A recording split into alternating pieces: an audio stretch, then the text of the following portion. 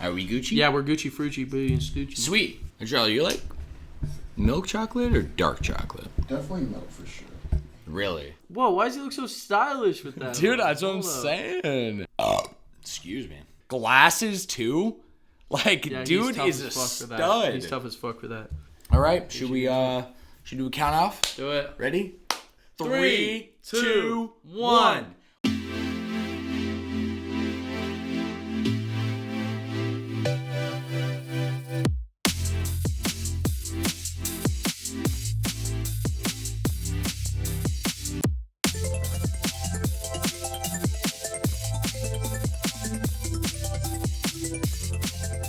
Welcome back, my friends. Episode 13 today, Joshy. 13? 13. Isn't that an unlucky of the number? Flash Bros podcast? Could be. Yeah, depending how you look at it, That is right? true. 13 That is is really, true. it's really symbolic in a lot of mythologies and religion and things, and like organization members in Kingdom Hearts. There's that 13 right? of them as Really? an example. Yeah.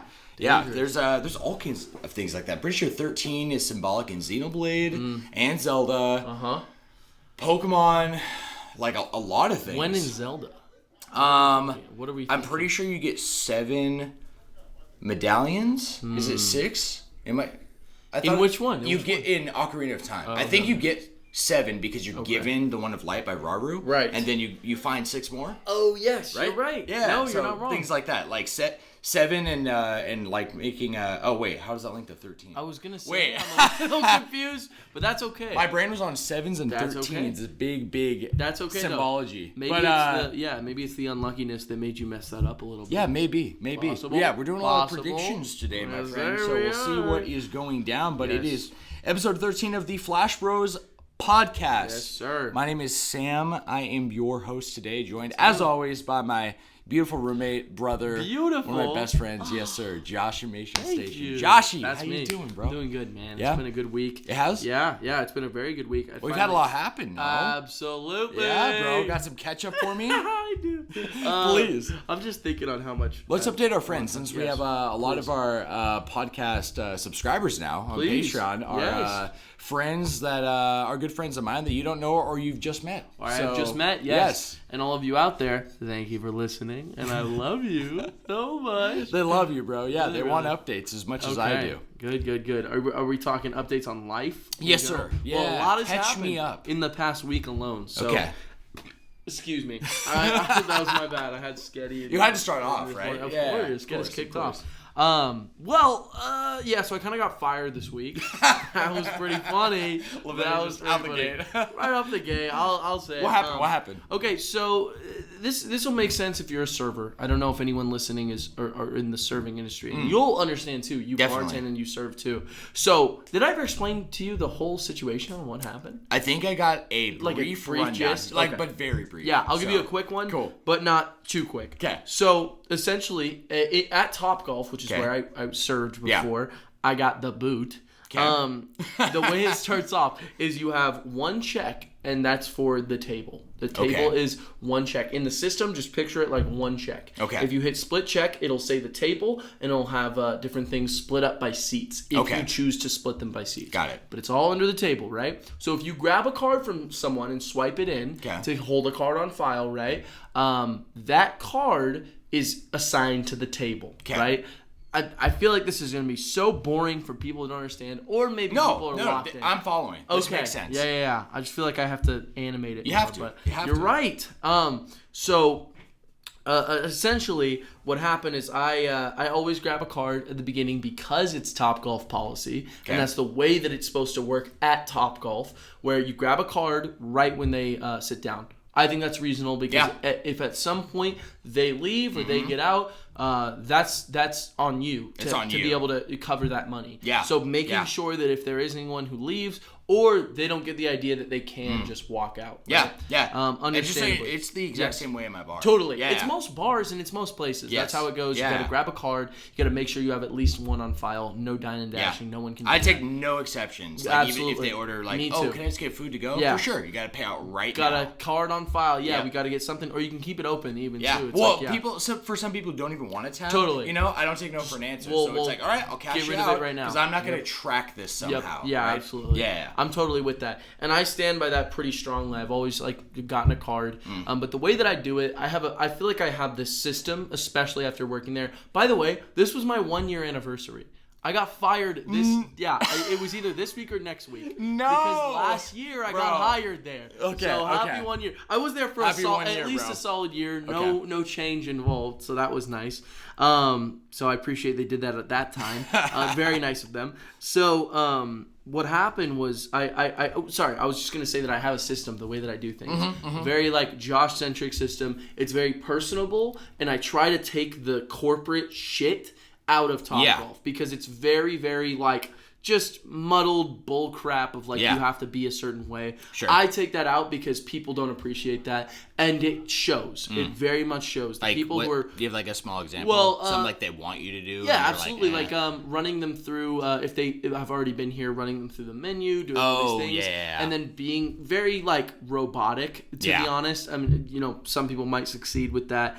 I don't. It doesn't work for me because it's like reading off a script. I don't want to do that. No so I show up and I say, hey, how are we feeling? What are we doing? You know, making it fresh every time. Absolutely. And I'm pointing out things that they're doing if they have a specific shirt on, or you know, if they're like, oh, I haven't been here before, instead of being like, okay, so here's how Topgolf works. It's like, oh, where are you from? What are you doing here? Why have you never been to Topgolf? It's just the way that I do, and I'll be that anywhere. That's how I met you. Work with me. Yes. I literally met you at Dutch Bros on the Dutch window. That's how you were. It was that's like, how it goes. all right, we got to drag Josh off window. Exactly. No, that's the way that I am, and so. You're literally out the window, like you're hit. I can only see your ass hanging inside, and it's a big ass too. You like that? It's fat, bro. So essentially, instead of getting a specific card catered towards each individual person who's there, if they say they have separate parties, that's a different story. But instead of trying to grab multiple, I will grab one from some person. I'll explain the situation,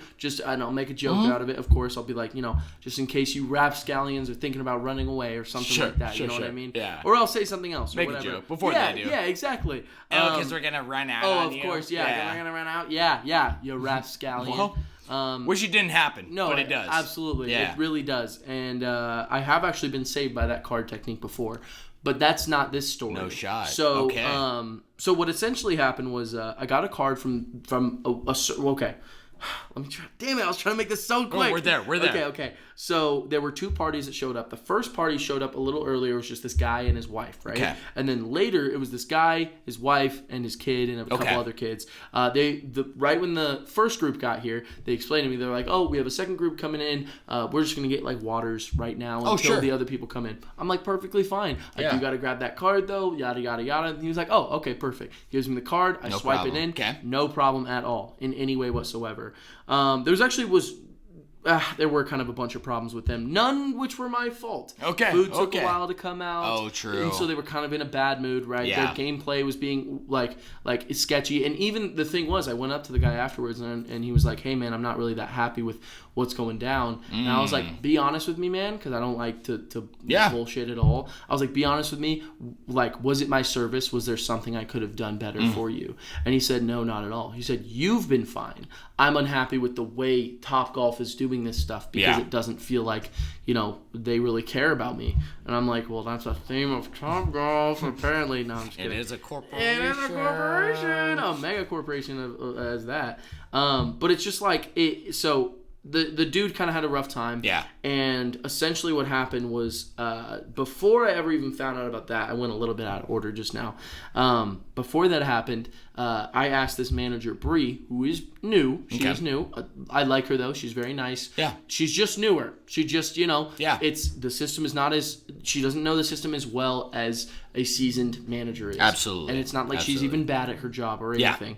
So no hate on her. But I asked her to watch my section just to make sure that everything's all good while I went downstairs and ate because I was hungry. It was late at night. Sure. Or I hadn't eaten yet. So I went out and ate. Because do you get breaks? No, but you just find time to be able to fit it. Yeah, so all my bays had plenty of time left. My guys that she was even that I've been referencing had like 25 minutes left. I had enough time to go and eat. I don't even let them know that their time is gonna end until like 15 minutes from now. So 10 minutes maybe. You went above and beyond. It sounds like you did everything you're supposed to do. I always do. To be honest with you, I'm not really like the lazy guy there. Yeah. I take care of the people that are there. It's why I get tipped out pretty well. Yeah. And not You're everyone a people does. person. You know I what agree, I mean? and I can tell when something is going wrong and when I can help and when I can step in and do what I can. So when I got back, I had a couple other managers, seasoned managers, that were coming up to me and they were upset. They were very upset. They were immediately. Yes, they were like, okay, what's going on? There's no card on file. And I literally said to them, I was like, well, there is. Yeah, just make sure to check that it's on file. And they're like, no, Bree just split your check. There's no card. She's telling us there's no card. I'm like, I know exactly what happened. Check this out. I want you to visualize this. Everyone out there too, visualize, okay? The table has the card tied to it, right? Yes. All the seats are split the certain way that they are. Gameplay and food is all split. Okay. Apparently, what these two groups wanted to do, the first group, the guy and his wife, yes, he was the one that I had the card on file. Yep. He wanted to take care of the gameplay. Sorry, the food, I believe. I honestly mixed them up. One part of the bill. Exactly, one part of the bill, and the other guy wanted to do the other part of the bill. Okay. So check this out. These guys had to leave. The wife and the husband, the first group. Okay. Right? They had their card on file. So they told Bree, can we use that card that's on file and then we're going to leave. Right? She was like, okay, yeah, perfect. Actually, no, I think he told the person who was still there, the second group. Okay. Yeah, so, communicated with the other guy. With his friend. Yes. Okay, got it. And they left. And Bree is told by this guy they want to split it. So what she does is she makes 2 new checks, all right? Takes the gameplay, puts it on one, removes it from this table check, and then takes all the food and drinks and puts it on a new check. It's how someone who's very new would split something. It only makes sense, right? Makes sense. This is completely voided now. Yeah. There is nothing on here. You took it off of the first check. So it gets erased. It doesn't exist. So the card was lost. There is no card like in the system anymore. Yeah. It was completely lost. If I were to split it, I would understand that and keep the gameplay on the table and just make one new check so that they can pay with the new one. I would have been able to handle it. Yes. But with this that happened, we had a walkout and a card that wasn't on file. I tried to explain this to the managers as much as I possibly could, was that I did everything correctly and that there was an accident that happened with a manager who took lost that's the card. On them. That's absolutely on. That's how I explained to them. Yeah, I'm with you. But it was a very big deal to them apparently because the venue had to cover that. The existing piece. Yeah. And it was honestly just a shitty situation because the other guy didn't want to cover it. The guy who was still there. Are you kidding me? Well, you wouldn't just cover it and get money back from his friend? No, absolutely. And that's what I asked him at first. I was like, were you willing to do that? And he was like, honestly, that was when I asked him if there was an issue with my service. He's like, honestly, I'm really disappointed with what's going on tonight. I'm like, to be honest with you, man, I was honest. I was like, I would be too. Like, this is, we lost a card that's on file. This is like, and it was like a manager's fault. Yeah. This sounds very unprofessional. It sounds like, Topgolf doesn't have its shit together. And so I brought a manager over to him and he was like, they had the venue had to take care of it. So that's essentially what happened on that night. And then I got a call a little bit later from HR basically being like, hey, we want to know what happened this night. It was actually really funny because I kept missing his call. Oh, and true. The manager had to call me. He was like, you need to answer the phone. Like, you need to talk to the HR guy. And I'm like, I didn't even know the HR guy was involved. I don't know what any of this is happening. Sure, yeah. Because I didn't do anything wrong. Yeah. You know what I mean? And so it was a whole situation. I talked to HR, and they deemed it your fault. So here, the dude was not on my side right off the really? Gate. Yeah, because I told him the whole story, and he was like, "Well, Bree says there was no card on file." I'm like, "Of course she said that because what she saw after she split the checks was there was no card on file. She doesn't know how this stuff works." And I was being honest with him. I'm like, "She's newer. She doesn't know how this stuff works." Yeah. I'm not mad at Bree. I don't want Bree to get in trouble. This is just a like it's a set of circumstances that no one wants to be like. No one is no one's truly at fault. Right. Exactly. Right. And it's not like I was even doing my job wrong. Yeah. You know what I mean? You did everything you're supposed to do. I did everything I was supposed to do, and the guy was like, okay, well, it sounds like we have two contradicting stories. I'm like, no, I'm explaining this part that will lead into her story. This actually works perfect because she doesn't know. I'm explaining what happened.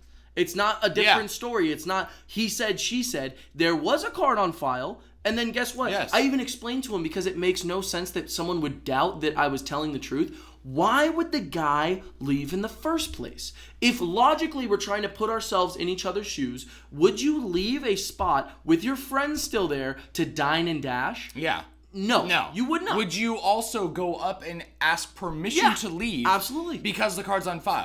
From the customer's mouth. Exactly. Right. Why would then someone feel that they have the ability to ask that and or leave unless they believed that I grabbed their card and their card was on file? Because I did. There is no universe where it would make any sense that this guy does not have at least the idea or the picture that I grabbed. He's about to sneeze. Sneeze it. Fuck, I shouldn't have said anything, huh? Oh my gosh. It was right there. I know. No, it's coming back. It'll come back. Okay. Yeah, we're good. Sam almost sneezed just I did. now. I had the face and everything. It was a full-blown sneeze. It was beautiful. Okay. Allergies, bro. So it doesn't make any sense. Why would he leave with the knowledge with the idea that I took his card if I never took his card? Right. So what they're trying to claim is that I never. You're a liar, and the customer's a liar. And the customer's a liar, and they dine and dash, and we're trying to put that on their homie. Or the card was lost. Can I just interject real quick? Please. In any world, Yes. like if this same scenario happened like at my bar, under my bar circumstances, right? Mm-hmm. It would still be the responsibility, like even with this mishap, even if it was, maybe you did fuck up and it was your fault as the server, right? It would still be the customer's, the party's responsibility to cover that check, right? Yes, I completely agree. Yeah. To be honest with you, I just think that they were not thinking about me at all. Yeah. I think there was a manager there. I'm not going to name names. Yeah. Actually, I've been naming names. Should I? Whatever you want to do, bro. There's a girl named Chelsea there. Okay. I fucking hate her. Yeah. She, that whole night, she was making it my, problem, all these things. Seriously, so terrible. Yeah. Yeah. And if she's listening, I hope you know, you are one of the most miserable people. Wow. You are so, seriously, man. So annoying. And I would say that to your face. I'm not afraid. We're nothing but real over here. Exactly, you know what I mean? dude. Yeah. So fuck you, Chelsea. You suck. What I genuinely think is that Chelsea didn't give a shit whether or not I got fired. Yeah. And because this guy was already upset, she used the venue as the ability and was completely willing to let me take a hit in order for that customer to not be upset. And I'm not going to call them a fucking player, by the way. Yeah. They're a fucking customer. They're spending money at your stupid place. They're not playing. Some people don't play. Some people just drink. Right. What are they? What a are you player? called? You're not a server. I'm a playmaker. You're a playmaker. God, that's so stupid. I am so glad I don't work there. Seriously. If anyone's thinking about working at Topgolf, don't do it. That place seriously sucks. I don't care. At this point, the Flash Bros are official enemies of Topgolf. I don't care. Sam had no say in the matter, but that's what I'm drug in, bro. Yeah, you're drugged in so hard. By extension. Because, Absolutely. I don't appreciate... I've been fucked over by countless corporations, Absolutely. to be honest with you, bro. Didn't we talk about Dutch Bros in the first episode and how they fucked you over? Yeah. Fuck Dutch Bros too. And even it's the root... You and I actually talked about this with a different job, your new job you got right now. And kind of the heart, you can... Yes. You can hate a job, right? The physical labor, whatever it is. Oh, yeah. But if you love your boss or the boss of the company, right? Especially if the company's small enough, right? That you're it upholds these values. That's what I believe Dutch Bros has at its core. But the problem with corporations and growth, the bigger you get, gaming industry is in this too. The bigger you get, that vision it cannot be fully extended because your people working for you are not you. It's not their company, it's yours. They only can care so much, and at the end of the day, when it gets down to the nitty-gritty and you get so big, they have all of these hundreds of thousands of base level employees. Absolutely. Those base level employees only are caring about their life and their career. They're just they're barely getting paid anyway. What does that create with a company? A divide. Right. A divide. Massive divide. Where people are pretending to uphold the values of... And what does that make a person feel? That's hollow. Yeah. That idea completely is hollow. And the facade that this whole company works together is exactly that, a facade. Because what you have is individual workers playing a cog in the system who don't give a fuck about the system because there's no system to care about because it's a corporate It's arbitrary. system. Exactly. Yeah. So I completely agree. And with that said, too, another part of my week catch-up is I got this other second job.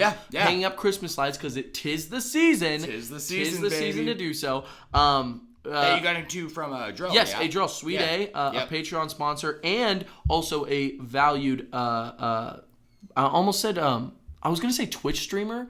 But I meant to. I was gonna say friend. Yeah. I was gonna say valued friend. I was about both are to say, true. I guess you're right. Yeah. There he is valued in Twitch, I believe. Definitely. Check him out too, by the way. Sweet A. That's Sweet. It's at Sweet AYEEE. 3 E's. If you guys need to know, check him out. Yeah, check him out. So funny, so on great. Twitch. But he got me this job with someone who used to work at Dutch Bros. Yeah. Funny enough. Yep. He used to be not HR. What is it called? What was that place called? The core. The headquarters. The headquarters. Yes. Yeah. HQ. HQ as we called it at Dutch Bros. So super great guy. His name is Ryan Lane. Seriously, has blown me away with shout outs to Ryan Lane, baby. Big ass shout outs to Ryan Lane. If fucking, I almost said BlackRock. This is so funny. If Topgolf is corporate bullshit that is filled with overstuffed with too many people and not enough figurehead leaders, picture perfect lighting is the exact opposite. Yeah. It's literally it's a small group of people. It's a business ran by a guy who just wants to do some good and make some money. You know, I don't even feel like the money is important to him at this point. Yeah. Like he does this he literally won't even make a profit on some of these things because he'll have the people he's got to pay and then they'll pay what are they called? Yeah, it's like the overhead. Yeah, right? yeah. Like this, the cost of all the shit. Yes, the cost of plus everything. the employees. He sometimes does not make money on the stuff. Wow. And he still cares. He buys us lunch every time so far. Wow. And just seriously has shown nothing but care about me personally and everyone else there. And it's made me want to work. Yeah. It's this strange feeling I haven't had in a long time, probably since OG Dutch Bros. Yeah. That I've had this feeling where it's the management and the vibe and the people around me are making me want to work harder. You know what I mean? And that was a while ago when we were in Dutch Bros. And so, and I know you know it that was, feeling. but I know the feeling. You know, exactly. Even if I feel like I didn't, even if some of it was fake, and even in hindsight, looking back, a lot of things are more fake than I once thought they were. Right? They were, yeah. There's still something about that belief, and almost the fake it till you make it. If you really did Absolutely. know wrong, I wasn't wronged by a lot of people who Totally. I could look back on and think were fake, but they maybe even were just trying their best to uphold those values because either everyone else did or they just felt like it was the right thing to do. You know what I mean? I completely do. Yeah. So just a little catch up. Yeah. I'm working that lighting company. Yeah. Loving every second of it. I feel valued. I feel very important. So I was happy when I got fired from Topgolf. I hate that place. I want to. It's almost given me this thought of I think I want to find places like that more in my life. I want to work for a company like that for forever. You know what I mean? And that's a rare thing, but that's what I want, and that's what I want. A company like Picture Perfect. Yeah, Picture Perfect, or even make my own. Go into HVAC and sure become the kind of manager that. Oh, these are all thoughts, of course. Yeah, not course. Solid plans, but I would want to be a manager like Ryan Lane is to me. So. That's all amazing, that bro. I know For is real. crazy. So that's all going on. Still taking care of Rocky, which we've renamed Roxy. Yes. So if you hear me say Roxy, we're talking about the dog from last time named Rocky. The issue is she's a girl and her name's Rocky. Right. That's not a girl name at all. Ever. That's a boy name. Yeah. Rocky Balboa. When I picture Rocky, I think of a male dog, right? And I'm not saying that it doesn't even matter what your dog's name is. It doesn't have to have a specific gender towards it because it's a dog. Right. But for me personally, even humans nowadays. Oh, absolutely absolutely not. Honest, Absolutely. yeah. And that's just the way it goes. Freaking, it's, Roxy. Like, whenever I introduce her, you're like, it makes sense. What's his name? And I'm like, no, she's a girly. Yeah. And it's also lucky that she responds to Roxy. So if I say Roxy, she responds. Yeah. And that's a rare thing. Where I feel like I got lucky in that sense. So Roxy, Definitely. I'm still taking care of. She's so cute, by the way. She is such a sweetheart, to be honest. It was this morning, actually. Last night, too. She was sleeping next to me, and I saw she, like, poked her head up. She wasn't looking at me, but she was clearly awake, and I was, like, just waking up. I don't think she knew I was awake, and so I cuddled with her this morning. Aww. It was honestly, like, having a dog is so much fun. Even though in this situation, I want to find her a real home and find her a really good one. Got a bunch of potential. Wait, that's the situation? I thought so I didn't know y'all were looking for a home for her. Absolutely. So her whole thing is that her Trinity, who is my friend, is moving. And her mother is also moving. Right. And they have 6 dogs, right? Without Rocky? No, Rocky is a part of those 6 dogs. Okay. So they were Roxy, my bad. Roxy, yeah, come on. We're there. Yeah, I'm just playing around. The adjustment is hard. Yeah, it is kind of tough. Yeah. But Roxy is, she is a puppy compared to all the other dogs. She's much younger than all of them. And so a big thing with her is that they want to, when it comes to all those dogs, because they're going to have to kind of find a way to be able to handle that many dogs. Roxy is the one that has to go, unfortunately, because she's only 9 months old. She has the potential to be, she's a full-bred golden doodle. She has every potential to, like, have a happy home anywhere. And so, unfortunately, the whole plan was for her to just be here for like a week while we were looking. But some unfortunate things happened with her family. Trinity's grandfather passed away. Rest in peace. But there was a lot of stuff going on. So I'm still taking care of her. We love Trin. Yeah, we love Trin. I'm happy to be able to help any way I can. And I know you're the exact same way. So but it's just the way that it goes. No, that's awesome of you, though. Yeah, I don't know if I could, unless I absolutely had to take on a dog. And she's a responsibility, too. Dogs are, bro. And she's in the room right now, too. Because, she is. Because I can't really leave her alone. Right. She's a puppy. She chews on things. She gets into business. It's the way it goes. But, I get it. Having a baby would be so much more difficult, but it'd be a similar thing. You know what I mean? She's a baby dog. I have to kind of train her and teach her these things, which was funny because Trinity told me, she was like, you don't have to train her. And I'm like, I think I will. One thing is, like, I make sure that she never sees me pee in the house. She never sees me poop in the house. Wow. Every time I try to pee, I try to pee outside. Yeah. So in the morning, I'll go outside and pee. And so far, she has not had an accident since I've been doing that. Okay. Because remember, she had a couple accidents in the house. Yes. Because also it's a new area and she needs to relearn that this is the outside, this is where we go to the bathroom. Absolutely. And then inside. Wow, man. I didn't even realize you thought like that deep. Like you're already I've told you off. What's the word? Off record? Off mic? Off the mic? Yeah, I was going to say off camera. Cast? Off cast? Off cast, yeah. Okay. Let's say that every time off cast. Off okay, cast, I'm with it. So I've told you, we obviously talk a lot off cast because we live together and we love each other. And we're also, none of this is fake at all, right. Yeah. Well, we're just roommates, right? Yeah, that's why no, for sure. We're putting on a front every time we got these episodes rolling out. We gotta make people believe we actually like each other. It's a facade. Yeah, come on, man. But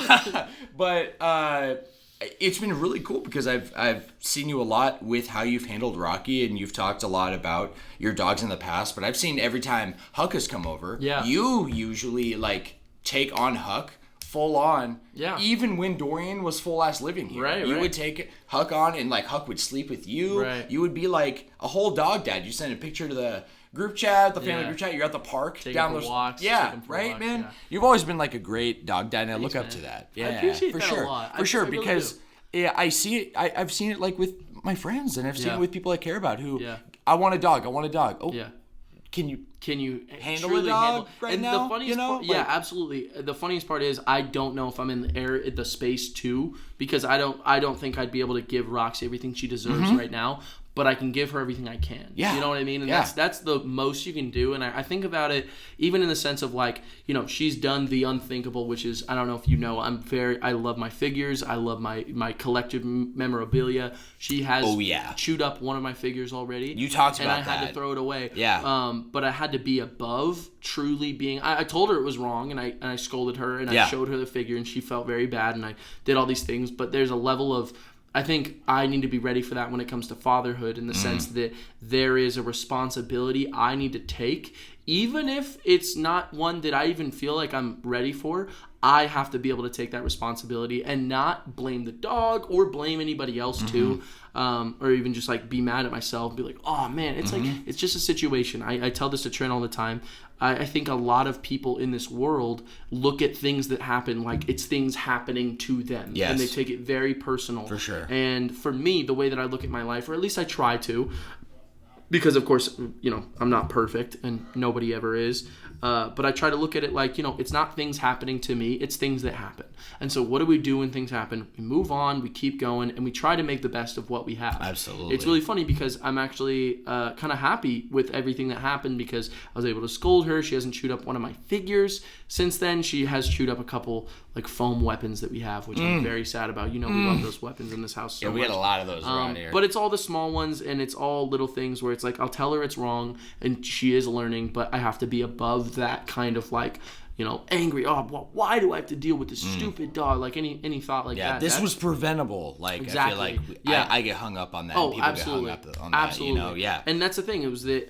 But there's also always a bright side to every situation. So it was really funny with it was a Deku figure she chewed up. Yeah. And it was funny because I have this other Deku figure with the exact same costume, and I used the pieces from that figure to amp up my old figure. I cut some clips out of it. Yeah. That's cool. I'll show you afterwards. Yeah, definitely. But it's it was one of those things where I look at it now and I'm kind of happy. Not like happy that it happened, but also like it's just something that happened. It's not a deeper thing than it has to be, and also it does not have to hurt me, you know, in that sense. So definitely. I want to do that once I become a father, and I want to be that kind of person. So yeah, Roxy's been a big I look thing. up to that a lot. Thank you, man. I really appreciate you saying that. For real. Because I think that you have a lot of attributes that I think I would want to, you know, put when I'm a father. So I appreciate you saying that. I appreciate you saying that, bro. No, I appreciate you more. Hey, bro. It's an appreciation. Oh, shut the fuck who's up. Who's gonna win? You shut your damn mouth. So no, dude, yeah, no. That's it's huge because perspective is everything. Oh, you know absolutely. what I mean? Like perspective. That's the like best that's way you like could put it, that's really the word I use for it because it really is like all about the mindset. You know, it's like understanding that. You know, you've talked a lot about this to some degree with like Vinland Saga and your takeaways from that show and emotions and self-control, right? Absolutely. And a huge part of that self-control and especially like as a man, like your ego, right, is being the better man, and in that is shift of perspective for me is what helps me more than anything. It's stepping away from the victim mindset, right, and going into I still have the power. Like, it was my power to give away. I don't need to. Well, how many people do you think you run into daily that are the victims in their lives? They are the victims. So many. Shockingly, everyone. Everyone, Pretty much everyone. Almost everyone. Yeah. You know what I mean? And so it's your responsibility then, and that's why I want you to watch Vinland Saga. Yes, so bro. fucking yes. bad. And anyone out there, seriously, if you are considering watching Vinland Saga, you know, even if you are a girl, like I think that it's very beneficial for men, of course, but I think that anyone can benefit from that mindset. Hell yeah. I truly believe that show will help you at least see the other perspective of you are not the victim, you are not like some kind of like slave to your life or anything like that, or to the system. You have so much control over every reaction that you have, which is sometimes all you can do is react. And so that's your biggest point to shine. You have that power. It's the literal superpower that every person has. And guess what? With great power comes great responsibility, baby. So boom, you got all these things planned, and it's so funny because our friend of the show, Azzy, who is also a listener too, love him so much. If you are listening, Azzy, you're so great. Bro. He just started Spectacular Spider-Man, which is my favorite iteration of Spider-Man. Dude, I am so happy he's watching it because that whole idea of responsibility and all those things, like it is almost as impactful as Vinland Saga with the way that Peter looks through his life and that even though it's just a cartoon, you know, if anyone's out there is like, you know, I can't watch a kid's cartoon, first off, watch Spectacular Spider-Man, watch Avatar, and tell me that those shows they're not made for children.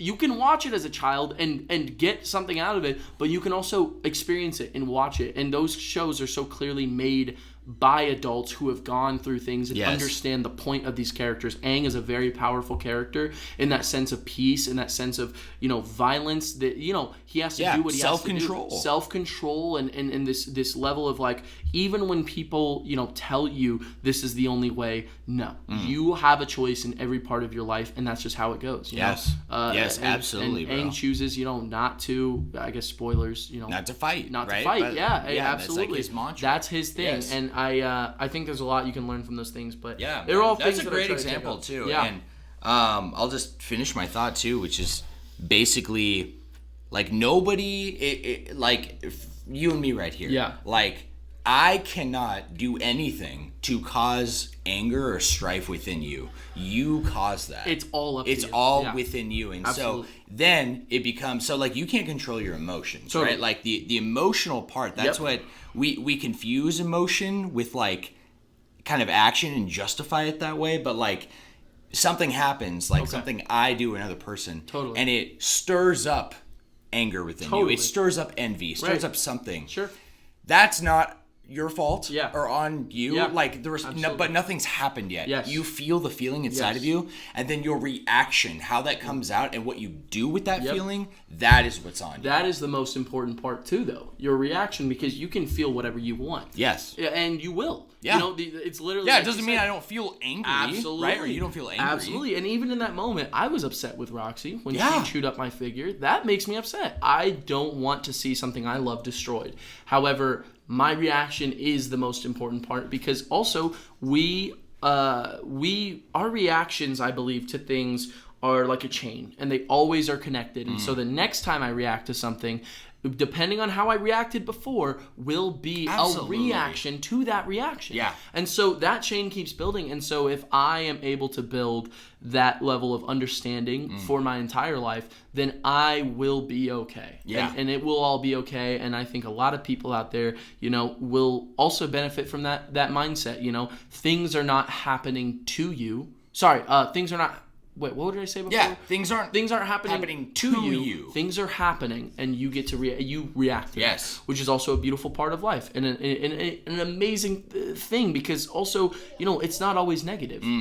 You can choose to react and make things better than they were before. Man. So you can't grow without hardship. Absolutely not. Yeah, absolutely not. You have to have the mindset to get past that, to be able to use that as an advantage, rather than have it be like detrimental. Absolutely. Did you watch Full Metal Alchemist Brotherhood? I did. You finished it, right? Yeah. One of my favorite quotes from Ed is that there is no painless lesson.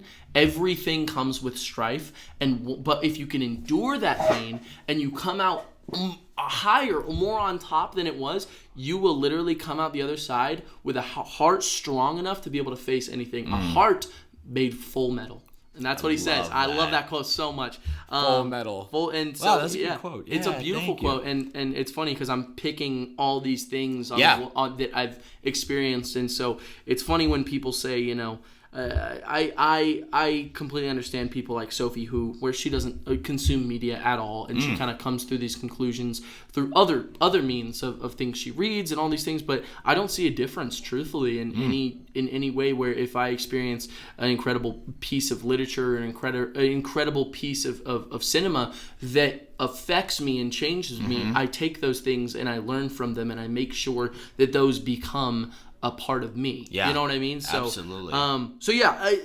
Crazy week on that sense. Yeah, bro. I've also been, I picked back up Tears of the Kingdom, so I'm playing Tears of the Kingdom again. Okay. That's been so much fucking fun. I just... Yeah, right back to it? Yeah. I kind of just took a break because I was doing a bunch of other stuff. Spider-Man came out, all these things, but... Love Tears of the Kingdom. I'm playing a little more Animal Crossing again. The final wave for Mario Kart came out. Yes. Which, I gotta say, is, like, legendary. Oh my god. I've heard that. Why? This whole DLC, it doubles the amount of maps we have, and they've brought back every single map I ever missed. Guess what was the final map on the Spiny Cup? What? It was Rainbow Road for the Wii. Do you remember how difficult bro. They brought it back?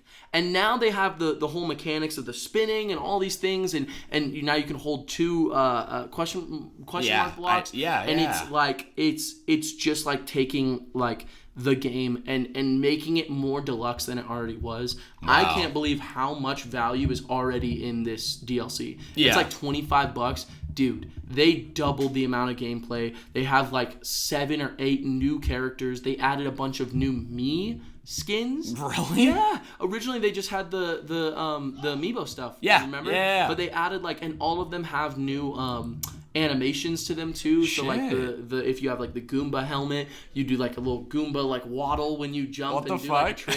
So much fun. I love that. Yeah, I already beat them on 150 and I'm running through them all right now in Mirror, and then I'm gonna go to 200. So I'm also a huge Mario Kart fan, like probably more than most people. Definitely. Because I feel like that game, it takes a level of skill. I think that, it's deeper than it seems. It totally is. Yeah. I was just thinking about it the other day because I had this incredible moment the other day where there was a red shell coming to me and I had 2 things in my item slot. I had a green shell right behind me, which is really good, but also very dangerous because a banana you can hold behind you and it'll just protect you perfectly. A green shell, you have to wait until it's right behind you because if it's turning with your turn, you can miss if you shoot it right behind you. So you have to wait till it's right up against you. So I had a red shell and a blue shell on my tail, and I just perfectly... On your ass, of course, bro. But there is a level of luck that comes to that game, but that's also a level of fun to it. You have to use your items, accordingly.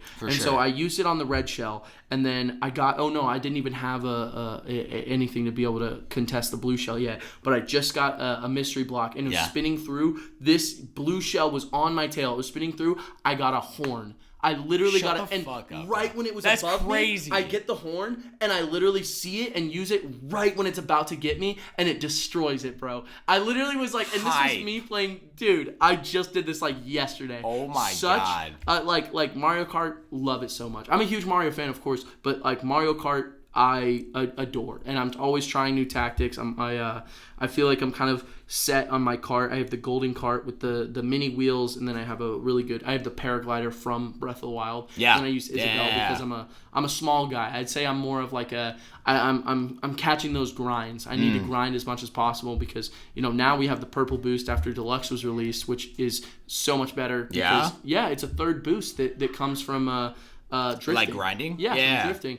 And it's, I forgot the name. I always say grinding. That's okay. Yeah. Same thing. I'm with you. And I didn't know that, though. Yeah, so back when 8 Deluxe came out, they added a purple boost. Originally, it was just the blue boost, and then you get a gold boost if you're holding your drift enough. And now, if you hold the gold one long enough, you get a purple. Wow. Which goes even further. So I think the mini characters are even better for that because, large characters are good. They ram through everything. Their speed is really incredible.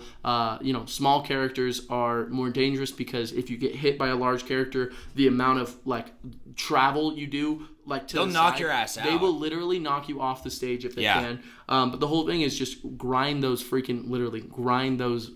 is it called? Drifts. Yeah, grind those drifts. Every single corner, I literally will I'll cut it even like further so I can just get a longer drift. Yeah. So a lot of fun. That's been so much fun. Fuck yeah. Picking back up Animal Crossing. I'm like selling turnips right now. So I've been checking in every day. Hell yeah. I'm like redoing my house. I love the turnips so much, it's bro. so much. You should hop back on. Seriously, let's do it this week. Why don't you do it? I'll think about it. No. Yeah, I'm so tied up right now. But it's such a and not Pokemon tied Go up is game. kind of like taking my like free time with games right now. I've actually been playing Pokemon Go more than anything as far as games go. Yeah, I've been playing a little bit more Spider-Man 2, but I want to hear about what you have going on. Yeah, bro. Yeah. Well, I was gonna ask. Last thing I was gonna ask you is Spider-Man 2. Are you like where you at? I'm not very far. Okay. To be honest, yeah. I'm at this point in the game where I'm doing a lot of side quests because I really like what's going on in the story. Yeah. And I know it's gonna go a lot darker, and so I'm almost at that point where everything's good. And I don't want to spoil anything, but it's just some things are different in the overworld, and I know they will change. Yeah, if that makes sense. Yeah, So definitely. I'm appreciating you got that it for hunch, what it is. Yeah, for sure. So are you gonna try? You think to finish Zelda first? I'm thinking now Like, it's a tough one. Yeah. But definitely before the end of the year, I think I'm going to be able to finish both. Okay. I think before the Game Awards happen, but Okay. I think at this point... You got 3 weeks. Yeah, I know. I think at this point, probably Zelda is going to come before. Possibly not, though. It depends on how I feel. Some days I'm really just wanting to play Spidey, and recently I've just been wanting to play Zelda. Yeah. So... Fuck yes, baby. We'll see, Okay. I want to hear about your. All right, your yeah. life. So I'll catch you up. Please do. Thanks for catching me up, though. I felt like that was very thorough. Yeah, for sure. I feel like we've been more and more thorough as we get further along in this podcast, low key. Absolutely. So this last week's been nuts, bro. First of all, my work is getting nuts. Like, really? Yeah, kind of busy season. And it's so prevalent now. Like we had a pretty busy last Saturday and the Saturday before. Yeah. And so we've been kind of preparing. But this last Saturday that I was in, which I got in, I think at like 3:30 or something like that. Dude, after 6 o'clock hit, it was 11 o'clock like that. Really? You know that feeling? Of course. Know? Yeah. Time is flying. You were nonstop moving. It was nuts. Made great money. Yeah. Like it's really motivating, you know? So that's been great, honestly. Yeah. I really do love where I work, and I love who I work with. Like what we've sounds talked like a good about. Spot. Yeah, bro. Like it's not something I would. I don't know. If, I remember way back when I first got the job, a couple months out. I'm like, Josh, you got to come work out here with me. I don't know that I could ever truly recommend one of my friends, especially one of my friends I know, like out here in like Tempe. Yeah. Like I don't think it's for like any of my friends crowd. out here. You know, it is tough. Like sometimes the amount of times I've had to bite my tongue on what's been said around me, or like just kind of like the vibes of the place, or even just my bosses. Like it's just its own kind of beast. But I have this strange feeling within me of it's exactly where I'm supposed to be right now. You know what I mean? I do. And it's very fulfilling because of that. Because I put a lot of my effort into making, even if it's the same. I'm a bartender every day that I work. Right.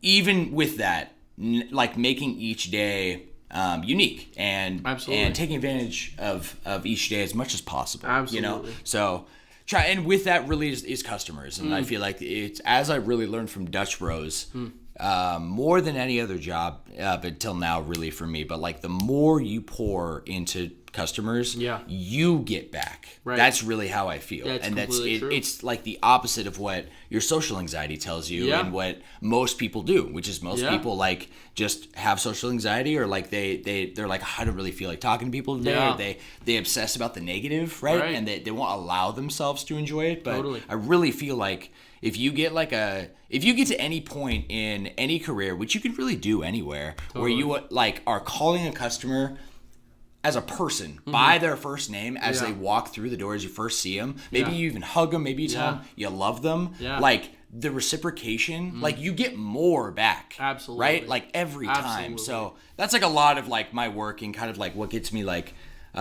juiced up. And I think that's awesome. Yeah, so much thank you, too, bro. because I mean, I'm the kind of person that needs that too. You know? I mean, just interaction in general with other people that are personable and real. You know, I can't just go through life just not. No, bro. You know what I mean? I know some people prefer it like that. You know what I mean? I think that's okay too. Like Reese and I were talking about this. And Reese is like, man, I can never do what you do. I am where I'm supposed to be, and I'm like, and I could never do that. You know, like just constant sales, and like really like Reese likes that it's not personable. Reese likes that when he leaves work, he goes to his entire separate life, and that's where he pours into people socially. And there's nothing wrong with that. There's nothing wrong like with that vibe too, because I can see an appeal in that. I really can. It's just not me, you know, and it's not you, and I think that's perfect that you're where you are now. Yeah. So thank you, bro. Yeah, because you've seen a lot of places I've worked, and what's been going down like with each other in the last 4 years that we lived here, which is kind of nuts. So also Lene, my other bartender, at my job, another huge reason I love my job so much. Saw her. Patreon. She is, a Patreon supporter. As of last week, baby. Shout out Lene. We actually, it's so funny because I'm definitely going to say this on the podcast because we're still so early too. Yeah. But we have fully convinced at least 200 plus, maybe more people that are customers that Lene and I are full siblings. Nice. Yeah. Well, we're half siblings actually. Okay. Yeah, technically. Yeah, and I've got the whole backstory on lock. Yeah. It's great, and actually I feel like it adds to our customer interaction because people love that we're siblings. Totally. You know what I mean? Oh, they absolutely. feed off that, and we act like brats towards each other. Or we act like we legitimately never get upset at each other. Absolutely. And the whole time we worked in the back for over a year, that's nuts, man. Especially for bartending. It's tough, too. I've never had that, ever. You know, where she doesn't even slightly annoy me. It's amazing. It reminds me of what Dorian did at Pomo. Did he ever tell you about that? Do you remember Cheyenne, who used to work with them?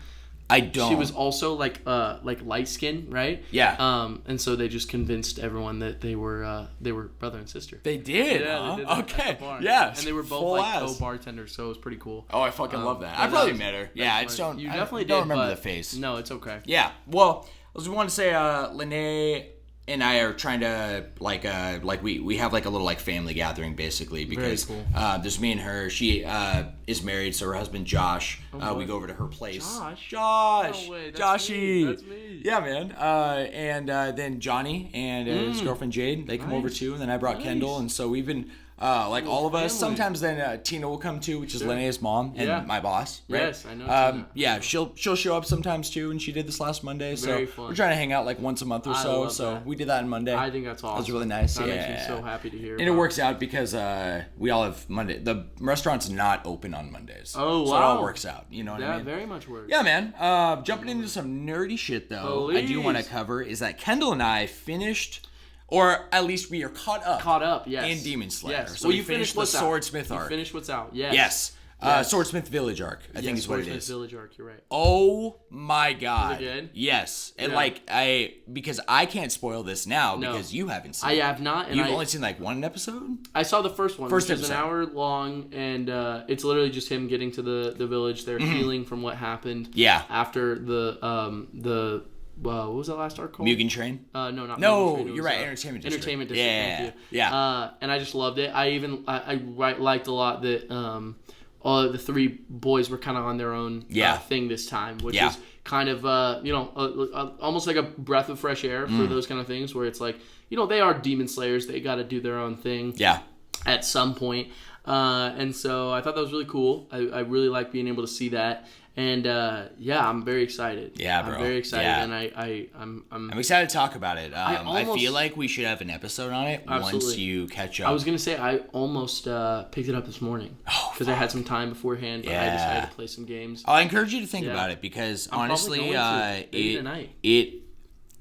it's very similar emotionally to other just really amazing animes like Korra and like Attack on Titan, where like it really just gets better. Like My Hero, I feel like has that for sure. Too. We've talked about that. Yeah, and I feel actually the same with My Hero, and I haven't even seen the crazy shit in My Hero yet. Yeah. You know, I feel like I've barely scratched the surface. Yeah. But Demon Slayer, like truly. Kendall and I were full ass crying on the last episode, which is also an hour. Yeah. Oh wow. Dude, good. Just very unpredictable. Yeah. To be honest, okay. Like and just everything that happens, very and exciting. And the growth of Tanjiro, and really like. And going back to our conversation earlier when we were talking about self-control of things, yes.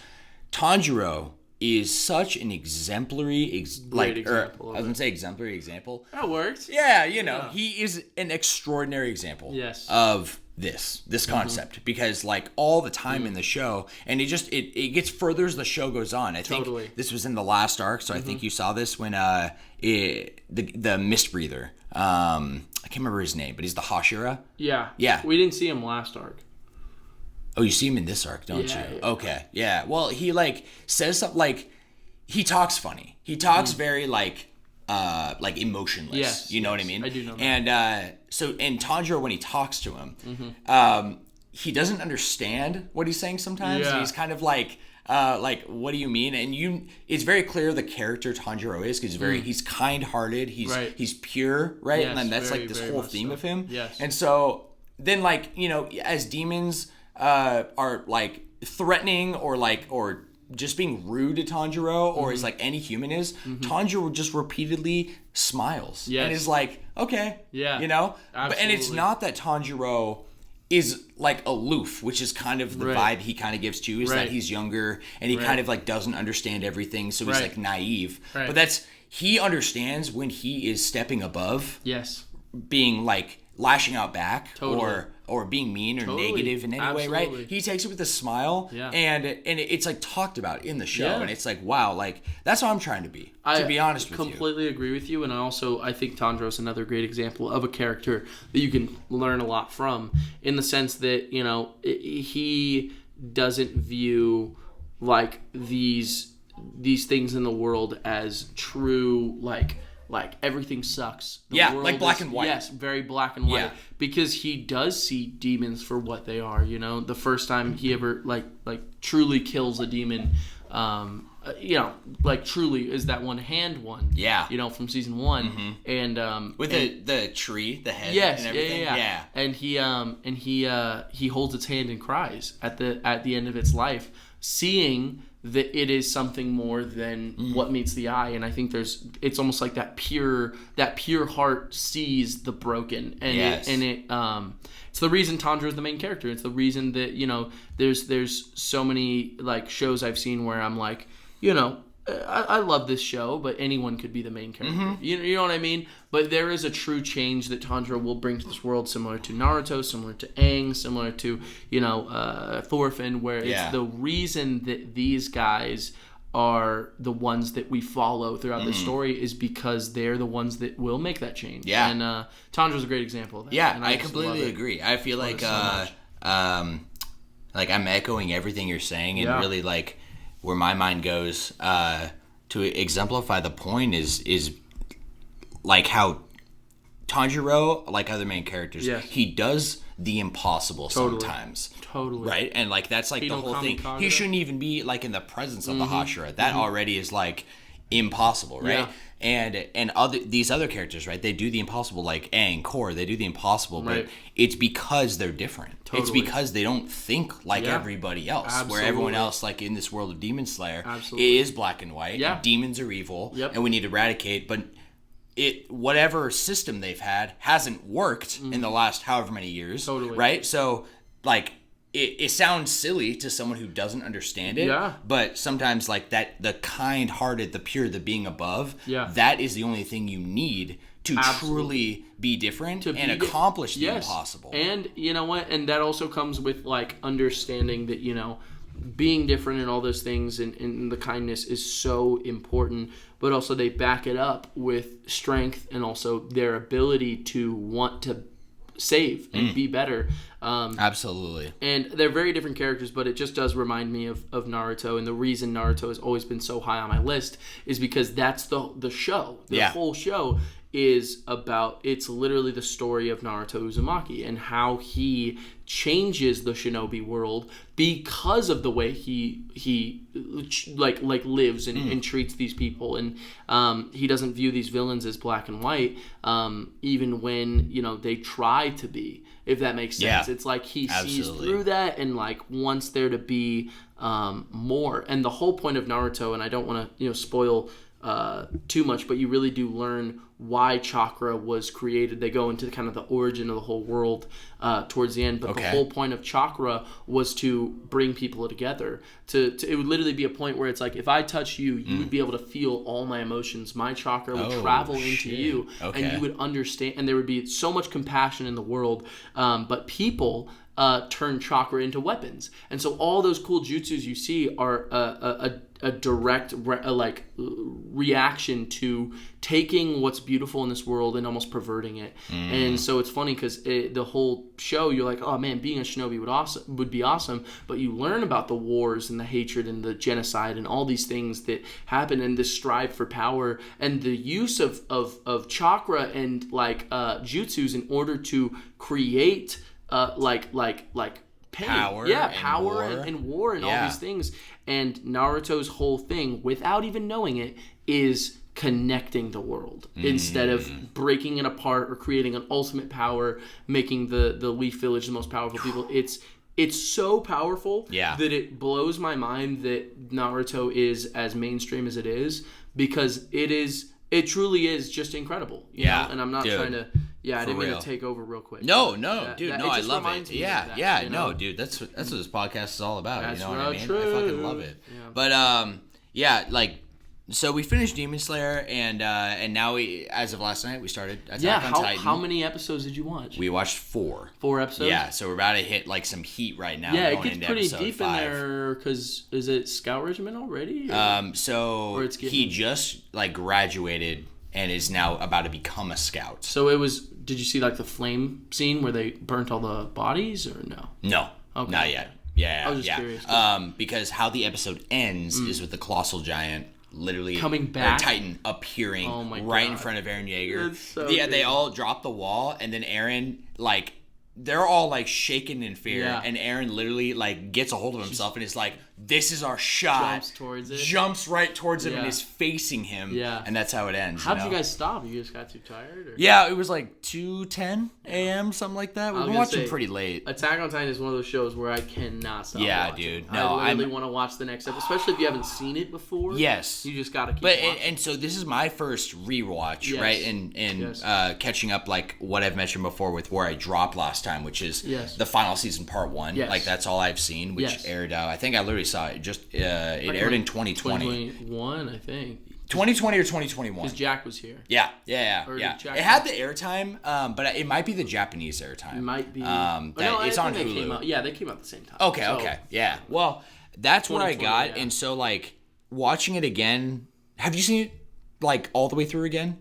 No, I finished season. I got very close to finishing season 1 again. Okay. And then I just have not picked it up again. So then that like it's like watching even in the first episode, the stuff they show and the things that they're saying. Like I'm like, wow. Especially after finishing the manga and now finishing the show, I am not kidding. The first episode, especially in the manga, because I was looking at the first panel that they ever show. It is all tied in almost like a circle. It's incredible, dude. I don't know how they do it, but Eren having those flash forwards. Yes. In like these visions and dreams. Right when he wakes up. Yeah. So insane. Right. I mean, that is like some of the most insane like writing I've ever seen. It's crazy because the same person can look at that scene and see something and feel something completely different, whether you have the knowledge or not of what the show has in store for you. Like, it's nuts. So I'm so excited, and I'll keep you updated on that. Please because this is Kendall's obviously first watch. Is she enjoying it? She is really enjoying it. She was prodding me to keep going with the episodes. So that's always a good indicator for me that she's actually enjoying it. But she loved Demon Slayer. So we're on it. Good stuff. To be honest. Yeah, it's amazing. So also beat Mario Wonder. You beat it a couple nights ago. Yeah. So there is still a lot of like challenge courses and going back through and kind of 100%ing it that I want to do with Kendall and work on. But fantastic, man. Yeah. Like what a fantastic experience. Like all the way through and really like taking it in. Again, like we can definitely do an episode kind of our review on it, but I need you to play it first. I definitely really want to. Absolutely. If I had plans to buy it, but I just got fired. So. Oh, true. Well, that changes things. You know what I'm saying? Unfortunately, it does. I don't want to say much else other than my initial takeaway is probably an 8 or 9. Really? We're doing really like the Flash Bros podcast. We're officially rating things out of 5. The Flash score. Yeah, the Flash score. So a solid 4 out of 5. Wow. Yeah, definitely. We're doing out of 5?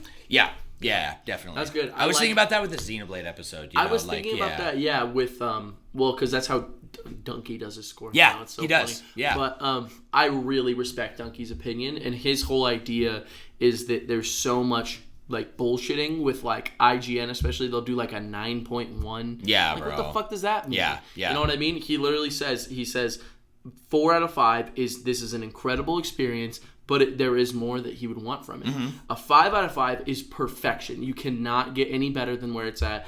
A 3 out of 5 is not bad. Yeah. It's good. It's a good game. There's a good game. I'd play it again. There's absolutely. But there is more to be wanted. Like a lot more to be wanted. And then 2 out of 5, keeps going from there. But I love that score. I genuinely do because there's no bullshit. No. Like it simplifies it, really. Yeah. Why give it an 8.8?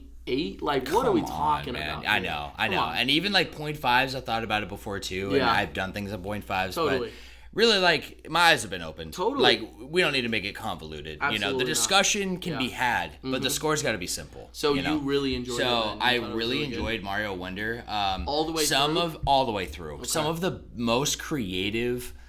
which is so great. How can the Mario team possibly keep reinventing the word creative? I don't get it because it's so crazy, bro. Yeah. I legitimately, I feel like I don't want to give any more info away since the episode of like the preview of Mario Wonder where I gave a lot of my initial impressions. Yes. I don't want to give more because not just you, everyone needs to go out. This is a game for everybody, and it's amazing. And I experienced Mario and Luigi as I would like alternate between characters as I was playing, but I think I told you I really wanted to like get in, like really take in the new Mario, how he sounds, how he feels, sound like just how he looks, the new art style. Yep. I got that a lot. Luigi's definitely my favorite character. I love. Oh my god, yeah! All his voices, his animations. Is it the same voice actor? I think it is.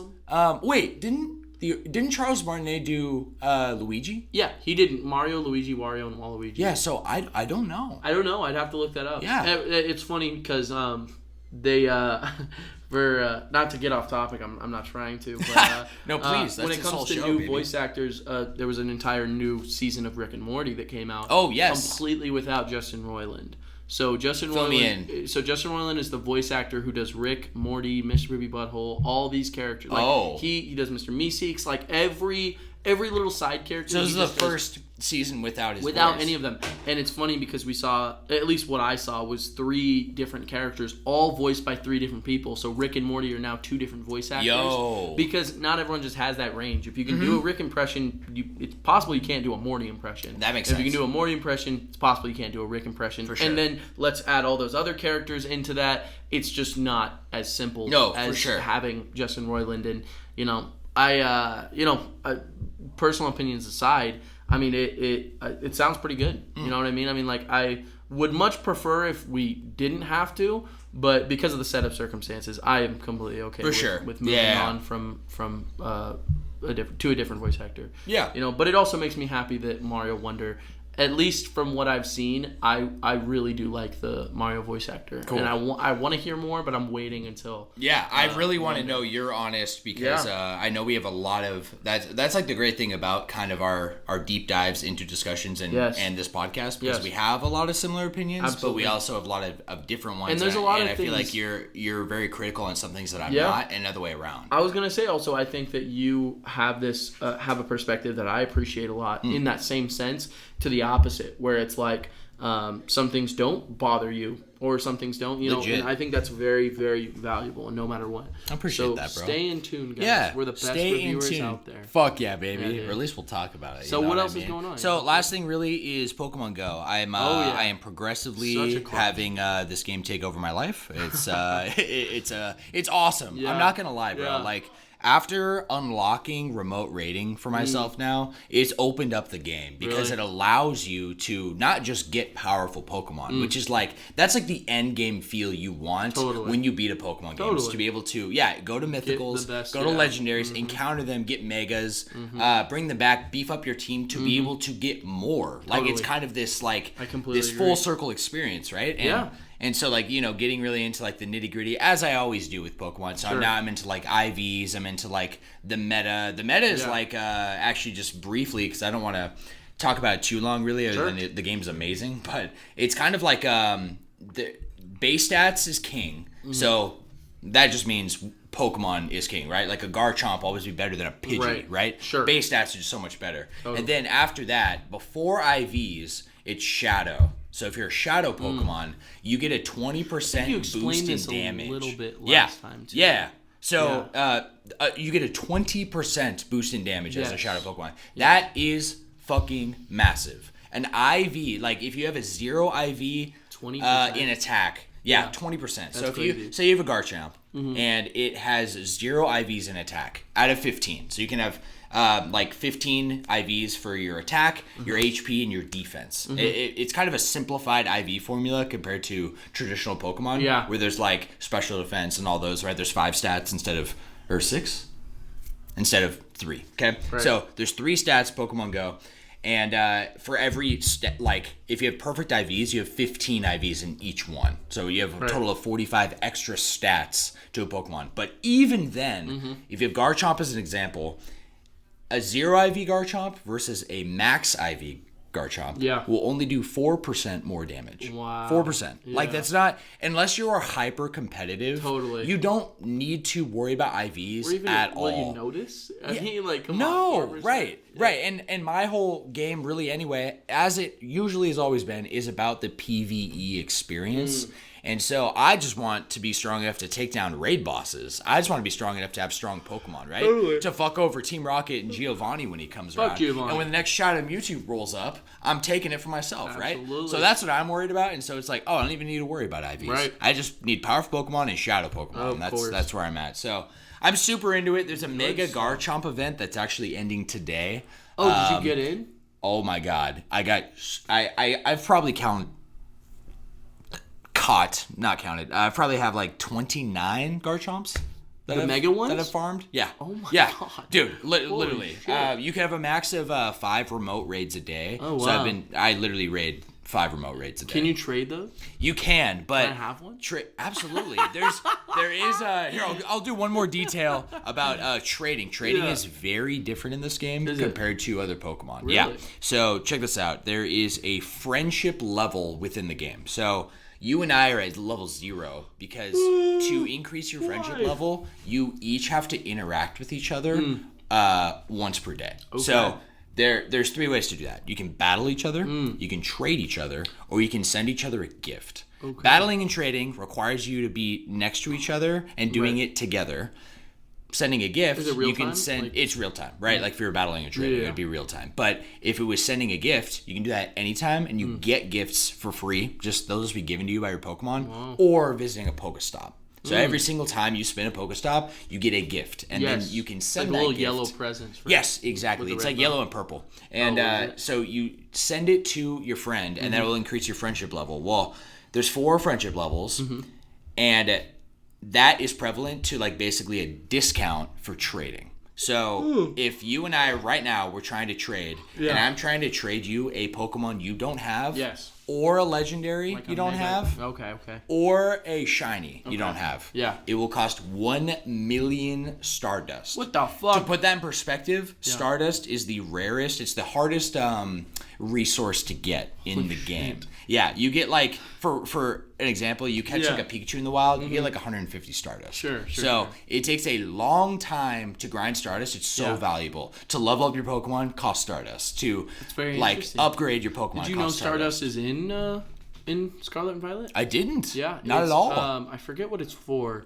I think it's to boost the dude. I don't remember. Oh yeah, but yeah, maybe it boost IVs or some competitive thing. Is it? Yeah, it's something like that. Okay, but I think it is IVs to be honest with you. Okay. Yeah. Well, if we became basically it makes it so you can't like just become friends with someone and trade them a legendary. You need to be friends and interact with each other for at least 90 days to reach max friendship level. But if you get there, trading is way cheaper. Like at the most, a legendary, me trading you like one of those Garchomps, that's not even a legendary, so it'd be cheaper. But say it was like a Galarian Moltres and you really wanted it, it would cost 40,000 Stardust. It's still a lot, but that is way more affordable than a million. Yeah, absolutely. No, dude, I'm like, I usually hover around like 100,000 Stardust, and then once I get there, I usually spend like 50 to level up a Pokemon or something. But I've only hit 1 million once, and I'm not even anywhere close to that. So I can, and I will definitely save you a Garchomp. Really? Sum that up, yeah. But they got Mega Kangaskhan dropping tomorrow. That's a fun one too. It is fun. Just the design, I love the design. Yeah. Unfortunately, the meta with Pokemon Go is that normal types are pretty weak because for battling in this game, they've taken out. You know how there's like moves are super effective and then they're not very effective and then they're not effective, right? Type advantages? Yes, but like you know how like fighting in normal can't affect Ghost, it does 0 damage. Yes, that is true. It's converted to not very effective. Oh, okay. So if you think about that, normal has no advantage. It has no super effective against anyone, but fighting has super effective against it. So it's really only good defensively. Oh, wow. That's very interesting. You know what I mean? Yeah. Yeah. So that's very it's odd, but apparently Mega Kangaskhan isn't very good. So just get him if you like him. So I'll go catch one, but I really want to catch a lot of those. It's Fashion Week, as I showed you. Oh yes. Right. So I want those bow tie Dragonites. Yeah. So I really want. So that's cool stuff. I'm gonna be catching that for the next like 4 or 5 days. I'm loving it. How long the event's happening? Yeah, but I'm in, and I got my Master Ball. Oh yeah, you told me. Yes, sir. That's what I'm talking about. Yes, sir, baby. Yeah. The grind is over, so that's great, and it's cool because it just sits in your inventory and doesn't take up an inventory slot, and it just sits there until you want to use it, and it like has like 3 prompts. Are you sure you want to use it? Oh yeah. You can't take this back, and it will go through an animation. So I'm saving it. I don't know what for yet. Absolutely. I actually ran into one Galarian Articuno, so I finally have found one Galarian bird. It has the highest run rate in the game. So Articuno, just all the Galarian birds. Oh, wow. Yeah. So I did a golden raspberry, which increases the odds the highest it can be from a berry, and then an ultra ball. So that's pretty much the best odds you can get, along with getting an excellent throw, which is like the little ball has to be the ball down goes there, like this big, and did you I spin fucking it too? Yes, and I missed the excellent throw, so I was like, all right, going to all chance. Yeah. Shook once, ran away. Done, but I was really happy I found one. Yeah, So I mean that opens up. They are real. They are real. Yes, evidence. Yeah, dude. I love that, man. Well, yeah, man. Well, once we the search for Moltres, I feel like is the name of the arc that you're in right now, right? It is definitely. Galarian Moltres. Yeah, the patience for Mewtwo and the search for Galarian Moltres. That's what I want, baby. I like that. Joshy, shall we dive into this episode today? Please. Sweet, my man. What are we about? Dude, you know what we're all about. I do. Me and you me and you, baby. Yeah, that's right. What the podcast is all about. Absolutely. So you guys, if you haven't tuned in before, this podcast is essentially all about 2 fucking nerds coming together, some best friends, talking about the things we love. Usually has to do with video games, anime, and everything in between. Everything in between. So where Josh and I are at. Too. Yeah, no, it's true, bro. Live it's true. action, who knows? So lots of updates coming in the future as we actually covered, I think, a little bit in episode 1. We didn't know what our living situation would be going into the new year. So we still have a lot of unknowns, but some things are becoming known now, and we will make some announcements as we get closer to the end of the year. Yes, we shall. So that's super exciting. That's right. And I think with that, something I wanted to say to you is that if this house does end up staying, no matter what, I am building a recording studio. Oh, yeah. And it's either going to be in one of these rooms like this, or I'm going to build it in my room. Really? Yeah. How would you do that? So I would basically take, there's my bed here, and then the desk, and then the couch, and I have it divided in that way. Yeah. I would literally take out my desk completely, shift the couch all the way to my bed, and give myself that extra space against the wall where I have my avatar poster and all those things already decorated. Yeah. And I would set it up along that wall with a way to get it on each side, like a big desk. We each have a chair. We each have mics that come down, and maybe even a green screen. But I feel like the backdrop is already pretty decked out. I agree. Yeah, that's tough. Yeah, fuck yeah, yeah. That is something huge on my mind going into next year as I basically go further and further into the podcast. I think that's a great idea. Yeah, baby. Yeah, dude. I'm excited to see what happens and what growth comes in this next year because me too. Like I said, there's a lot of unknowns, but it's all exciting. But guys, if you want to get involved, we have a dream of building a community. We do. So we got a website where we basically put out this podcast, and you can find that at patreon.com/flashbrospodcast. That's the one. And if you are a paid subscriber on there, a Patreon supporter, as we call what it. do we call it? Sponsor. Sponsor. Yeah, Patreon sponsor. Yes, you are. You can message us directly on Patreon for questions, comments, and submissions for every episode. We got a little section for that. We do. And otherwise, if you don't want to join that community, that is completely okay. You can send us an email, which will be flashbrospodcast@gmail.com. Beautiful. Or if you know me personally or Josh, you can just send us a text. Send us a text. Do that too. Yeah. We'll take a DM too. Absolutely. Yeah. I actually have some stuff on from Adrell and Sophie today. Let's just from go. conversing with them. You know what I mean? Yeah, So I love that. Very casual around here, but we have a dream of the community. So get involved, you guys. And so far, I love the community we have. Same. So much fun. I love being able to do this with you guys, and it wouldn't be the same if it was just me and Sam talking. Yeah, it really absolutely. would not. We're gonna do that anyways, and so as we said from the beginning, exactly. Yeah, but you guys have really like amped this up to a degree that Josh and I haven't really gotten to taste until you guys got involved. That's so thank you. Yeah. Shout out to everybody. Huge shout outs. Your support means growth for the channel and the community. Absolutely. And we fucking love you. We love you so much. Yes, sir. So with that being said, Joshy, I have a list here of our Patreon sponsors. Yes, we do. Speaking of shout outs. Shout outs. Yeah. Yes, sir. We have one more addition. No, we don't. To the list this week. Are you serious? We do. So we have 8 total Patreon subscribers now. Oh my gosh. Amazing. I was just bragging, I can't remember to who, that we had 7. Fuck yes. And I was like 7. I'm like, come on. Come on. That's a freaking group. Yes, like if you had 7 people in a room. Dude. In this room? Yeah. Imagine. That's I have, even just on the top of my head, thinking about it right now, and I'm so excited. Yes. We should aim for 10 by the end of the year. By the end of the year. Let's do it. 10 subscribers. Let's do it. It'd be amazing. Even to look back on this moment and be like, dude, you remember when we had like less than 10 subscribers? Absolutely. Yeah, that'd be sick. So, that being said, though, a perk of your sponsorship is a shout out every episode. So let's dive into that list, shall we? Shout them. Josh, we got Austin Bowman on the top of the list. Day one. My friend, day one. He reached out to me the other day. He's trying to build a pond. At his new place in Alabama right now. Yeah, out of the property that's over there. Oh, yeah? Really cool. Apparently he's waiting for copperhead season to die down, which they're a type of snake. So I had no idea. Yeah, me neither. I was copperhead? Like, what? Copperhead what? Copperhead who? Yeah, who? Copperhead are we talking about? So Austin's working at that.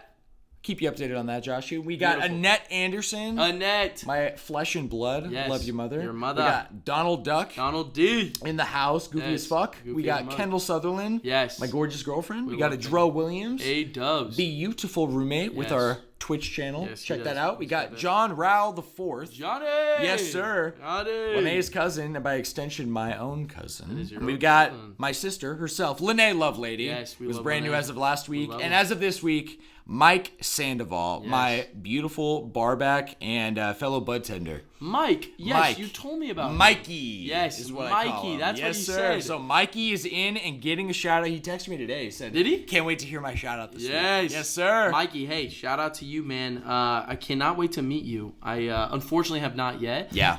But also, it's gonna be all love when I see you, brother. Fuck yeah. Like it's gonna be as simple as that. Thank you for listening, by the way. I fucking love you, man. Seriously. Fuck yeah. Mikey, that'll mean so much to him. He was telling me the same thing. He cannot wait to meet you. Really? For real. Does he watch anime? He actually doesn't, but he wants to get into it. He's getting curious. He said he got really curious after the our third episode with Dory, the One Piece episode. Yes. Yeah, and his kids want to get into it. Yeah, and stuff, so. very good stuff. Also, I think he's got 5 kids. Oh yes, by the way. Told me. Yeah, dude, this dude what is a like demon. Dad's dad. Yeah, I love it. He's the epitome of a father. I look up to him so much. Yeah. And he got one of his kids just signed up on Patreon too, not as a sponsor, but he's a listener. Oh, part of the platform. Yeah, let's go. Which is awesome, bro. Dude, yeah, and also you don't have to be a sponsor in order to listen. No, and be a part of the community. We love everybody, no matter what. Absolutely. Everybody, every single person. Joshy, with that being said, sir. shall we jump into section number 1, Retro Recap. Absolutely, you fucking know it, baby. So today is Wednesday, November 15th, 2023. It's a curated list of gaming history this week. That's basically, these are going to be North American release dates unless otherwise stated. Unless they're started.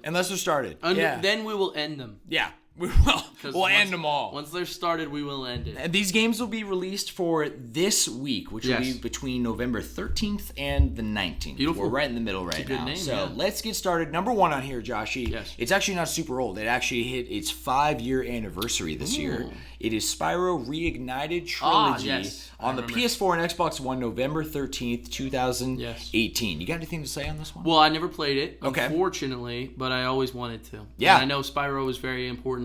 I do remember I did play it once at a dentist's office. The original, not the Insane Trilogy. Original dentist office. Sorry, I was like, last week. No, they had Spyro set up at a dentist's office, and I never played it. I never played it beyond that. Yeah. So I was excited about this. Dude, he's cracking a 4 Loco. Crisp ass 4 Loco shit, right dude. here. Oh my god, this is insane right now. Holy flip. Excuse me. Sorry, I just had 12 4 Locos. 12 pack. It was so good. Can I try that one actually? Dude, oh yeah, yeah. This is the sour green apple like the Warheads Ghost, and I love it. It's my favorite. It's not very cold. In here when you first got here, but it's already getting kind of toasty in here. Yeah, it is kind of toasty. Yeah. I don't drink a lot of sour. I probably have only taste sour whenever I have one of those. Really? I swear. Like, so it's fun. Well, you said drink, so you have like sour candy though, right? Never. I don't really like sour. I mean, it's like if I think of something. See, I'm not really like a sweet guy in general. Yeah. You know, if I'm gonna get a snack, I'd probably get something salty or something a little savory. Right?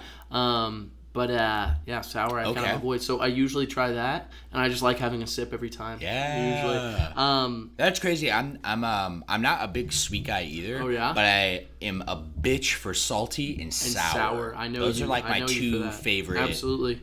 I remember back when you remember when we used to just like go puff a bunch of shit. Oh yeah. I mean, you probably still do.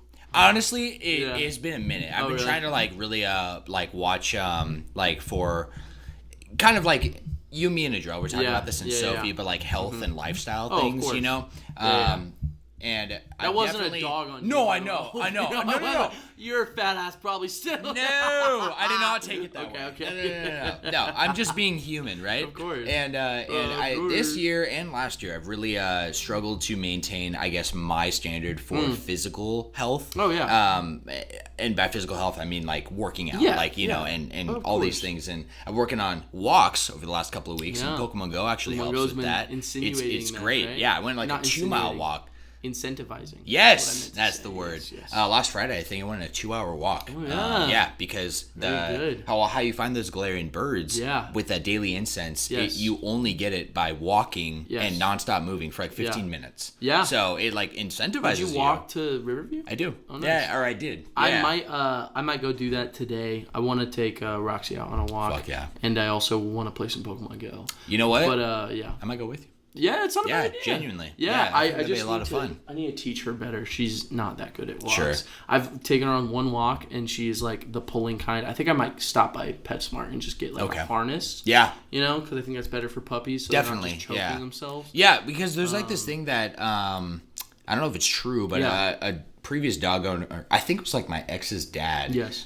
Who was like they'd always had a big lab growing up. Mm-hmm. He said that a dog can't really understand if it's choking. It can understand that it is choking, but it won't understand why. Why? Yeah. That Unlike makes humans, where sense. you can just like be like, oh, there's something around my neck. Instinctively figure it out, right? But a dog, like, it's not going to understand, and so it's better to have a jerking motion where like you make a jerk and you say something when you jerk.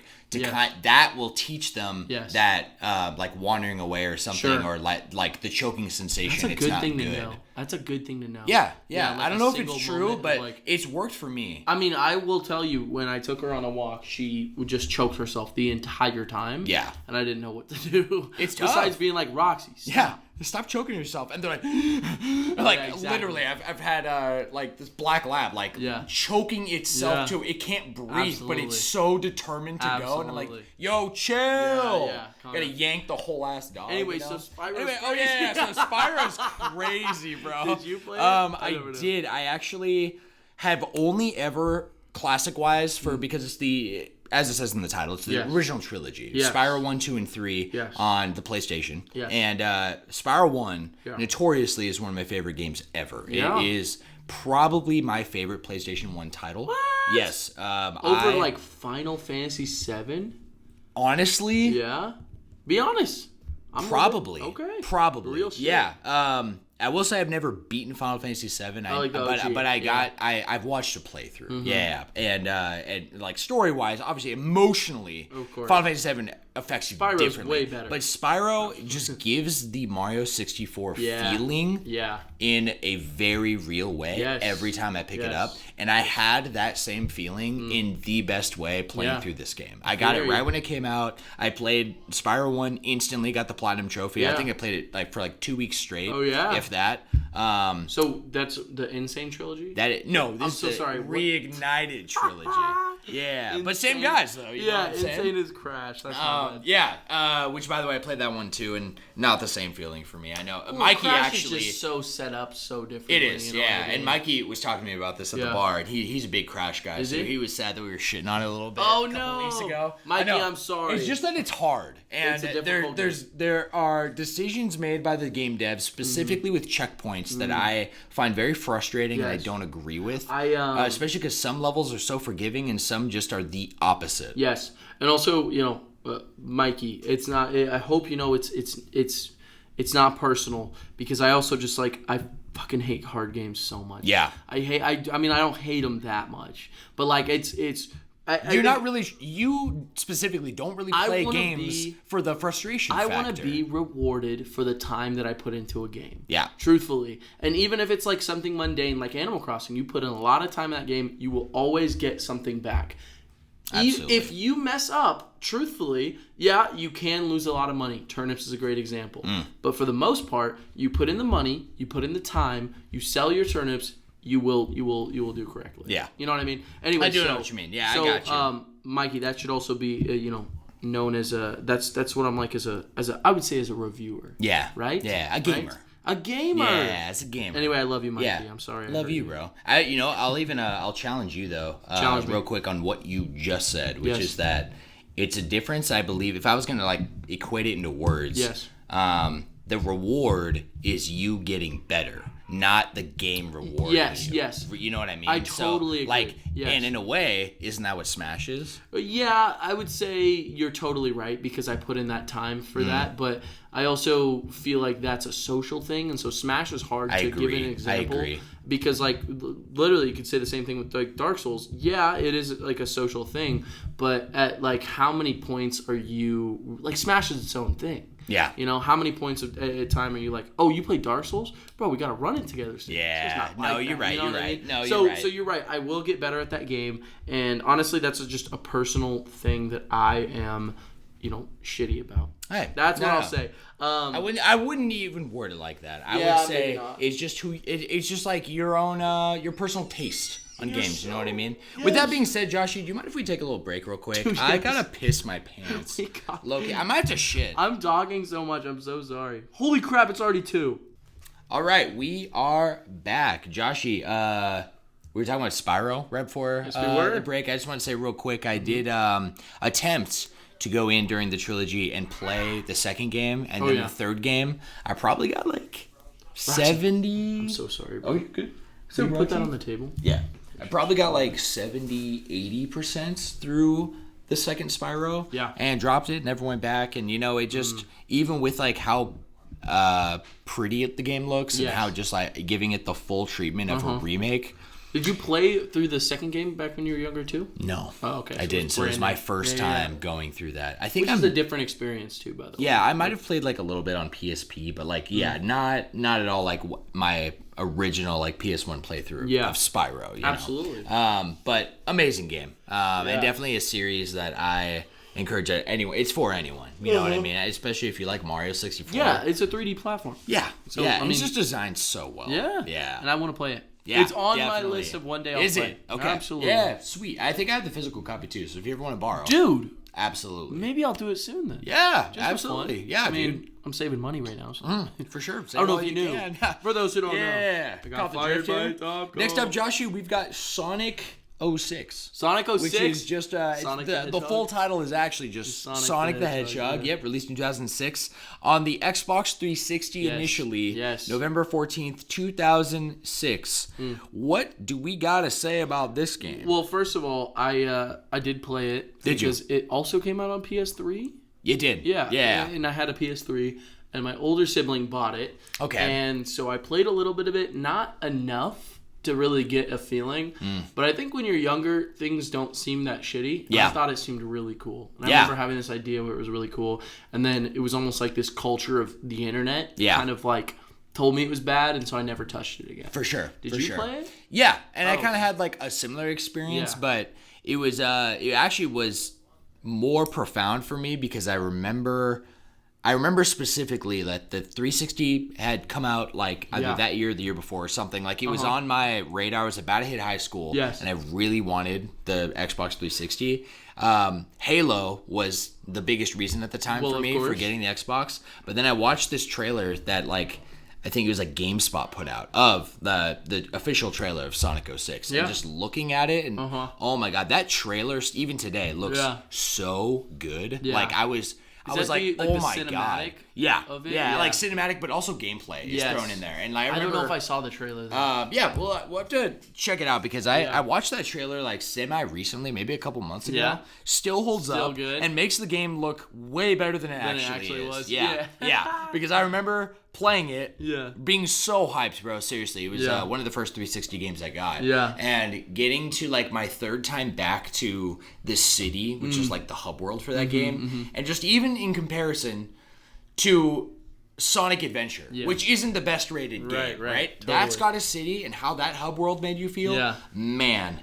It's such a downgrade. Yeah. It's terrible. Oh, man. Like, genuinely. And then all the little missions, I don't know if you remember this part of it in playing, but the loading screens are actually stupid. It's crazy. You're on the hub world. What's bad about it, though? Okay, I'll run you a play by play. Yeah, please. You're in the hub world, which, by the way, there's like a fat loading screen of like 30 seconds getting back to the hub world. It's just long? It's just long, and it's just now loading with like, I think it has now loading, and there's like a ring down there, right? The classic Sonic. Sure, game. classic. And it just has it like spinning, and you're just waiting. You get to the hub world, and there's like a human, and he's like, help, help. So you go help him as like a little like mini game side quest. Yeah. And then it'll have like, for example, you are racing through the city in a certain course, and you have to jump through hoops, like Superman 64 shit. Oh my god! You know what I mean? Yes. Yeah. And you hit like you see the guy waving for help. Yeah. You go to talk to him. It has a dialogue text box loading screen. Loading screen takes like probably up to 20 seconds, by the way, okay? Yeah. Loads, comes back. This is the mission criteria. So now it's not the dialogue, it's giving you the mission like as like a text box, right? Right. Loading screen. Yes. Do the mini game. You beat it. Loading screen. Right. Hey, congrats, you beat it. Here's your reward. Yeah. Another loading screen. You hit like 5 or 6 loading screens in doing one mission on the shittiest looking, like there's no textures or quality to this, right? It shouldn't take this long to load. What the fuck's going on? Yeah. So that amongst many other things, but I remember feeling that, and that was in a lot of the reviews I saw, and I was like, oh my god, they're not kidding. This is terrible. So I guess I didn't experience that as much. At least I didn't. Maybe notice didn't notice, and that's okay too, because I mean the PS3 I didn't play as much as say the Wii. Yeah. Right, because I had the Uncharted trilogy and a little bit of Infamous 1. Okay. And those were like the things that I used the PS3 Infamous. for. Yeah. Wow, I haven't thought of Infamous. Have you not? In a minute. Dude, I think about Infamous all the time. Do you? Well, Infamous Second Son. Yeah. Because that one's like I feel like the best game in the series. I definitely really like that first one.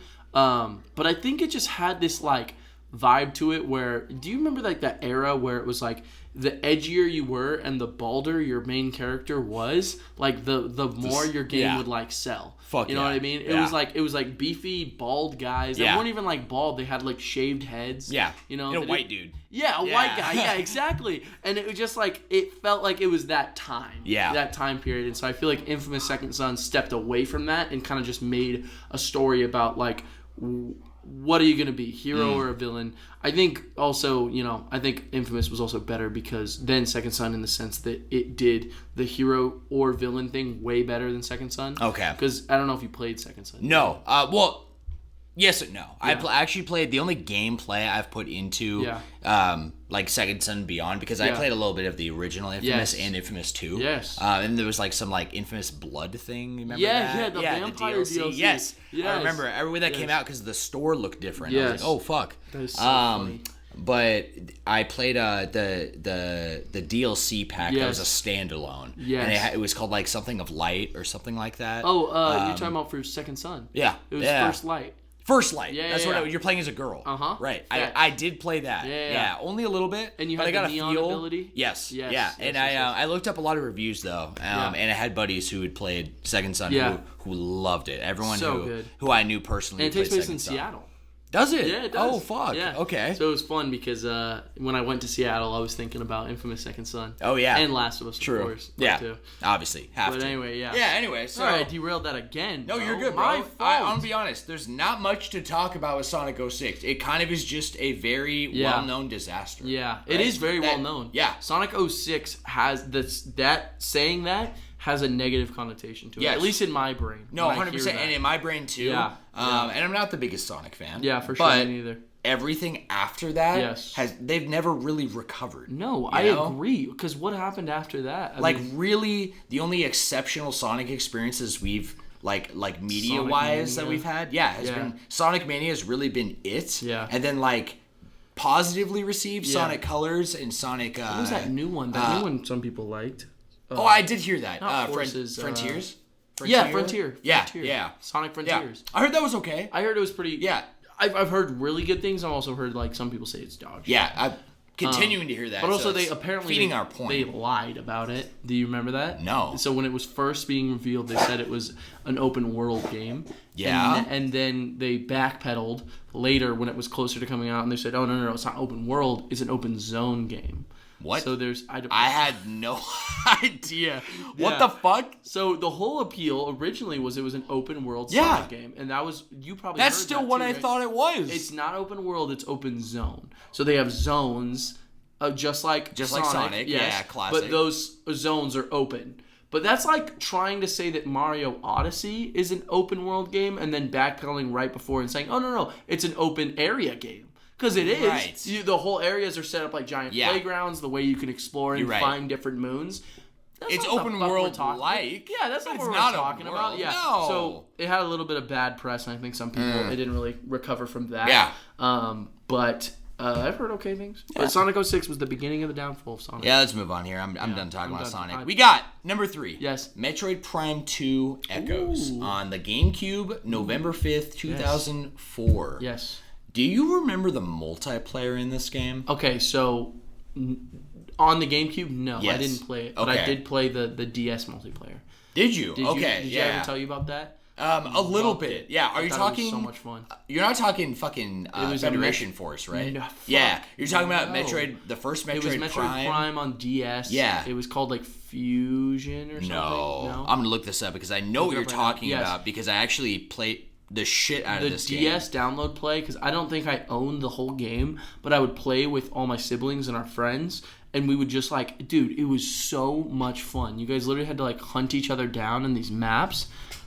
What is it called? Hunters. Hunters, Metroid Prime Hunters. Dude. Yes, the other goated multiplayer. The other, I mean, they're hunters, but they're other bounty hunters. Bounty hunters. Yeah, that really function similarly to Samus. So. Yeah, absolutely. Really, that was actually a good game. Multiplayer specifically too. So I didn't touch that one, but you were gonna say about. Yeah, Metroid Prime 2. This was the first. I believe the first ever multiplayer Metroid game ever. It's definitely the first Metroid Prime. Metroid Prime 1 was not multiplayer. I think you're right, yeah. Yeah. Dude, I'm not kidding. The first thing that's so iconic about the experience, I spent most of my time playing this game in particular as a multiplayer game with my buddies, and the music was so good for whatever reason. Oh my god, so good. So good. Metroid always has such freaking bangers, dude. Bangers, bro. Such a different vibe than most Nintendo games. Yes. Just in general, Metroid Yeah, is. very mature feeling. Absolutely. Mature, but also just very synth heavy kind of in a lot of ways, and kind of has that sound to it. You know what I mean? Oh, dude, I definitely It's so eerie and ambient, and then at the same time menacing. Yes. Yeah. Absolutely. Deep themes. No, I fucking love the Metroid series, specifically Prime, and Metroid Prime 2. I have fully beaten one time ever. Oh yeah. Yeah, dude. It actually has Metroid Prime. The original also has this. It kind of has a series of fetch quests that you have to do to progress once you reach the end of the game. Yeah. It's literally okay, collect these 8 things or collect these 13 things. Right. 13. Hey! And There's the get number. this ability to fight the final boss. Yes. It literally is end game shit. Right. And it sends you on a huge fucking fetch quest, which I'm not kidding. It had between 8 and 13 of something you had to find. Right. And it's I I remember, like, I was in middle school when this game came out, and I remember thinking, like, dude, this is absolutely ridiculous because how are you supposed to find this without looking it up? Yeah. Right? Like, and it took me out of the game for that. But the that final boss hard to get of over, too. Metroid Prime, it is, man. And Metroid Prime 2, the final boss, is absurdly hard. Oh, really? Absurdly fucking hard. Who is it? Do you know? It's a multi-phase boss fight. So if you know anything about Nintendo and multi-phase boss fights, it's very much like, oh, you died at the last phase, you're starting all the way fucking over, right? Which is so annoying. It's so annoying. Is it Mother Brain? Who No, Mother Brain. I don't know if you fight Mother Brain in Prime 1 or 2, and I'm really mostly familiar with 1 and 2 of Prime because I never beat 3. Well, 3 was with Dark Samus. Yes. So I don't know. Yeah. Well, Dark Samus derived from Metroid Prime 1. Oh, really? Yeah. Did you know that? No, I did not. Yeah. So like basically Metroid Prime. Is Dark Samus. Oh, wow. So like in Smash. Oh my God! Yes, you're right. Yeah, I did know that. She as like you're defeating Metroid Prime, who's like an actual like being at the very end of Metroid Prime 1. It's such a badass. That's one of my favorite kind of like FPS boss fights play that so probably bad. ever. Yes. Yeah, dude, genuinely worth a playthrough. Metroid Prime 1 is remastered? Exceptional. It's exceptional. You gotta play it. But last boss fight of 2, borderline dumb. Really? For real. It like there was this mechanic introduced into that already is like super annoying the entire game, including the last boss fight, which is that it's a dark world and a light world, right? And if you are in the dark world, you take active damage. Okay. Right. So if you step into the darkness, kind of like imagine Twilight and Twilight Princess. Okay. If you're in the Twilight or in this darkness, your health literally starts at 99 and like a health meter, and it starts going down continually over time. If you're in it, it's like sapping your life. That's interesting. And playing with that as a mechanic not is fun. not fun. I don't it's want not to do fun, it. bro. I don't want to do it. So you go through that during the final boss fight, which is already absurdly hard alone. So then on top of it, you got to deal with the darkness hurting you, and you're like, God damn, bro. It's not fun. This is not even fun. Yeah. I will say after that first phase, though, it gets really fun. You do fight Dark Samus as a boss, and it's badass. Yeah. But that game is absurdly difficult. Easily, to me, twice as hard as Metroid Prime 1. Really? Yeah. So difficulty-wise, I'm not a fan of how difficult Metroid Prime 2 actually is. I even feel, honestly, if they remaster it, they should tone it down. Tone it down, really? Yeah, because it just takes away from the fun. Like I'm with that. I don't know if I'd feel differently now, especially having gone through like the Dark Souls series and whatnot. Or if I would feel how different. How you change as a gamer. Yeah, right. But I remember definitely how I felt playing this game. And I was like, I even beat the game and I was like, damn, that was good. I'm glad I did it. Right. Metroid Prime 1 is superior in every way. Totally. You know? I do. Yeah. I'm with that. All right, well, let's move on to number 4, Josh. I got a special shout out here. This is for the PlayStation 4 console. What? Because it launched November 15th, 2013, making this its 10-year anniversary. 10 years. PlayStation 4. Wow. How do you feel about that? I feel really amazing about it. I mean, I think that PS4 was probably one of the most, like, probably a very big game changer for me personally because, and I know this is going to sound funny, but I went through my phase as a kid where I was like, oh, I am okay with playing every console, and then I became very, very involved in the console wars. Yeah. Especially by the time of, like, the end of the Wii towards the entire life cycle of the Wii U towards the beginning of the Nintendo Switch. Yeah. All this time, I literally was spending it basically being like, I don't want to touch another system, and I also don't have any interest in another system. There are not a lot of games because I finished Uncharted. Uncharted was all done. Like, there's not much of anything that I'm interested in. PS4, though, I remember when it was first like announced, I was like, "Oh, cool, PS4, of course. It's you know, it's destined to come because the PS3 did so well." Yeah. But then Uncharted 4 was announced, and it wasn't until God of War that like it was announced and they showed stuff for it that I was like, "Okay, I need a PS5. Or sorry, I'm so sorry. A PS4. I need one. Wow. Because it's that was the game. Yeah. Well, it was a mixture of Uncharted 4, but I don't think Uncharted 4 was like it it was strong for me. Yeah, but I didn't. But not know, necessarily your system seller. Yeah, exactly. It could have been because I loved Uncharted so much, but I needed at least 2 games. At least 2 games where I'm just like, I need these games. I can't not play these games. And God of War was the final. It was more like the nail on the coffin. It was the perfect thing that I needed because then I was like, oh, there's so much I would love to check out. Yeah. Last of Us, a lot of other. By that time, it was like 2017, right? Yeah. And so, I was only 17, but I remember that was when I was getting out of the console. I was like, I am done being an exclusive, baby boy. And I'm going to move on. I'm going to become a man and get a PS4. So fuck yeah. That console is what got me out of that exclusivity. So there is and then beyond that point, I got an Xbox, and I was just on to everything. Yeah. So there's something very special about the PS4 to me, I would say. Absolutely. Especially the PS4 in general, not just PlayStation or Sony, just the PS4. PS4. Yeah. For being what it was. I'll take a historical standpoint here, which is that because like. I was in love with PlayStation over Xbox pretty much all eras other than the 360. Oh, really? Yeah, and at the end of that cycle, that's when I got into PS3. So my PlayStation console growing up was a PS2. So I didn't have PS1. Right. I was like much more of a 64 boy. Right. Then it was PS2 and GameCube. Yes. I really played both equally along with my Game Boy. Right. But PS4 coming out what that was so historical. Don't you remember when? I'm so sorry. Yeah, Roxy made a noise and we both looked. Yeah, Roxy, what are you doing over there? Come here, girl. Come here. Oh. Come here. She's hey, chilling.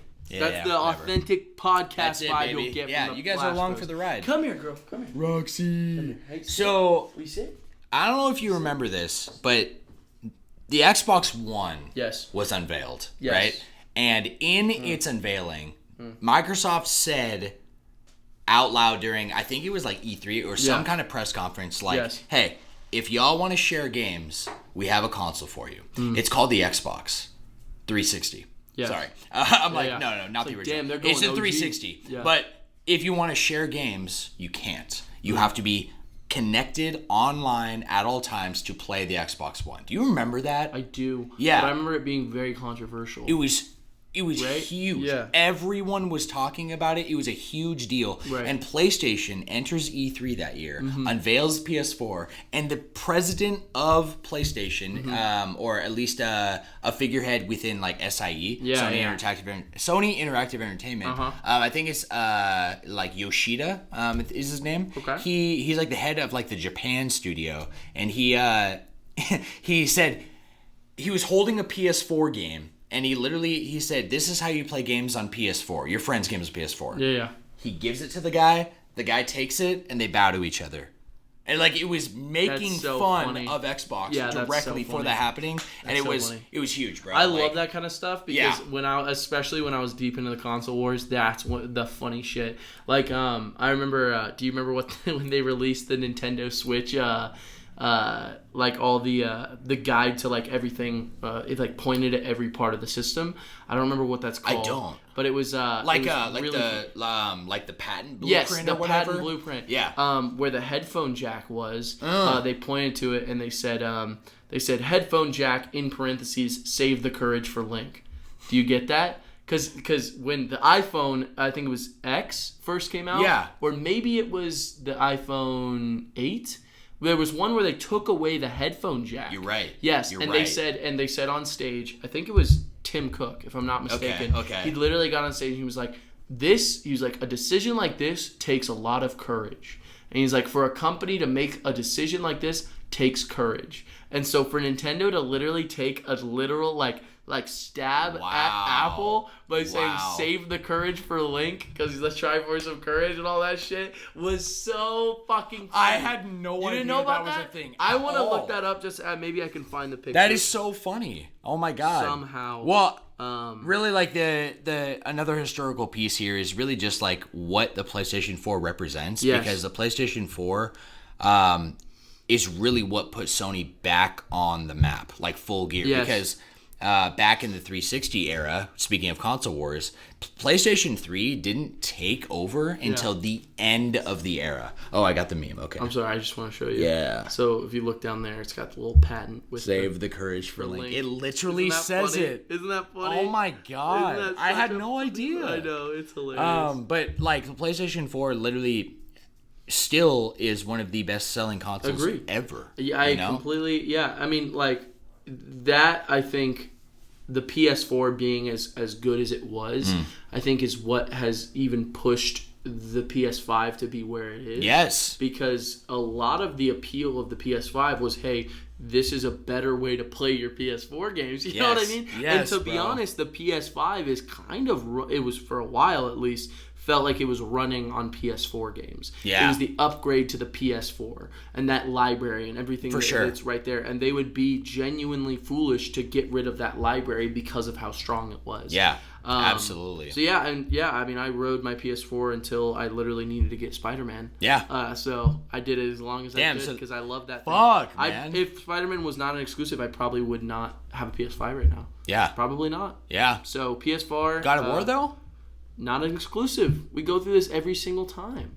Ragnarok is on both. guess, my, I see what you're saying. Yeah. I'm like in the headspace of like PlayStation console and Xbox console and like console wars. Yes, you know? And I never really like considered PC in there too. Yeah, absolutely. I see what you're saying though. Because it's, I keep forgetting Ragnarok is not a PS5 game. Which it should have been, but it's like, it was made for the PS4 with an upgraded version. Yeah. You know what I mean? Yeah. I played it on my PS4. It makes sense. That's what I did. The beginning of it, I played it on PS4. Yeah, I want to... Yeah, I'm with you. Yeah, even like Final Fantasy VII Remake, my first PS5 experience was that game because it has the PS5 version of it. It was a version. But it's technically a PS4 game. It was definitely a PS4 game. Let's move on though, Josh. We got Half-Life 2. What? Came out on PC November 16th, 2004. Oh my god. And I know you've spoken several times about how amazing this game is. It's one of my favorite games of all time, I would say. No question. No question. Talk about innovative, game-changing, incredible. I'm just going to use buzzwords apparently. That game is seriously like I played it. How long ago did it come out? That came out 19 years ago? 19 years ago. I just played it probably 2 years ago. Probably. Yeah. And it is incredible. It genuinely holds up incredibly. There is something really special about that whole team and the way that they worked on those games. It's not just hyped because it's like it was a good game at the time. Yeah. And it's like, oh, don't touch Half-Life anymore. You know, it was fun when it happened. Yeah. No, those games are alive because those games are so good. I will say too, it reminds me of almost like that creative feeling that like certain games would give you when you were younger. And I experienced it recently. Like it literally just like there is always something going on and there's always something so much fun to be had. Even if it didn't have as good of a story, even if it didn't have as good of a location and the design of everything that exists in the districts and everything, the gameplay would still be just as fun. Yeah. And so it's only elevated by the characters and the story.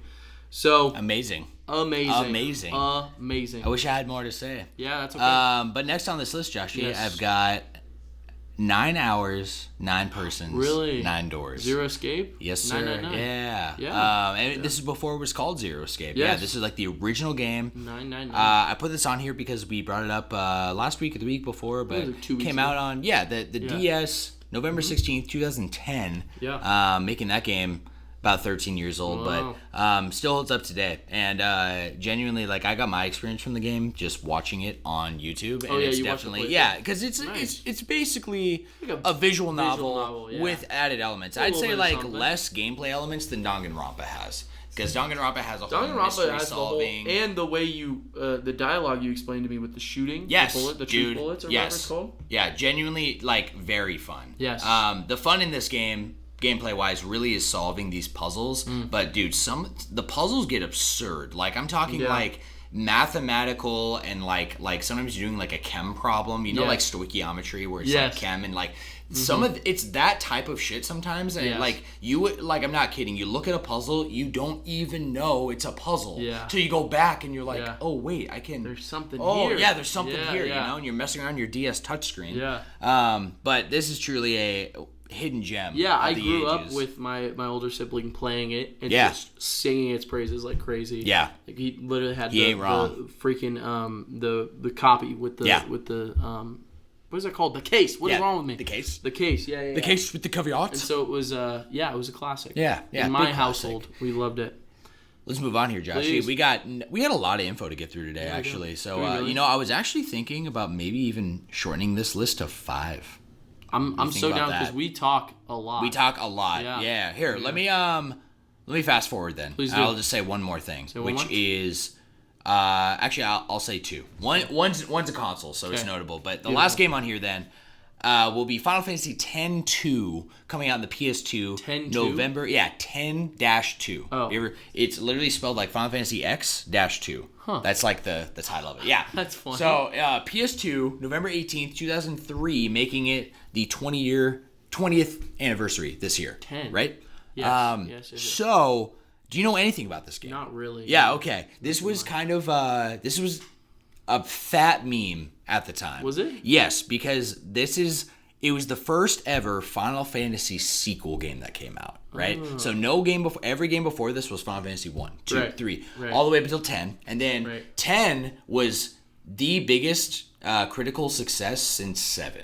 Okay? Wow. Yeah, 10 was fucking massive. 10 is one of my favorite experiences in gaming. Who's the characters in that one? 10 has Titus, or Titus is his actual name. He's got like tan skin. Yes, he's got like Baywatch hair. Yeah. He looks like a guy has a big from blue Baywatch. sword. Yeah, literally, bro. Yeah. He's like a sports star, so it kind of fits like the jock kind of like vibe. Doesn't he laugh like really funny? Yeah, that's a big meme from the game. He's like, yeah, exactly like that. Oh yeah, I've seen this.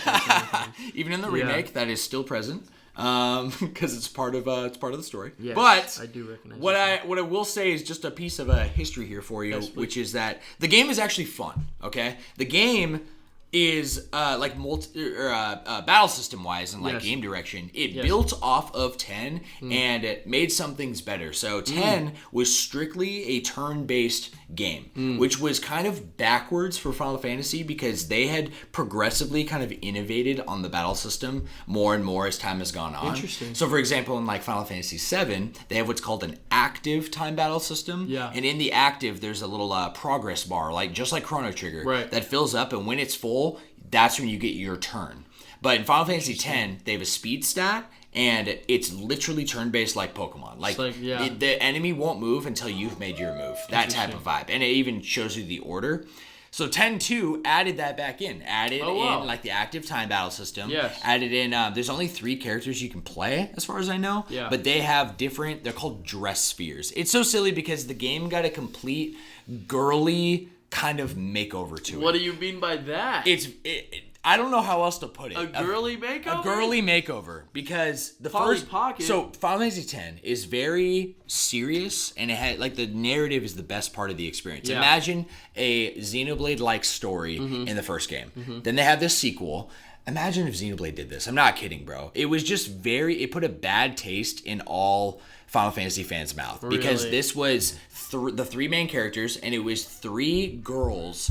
One girl is brand new. The other 2 were previous party members, like main characters from the last game. Yeah. But they are very like scantily dressed. Okay, like all 3 of them. They all are kind of like, it's a kind of an edgy look and kind of more cleavage, kind of like bikini-ish vibe. Sure. And they're all like swordsmen and badass and all this vibe. But they literally have they change like their class with a dress sphere. So it changes how they look into, it can literally be a dress, and they're like a songstress or like a warrior or something, but they're called dress spheres. Yeah. It like feminized a lot of these things to kind of push, I think, like this movement of like females can be main characters too, for sure. right? Which I'm all about. Of course. But the way it was like kind of done just put a weird taste in people's mouth. Like just mouths, because it changed the whole story, where it technically is a sequel. Right. But it's the whole thing is about romance. It's romancing and bringing back to life and finding the main character from the old game again. Right. You know? So with that all being said... It sounds like a joke. Right. It's hard to explain it without it being a joke because it is kind of a joke. Wow. I will say the game is actually pretty good. It's fun to play. I didn't. I probably got halfway through, and the game's long. Like a good 40 to 60 hour game. Oh, yeah. So I probably put 15, 20 hours into it, and called it good. Especially because I saw the ending, and it's like. It's whatever. Yeah, it's not Final Fantasy X. Damn. So it was just a piece of history. I remember just seeing it as a kid. My buddy got it. It was Reese actually. Yeah. And we played it, and we were both like, "Damn, this is not Final Fantasy X." I'll tell you that much. Same world, all this shit, but it's just not. So, moving on here, and the last thing is another console, which is the Game Boy Color. Ooh. Released in November 19th, 1998. Wow. Making it the 25th year anniversary of the Game Boy Color. Happy 25th. Happy 25th. I love that. Yeah, dude. Yeah. That was your first console? Great console. Yeah, my first Sam Anderson owned console. Yes. I fucking love the Game Boy Color. A beautiful Specifically console. that translucent purple one. Joshy, let's move on to some news and updates. Okay, brother. let's run it, man. Yes, sir. I'm ready. First, I want to say, update-wise for the channel. Yes. We do got Christmas coming up. We do. And Joshy and I are going to be working out how exactly our episodes are going to be unfolding over the holiday break. My plan off the top of my head right now is the episodes will be uninterrupted, releasing every Friday. So we will still have that through the holidays. Joshy and I just are probably going to have to pre-record an episode or two because I'm going to be going to Oregon for Christmas to my family. Yes. So, and I'm going to be over there for for the week that Christmas is happening. It's perfect because then we can focus on the holidays anyway. Worst case scenario, we will be missing one episode around Christmas time, but we will keep the channel updated. That's just a brief summary right there. Absolutely. So, Joshy, do you actually mind if I take another quick break and we'll jump in the news? Actually, I'm perfect with that because I had to pee. I forgot to pee. Sweet. Because I was drunk. All right, we are back. Joshy, let's kick off the news. Tradition dictates. You are up, my friend. Absolutely. Let's see so what we got some fun news stuff. Yeah? Just because, the anime world is popping right now. Yeah. Just because AOT just dropped a brand new show, came out called, I told you a little bit about it, Undead Unluck. Yeah, you did. Yeah, I watched last week. Yeah.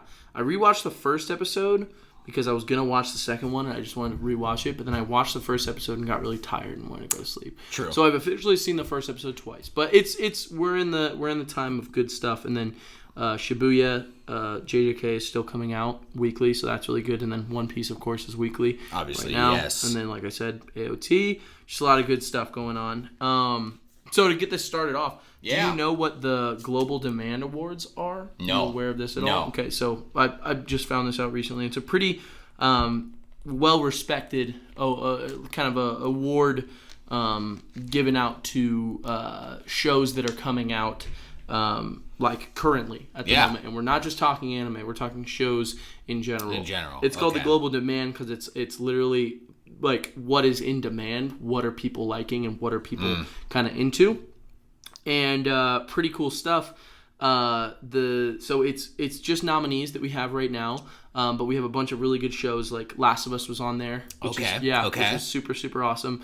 But One Piece got a nomination. Attack on Titan also just got a nomination. Fuck yeah. JJK, all three of those anime secured a nomination for the most in-demand TV show worldwide. Wow. Which is a big deal. That's huge. Yeah, very big deal because we're talking, this isn't just Japan. This isn't just one country.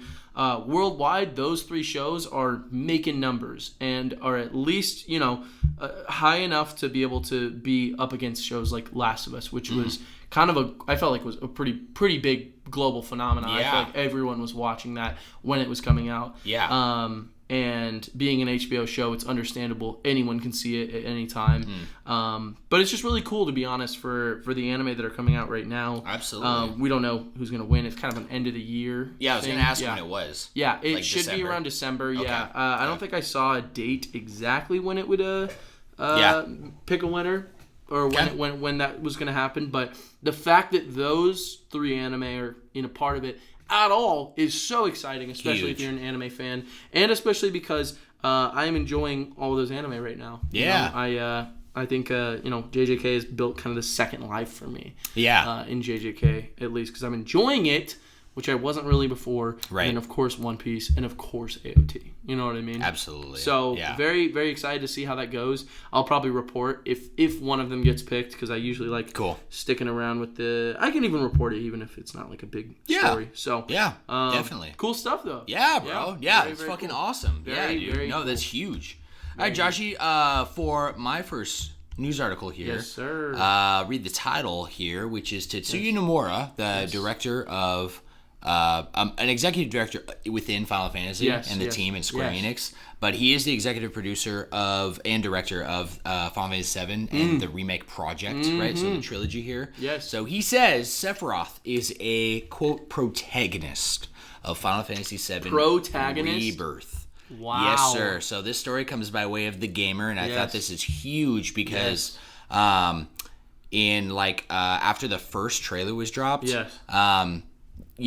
then people are going crazy, obviously, because Sephiroth is seen... You see him fighting alongside Cloud, right? Yeah. Yeah. Which has never been done before. Never. He's never been like a protagonist. Not within any kind of canon Final Fantasy, Unless you and I are in a team battle and Smash. Yes, dude, yeah, that's the only way. You know what I'm saying? The only way. No, dude, so this is huge. And so it gets even crazier because of this recent interview that Tetsuya Nomura had. So I'll get into that. The stories by way of The Gamer, where I found this. I think Caleb actually brought this one to my attention. Did he really? He did, yeah. Shout he sent me a screenshot of the news article, and I'm like, no fucking shot. Shout out. So we'll start with Tetsuya Nomura has revealed that Sephiroth can be considered a protagonist of Final Fantasy VII Rebirth, which has caused some players to think that his redemption might be a part of the game's story. Wow. One of the biggest and most appreciated changes that Final Fantasy VII Remake made from the original game is how it handled Sephiroth. Yeah. Although Sephiroth barely appeared in the opening Midgar section in the original game, he's all over in Remake and set up to be even bigger and more involved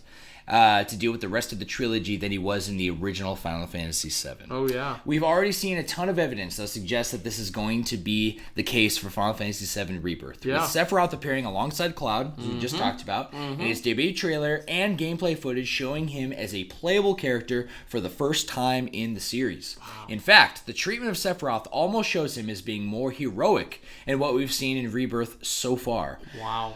Something that creative director Tetsuya Nomura might have confirmed purposeful. It's not a might. It's like definitely. You think he definitely did? Yeah. I do like how he put it, though, so I'll get to that in a sec here. Originally reported by Shack News closer to Rebirth's initial announcement, Tetsuya Nomura took part in an interview with the site and talked about the inclusion of Sephiroth in the game. After Shack News pointed out that Sephiroth is a playable character for the first time in Rebirth, Nomura points out his role in the story and how he makes much more of an appearance than in the original game, before going on to say that Sephiroth is, quote, a protagonist of Rebirth alongside Cloud. Yeah. So in the interview, Nomura says, quote, as far as Sephiroth being this extremely popular character, frankly, I'm very curious as to what makes him so attractive to users, because I hear this opinion very often. His appearance, firstly, I'm sure, but also perhaps there is something about his background that brings about particular appeal to so many of the players that make him this iconic character. I mean, maybe. And so, for Rebirth, I would think that besides Cloud, Sephiroth is also a protagonist that we can think of for this title. End quote. Interesting. To finish the article, although some fans have shown concern that this is setting Sephiroth up to be a more heroic character, this time alongside Cloud and Zack, it's worth noting that protagonist doesn't necessarily mean hero. It absolutely doesn't. And more indicates how important Sephiroth is going to be... Whoa. Sorry, it's written kind of funny. And more indicates how important Sephiroth is going to be to the story in Rebirth. Still, it's confirmation that we can expect to see a lot of them. The silver-haired savior? Wow. Question mark. I thought this was kind of huge because interesting. Sephiroth has never been a protagonist. No. It's always been a very, very, if anything, a flamboyant protagonist. Or I'm sorry, antagonist. Yeah, yes. absolutely. Yeah, and always like just intentions unknown. Totally. But very evil. I mean, for crying out loud, in the original game, he literally tried to take out the entirety of Earth. Everyone. You know what I mean? Yeah. So huge and hype. It is hype. I would like to say though, I mean, you're totally right. It does not mean he is a hero because I mean, think about some other protagonist. I mean, like Thanos in Infinity War. He's like the main character, right? And you stay by Thanos the entire movie. It's like his movie, right? And he's definitely the protagonist. He's the antagonist of the heroes. But anyone ever seen Death Note? You know what I mean? Like the protagonist. That's a great point. That's a fantastic point. Thank you, by the way. Yeah, and good job, Josh. Yeah, good job, Josh. Great job, Josh. You did it. But yeah, crowd goes wild. Yeah. No, but that's what I think about when I think about those kind of things, where it's like protagonist is a very, very interesting term because does not mean that your character is the good guy for sure at all in any way. It just means the story follows them, and I think that would be even more interesting that maybe he's not. And the story still follows him as closely as you would a protagonist. Yes. That's interesting to me. Yeah. You know? I'm with you. That's. I mean, you know, it could be Redemption 2. Which, it could be. Know, yeah. Could be. But to further where kind of like my initial thoughts on this was I think it was the first trailer where it showed the whole Tifa scene and how the trailer seemingly is showing Tifa dying, albeit in place of Aerith, which was a part of the original Final Fantasy VII story. Right. So that's where we're gonna. It seems like we're alluding to we're gonna hit that Aerith scene in this game, and it's probably going to go different. We don't know how it's going to go. That's the whole mystery in this. So how could they possibly, in my mind, show this scene where it is clearly showing, at least you hear dialogue of Sephiroth talking to apparently Cloud, but you don't really know. Basically saying, like, you don't know shit.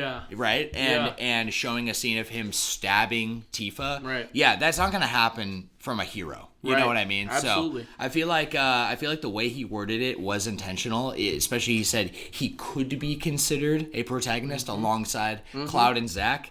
I'm really excited to see where this goes. Sounds really interesting. Yeah, it sounds really interesting. And I gotta say too, I didn't have a lot of interest in remake because I mean, like, you know, a remake is cool, but what I heard was it was the beginning remade, and that gives me like Hobbit flashbacks. Yes, you know what I mean? Where it's like you stretch everything out to be longer in order to have more copies sold. Yeah. And so it just is more exciting that this is kind of the angle they're taking, where it's a full sequel in the sense that, you know, it's not what we expect. Yeah. And I really like that. Yeah. I think that's awesome. Yeah.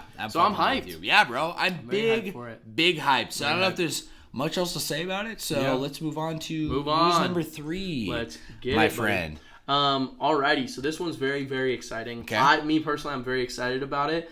But there's not much to be said on it beyond what we know, which is Arcane. Season 2. No way. Officially announced for November 2024. So an entire year from now, we will be getting. I know it's kind of rough. But that's more information than we've had since Arcane was released, which was 2019, I think. Yeah, somewhere around there. And me personally, I just recently watched this, probably like a year ago. Such a good show. It's Did you amazing. watch it? I didn't finish it. You didn't finish it? I need to. Okay, it's got a killer, like a crazy cliffhanger. Cool. Like one of those where you're like, oh, I don't know what's going. I don't know where this is going. For sure. And so League fans out there are excited, but also I'm not a League fan, and I'm really excited. Well, I think that's the it. whole appeal behind it. Totally. Is that you do not have to be a League fan to enjoy the show and the lore and everything that they've If anything, made I like it be. more because I don't know anything about it, and it feels like the world is very deep and complex, and there are characters that show up that you don't really, I at least don't know what they're set up to be, and I know there's little things that are, you know, references to the way these characters become, but like one of my favorite characters in that first season, Victor, I don't know what his League character is. I don't know anything about all that. So just seeing his kind of descent and also ascension at the same time is really, really interesting. Yeah. And I'm very, very excited to see that. And then also, who is the other one? Echo. Yeah. Love that guy. Yeah. He's one of the coolest characters in that show. Really, I'm excited. I'm really excited for season 2. And I think that it's one of those shows that, you know, that they nailed season 1, and I have faith that they'll nail season 2, especially because they're taking so much time.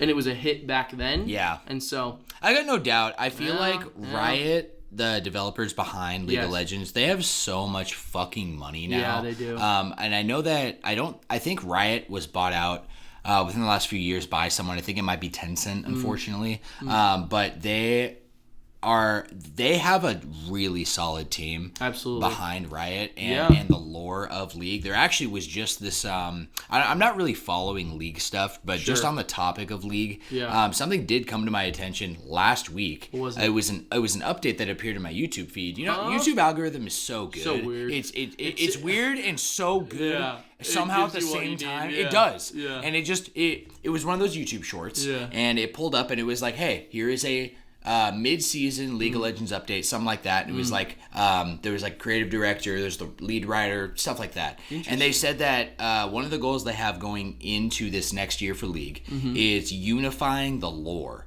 Because there's so many characters within the game. There's over 100, right? Yes. So it's bigger than Smash character-wise. Right. And if you think about Smash, I mean, there's so much lore, but all the lore is divided. It is. Right? It's its own game. And that's kind of League. League has, like, so the story you follow in Arcane, that's following, like, the Hex Tech lore line, and not all the characters are connected to that. Totally. There's a completely other, like, backstory, lore, character arc behind other characters that they're like, congruent, but incongruent at the same time. No, you're totally right. So they're talking about unifying it, and I'm very curious if that is going to bleed over into Arcane season 2.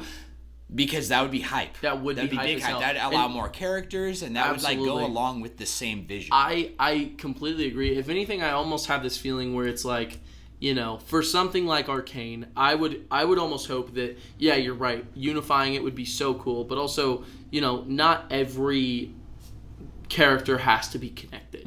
Like there is a very hype idea of there being Arcane, which is kind of Jinx's story with what's her sister's name? Vi. Yeah. Vi and Victor and the leader of Hextech. What's his name again? Was it Heimerdinger? No, I love. But Heimerdinger, you like though. Heimerdinger? What's the young guy with the Jace? Jace. Yeah. Jace. So all those characters are kind of Hextech connected. They have underworld connections and all these things.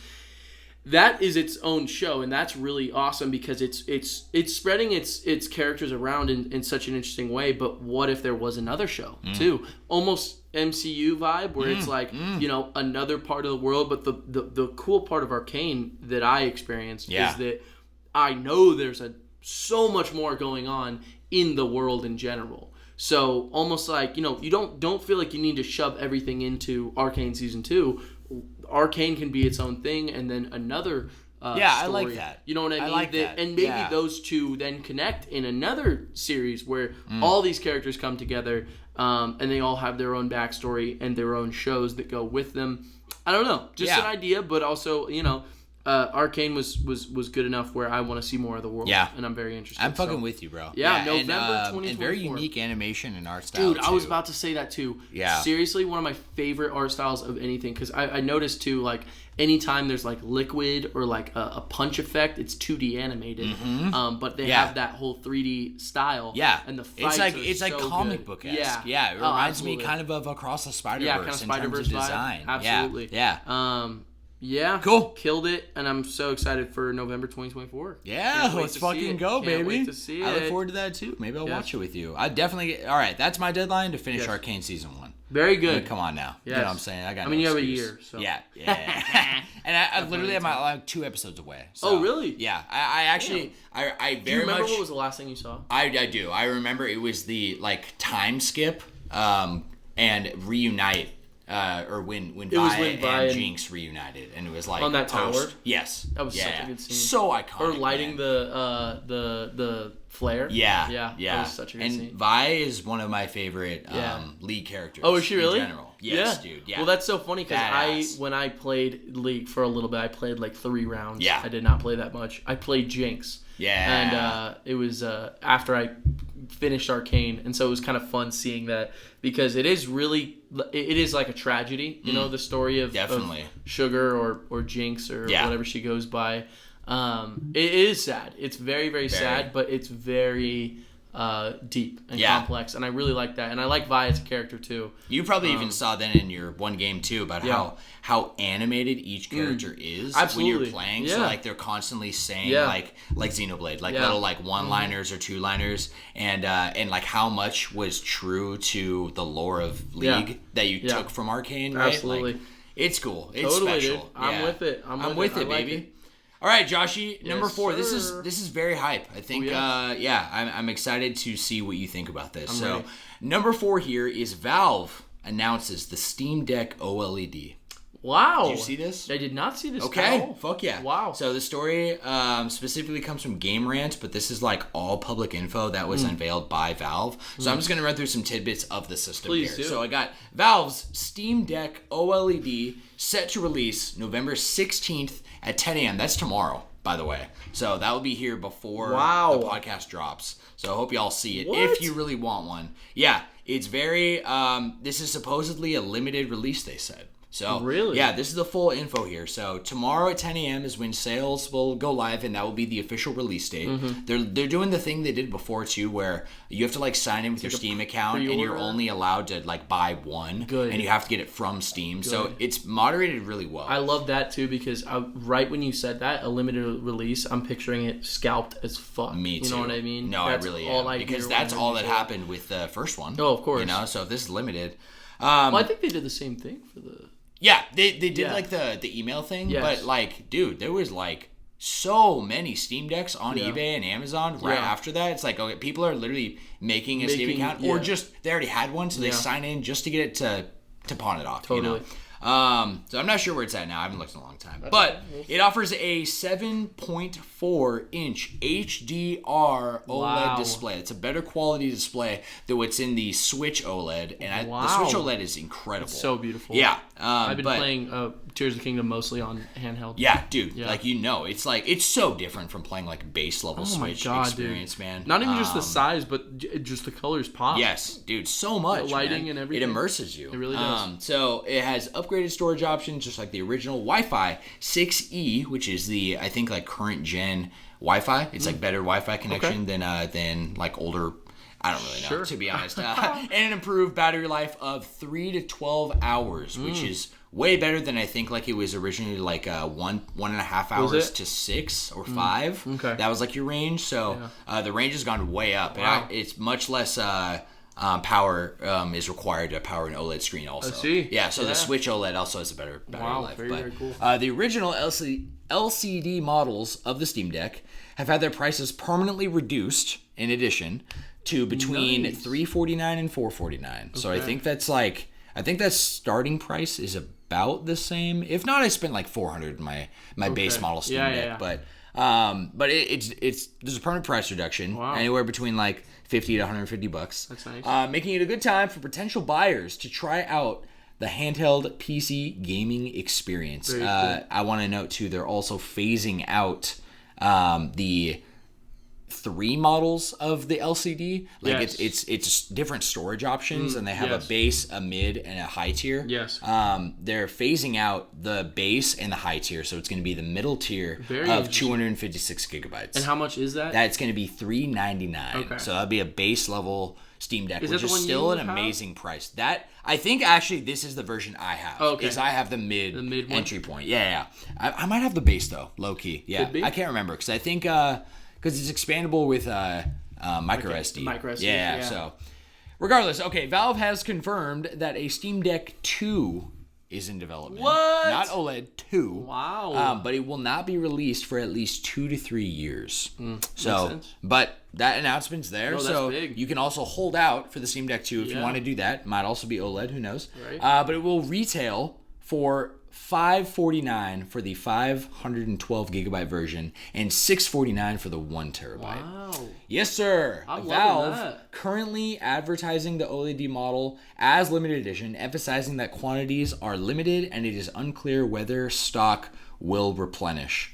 But I think this is massive. This is I feel like, Valve is really good about keeping their mouth shut, especially with like if Half-Life stuff is anything to show, right? Oh my god, yeah.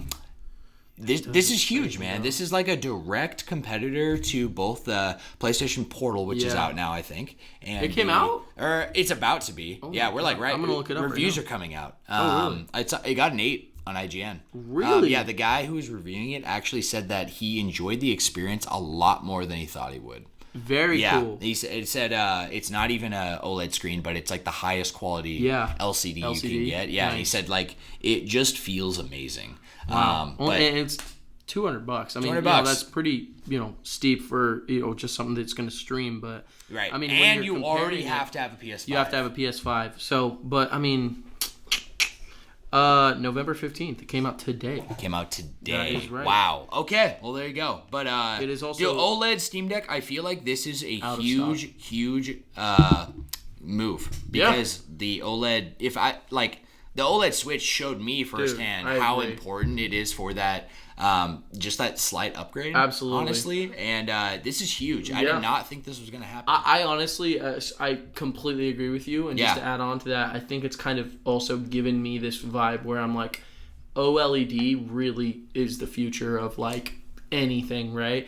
A TV with OLED, I can only imagine how good it looks. Dude. And I already love the way my TV looks. Right. You know what I mean? So just imagining that power in a full TV or even a monitor on a computer, seriously, a game changer more than I think you would expect it to be. You know what I mean? I completely agree. So I'm hyped about that. Very cool. I'm also very hyped about this PlayStation Portal because, I mean, it's not like I can get it now, but because it's also sold out. I just looked at it. Yeah. Oh, fuck. Mm-hmm. Oh, okay. But when you get money, when I get some money, interested? I'm very interested. Wow. Did I tell you how much time I got on that share screen with the freaking Vita? No, dude, I played the shit out of it. I beat like Uncharted 2. I got really close. Like the whole game? Almost, yeah. And there was a couple little things that were annoying about the touchpad in the back. Super but I played like GTA 5 on that thing. I ran Spider-Man on that thing. I did a lot. Unfortunately, I actually attempted many attempts of remote play on PS3 and PS4 with my Vita. Yeah. And I never, ever had a successful experience. Seriously? Yeah. Wow. So I'm blaming it on the Wi-Fi I had. I was going to say, I played it, my PS4 was upstairs in my room, and I played Uncharted 2. Oh, no, maybe it was in the living room. Okay. But I played in the other room. I played Uncharted 2 on the Vita. So... And it ran perfectly. Wow. I mean, it was like lower frame rate, of course, and there were parts where the quality would dip, but especially for a game like Uncharted 2 where the FPS is so good, it already... It's an up-resed, PS3 game. Yeah. Yeah. So it's gonna look better on, lesser quality. Yeah. No. Definitely. Yeah. Yeah. It was, especially the colors are popping too. Like absolutely. We talked about. So I am excited about the PlayStation Portal, but also not to take away from the Valve. That's very exciting. Yeah. Because I do want to get more into my PC, and maybe by the time that I'm like super into it, the OLED 2. I mean, the Steam Deck OLED is out. But also anything Valve like this is very exciting to me because if you remember one way that they really sold their system for the Index. What is the VR one? The Valve Index, right? It is the Index. Yeah, the Index. Yeah, you're right. Was Half-Life Alyx. Yeah. So anything that means that Valve has to sell a system like a Valve, what is it called? The Steam Deck 2? OLED. Yeah, or 2. 2? Yeah. That's exciting to me. Yes, bro. You know what I mean? Yeah. And they usually use their big, and I almost feel like the Valve Index was almost like, not Index, what the fuck is wrong with me? The Steam Deck was almost like a test to see if they could. You know what I mean? Because they'd never done something like this before. I feel like it's relatively very successful, and you can tell by them making an OLED. Yeah. I think if I'm not wrong, the original Steam Deck, we've got a lot of other portable PC, like Steam Deck-like devices. Like there's that big one from like, I can't remember, like which one? Fuck, man, is it like Asus? Yeah, Asus put out one. Yeah, that was like a white system. Yes, I know. And there's a couple others out there that are like competing with the Steam Deck, but the Steam Deck original is still the best experience you can have. from like reviewers are saying that that's the best way you can experience a PC portably. So, yeah, and sorry. No, yeah, I was just gonna say like an OLED experience from Valve. That's no doubt going to be the new best way to experience and PC on the go. No, absolutely, and even with that said too, more competition is good. Always. More competition is good, and it's a portable system. Yeah. And I don't know. Yeah, bro. I think it's a win-win for both of us. For everyone. To be honest. Absolutely. Joshy, what do you got from news number 5? News number 5. This one will excite you, and it's possible you have already seen this. Okay. But Avatar, The Last Airbender, the live action, has released a trailer. No. Have you not seen this? No. Okay. So just some exciting stuff. We have an actual release date, so coming to Netflix on February 22nd, 2024, just in a couple months, like 4 months, right? We are getting a live-action adaptation of Avatar: The Last Airbender. And I do want to say, too, I mean, there is obviously going to be a lot of expectations. Not only is it a beloved series that is animated, that is being adapted into live action, but we've already had this happen before. Yeah. And it was dog shit. Oh, yeah. You know, like legendarily bad. Not like, oh, that wasn't faithful. No, that was a shitty movie. Yeah. That movie sucked. Yeah. Right? Yeah, dude. So it is going to be a series, just like the I was going to ask. One Piece. Yeah, okay. It's not a movie. Okay. It's not a One Piece, a Netflix film. It is a Netflix series. So this is put on by Netflix, right? Yes. Yeah, there's a Netflix original? Netflix original. Cool. It's going to be exclusively on Netflix. If you asked me maybe a year ago, or maybe even like longer ago, I would say this sounds like a horrible idea, truthfully. And I've known about this for a while, and I've not been excited. But seeing it live action, just the What's trailer, your thoughts? it looks very promising. But they need to treat this the amount of respect that they gave to the One Piece live action. For sure. Seriously. Absolutely. Like you need to adapt this. But even like you see a couple things, a couple characters, you see Zuko, they're doing he's got the same hairstyle, they're doing all the same things. It's very Asian. Every character is Asian or is ethnic really? in the way that their character would be respectively. Yeah. Right? And so the Fire Nation kind of has this whole like, I don't want to mess up which one it is. So it's, I don't want to sound terrible real quick. No, it's okay. I'm pretty sure it's like in the Fire Nation kind of a Japanese vibe.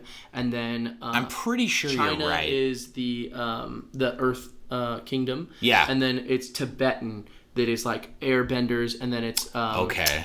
It's, what's the word? Not Icelandic. What is it called? The ethnic people who live... Like with the Water Tribe? Yes, the Water Tribe. Yeah. What would the real world version of that be?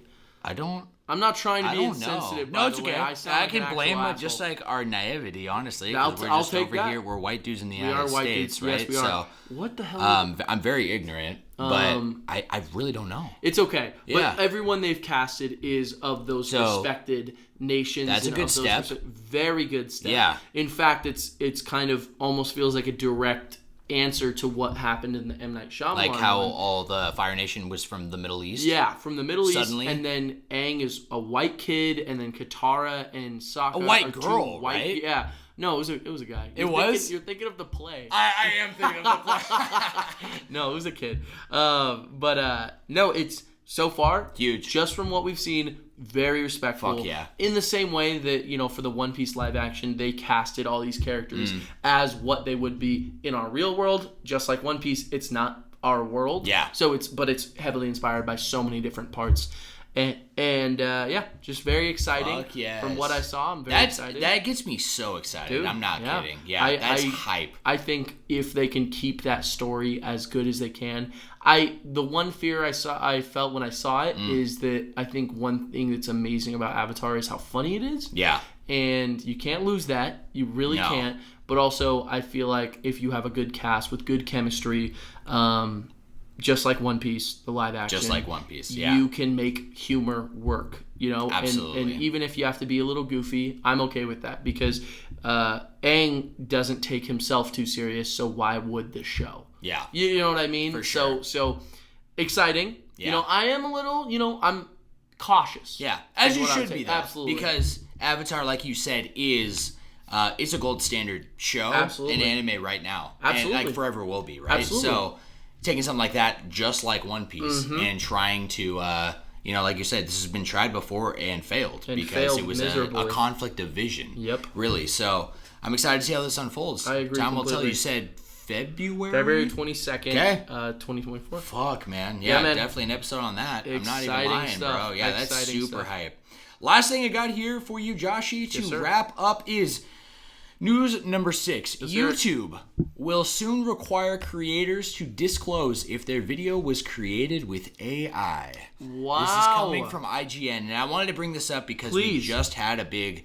our whole main topic a couple weeks ago was on AI and our concerns for going to the future. This seems to be a huge step in the right direction, especially, I mean, fucking... YouTube is one of the biggest creator platforms there is, and probably forever will be. You know, it's still growing, and so the fact that they're taking this step, I think, is huge and setting the precedence for others in the space, and kind of just like I said, answering our concerns. Yeah, so I'm gonna dive into the story real quick, Josh. I want to know what you think. So we got YouTube is set to introduce new rules and labels that will require creators on its platform to disclose whether or not they used artificial intelligence to create content in their videos. In a new blog post, YouTube product management vice presidents Jennifer Fannery O'Connor and Emily Moxley reveal that the change will occur in the coming months, requiring creators to disclose when they have used AI tools to create, quote, altered or synthetic content that is realistic, end quote. Creators that fail to use AI labels in video producing synthetic content may be subject to several penalties, including suspension from the YouTube Partner Program, which means they won't get paid, content removal, and other consequences that YouTube did not further disclose. Quote, AI's powerful new forms of storytelling can also be used to generate content that has potential to mislead viewers, particularly if they're unaware that the video has been altered or is synthetically created. O'Connor, end quote. O'Connor and Moxley wrote in the blog post. Finishing up here, outside of the new AI disclaimers in the videos, YouTube will also make it possible for people to request the removal of AI crafted and other synthetic and altered content using a privacy request. So this is huge because then if you feel like your content is being stolen in any form, you have a way to report it and it will be taken seriously by YouTube. Additionally, its music partners will be able to request the removal of AI-generated music content that mimics an artist's singing or rapping voice. Wow. Huge. That's huge. The latter, so the rapping voice, is especially noteworthy as the use of AI in the music industry has sparked an ethics debate, with the technology being used to create fake songs from the voices of Drake, Kanye West, Rihanna as examples. That's pretty much the end of the story. So I feel like this is huge news and an answer towards the right direction of what we were talking about. I literally was going to say, this, to me, personally, sounds like a slam dunk. Yeah. It's these kind of tiny little things that we will absolutely need to utilize with AI getting as big as it is. Absolutely. It is instrumental towards content creation, especially on YouTube, because that's a platform unlike Netflix or any of those other ones where anyone can truly post. Anyone can truly make a living off of those kind of things. And so, I mean, even just that idea, you know, with like AI generated music, or even just hearing like the accuracy of like AI like speech, text to speech, the way you can make people say anything is concerning. It is. That kind of stuff is like, I don't know, even already to a degree, there was kind of a trend like a year ago. I don't know if you remember the presidential gamers. Do you remember that? Yeah. Where it was like they would all talk. They were playing like Fortnite.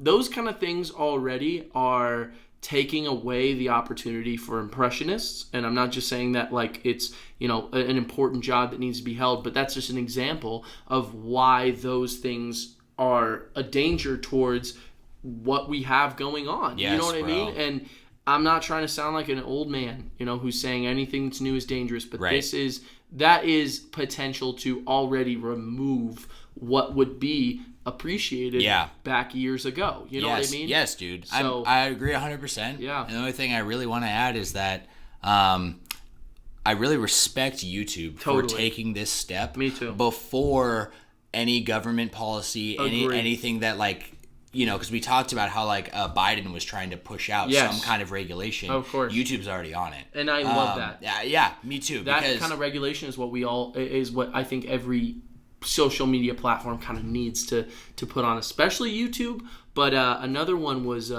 TikTok started having it as a disclaimer on every single one of their videos. It says this video was used using AI or whatever. Yeah. Or these photos. Wow, good on them. I didn't know that. Good. Yeah, I know. So those kind of things like TikTok and YouTube, which are very influential. Those kind of regulations I think are extremely, extremely important.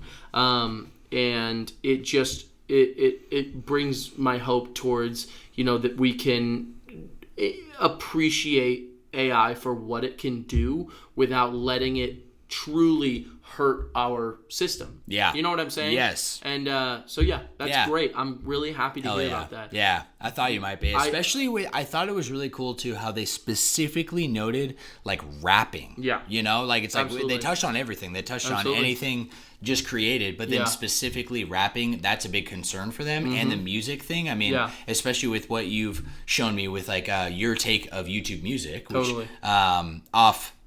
what do we say? Offcast. Yeah, Offcast. We've talked a lot about. Yes. I'm a Spotify guy. Yeah. You're a YouTube music guy, but that is a big concern with music. Huge. And like I feel like this is going to set the big brother precedent for everyone below because YouTube's on top right now. Right. So I feel like if other content creation like TikTok didn't follow suit, they'd be in hot water. Totally agree. So I'm excited to see how this shapes things going into next year. Very exciting. Yeah, and we'll wrap up the news here, Joshua, with some footnotes. I have a couple of fun facts here, and I think all these are noteworthy. Very cool. The first is that this is literally crazy. Yeah. Again, this popped up my YouTube algorithm last night. Yeah. Okay, but you're familiar with the speedrunning community. Yeah. Okay. I know of it. So one of the biggest games in the community is Mario 64. Well, of course. Specifically because the game is so broken, wide open. It's like these guys have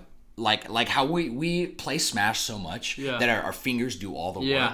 That's how these guys are with all these glitches that they're pulling off, and they're like beating the game in like 18 minutes or something, right? Right. So a playthrough that was being streamed by a speedrunner, a well-known speedrunner, was I don't know details, so I don't know names or anything like that. I'm just going to drop what happened. Please. This guy was speedrunning on stream, and he hit TikTok clock. And if you know TikTok clock, it is a cylinder level that goes straight up. Okay. And you're trying to get to the top of it. Yes. Okay? So in the guy trying to get whatever star he's going for, he's trying to climb this tower as fast as possible. And as he landed on one of the first platforms, he glitched to the top of the map. What? And everyone watching, including him, they had no idea. This glitch had never happened before. What? So he put out a bounty of $1,000 for someone to figure out what happened. Okay? What? They couldn't recreate it. They couldn't even recreate the glitch using tool-assisted software, TAS, right? So everyone's going nuts. This guy, in attempt to clear the bounty, discovered that a solar flare is what caused this, and it was confirmed. Yes. So basically, what happened was, I'll put it in simple terms, the sun, as far away as it is, it emits solar flares, and that messes with technology sometimes. Right. So allegedly, and a lot of speedrunners, they don't play on PCs with emulators. They play on original hardware. So this guy's playing on an actual 64 for his speedrun. Right. And apparently a solar flare went off at the moment he landed on that platform, and it caused within the motherboard of the 64 and the game, it changed. You know how at its base level, technology is just a bunch of 0 and 1s. It changed a random 0 to a 1 and glitched him up there, making it never again recreatable. Wow. Okay, this is so crazy you brought this up, because do you remember me telling you about this? No. On the podcast? I told you about this so early. Did you actually? I'm gonna put out a bounty right now for $10. $10. $10 to anyone who can find that clip. I do not remember when I started trying to tell you about it, but I read this story. I just heard about it, and I tried to explain it to you without any details. I was like, there was a solar flare, and I explained something, right? Yeah. Hopefully someone can, and I'm not kidding. I will send you my Venmo. I will get you $10 whole dollars. $10 whole dollars. The bounty is out. The bounty is out if we can find it. Okay, very important. So I was trying to tell this to you about. I was trying to tell this about you. Tell you about this. That's so funny because maybe I do like slightly. Do you remember? Kind of remember you bringing it up, but this is what you were talking about. No, this is exactly what I was talking about. Wow, but what a crazy situation to happen. Could you? Those things are insane, and you can't even predict those things. Did he get a good time?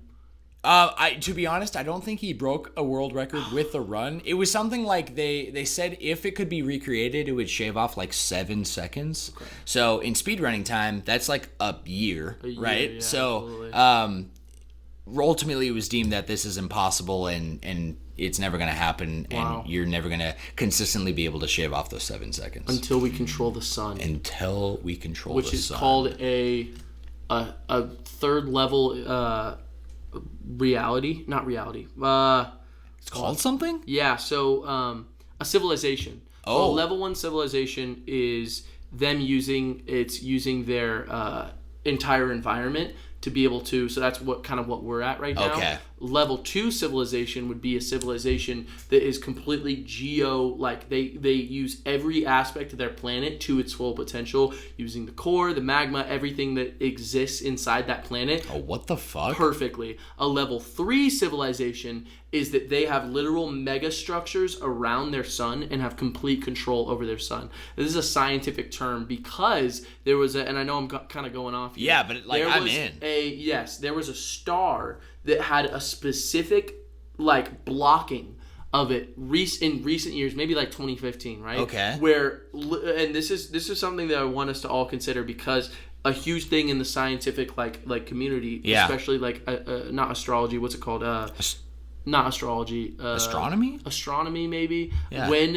When considering far, far off galaxies, there has to be, in a scientific level, a consideration that there could be a civilization that exists around a certain planet or star, or in some way, because there has to be it doesn't have to be a crazy conspiracy. It can just be, we don't know that much about the universe. We don't know how special a civilization is, biological life, being able to create things that see beyond the planet. We don't know how rare that is. And so there was a massive object that obscured this certain star billions of light years away, and something obscured the star enough so that it was gone for a certain amount of time.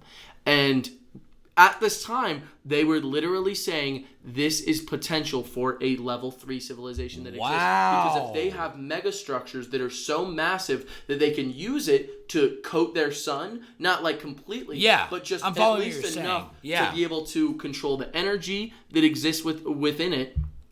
That's a level 3 civilization. Wow. And those are beings that are way technologically beyond where we could ever comprehend. Yeah, because we're at level 1? We're at level 1. Yeah. Because we're only using, for energy-wise, we're using the waves, we're using air, or wind, you know what I mean? Yeah. We're using, we're not using electricity. the core. No, we're not using the planet to find energy and be able to create those things. Yeah. Wow. Maybe one day. So just a little funny, thing going on. I love that. I think we did find out what happened, and it had to do with a certain something passing over it.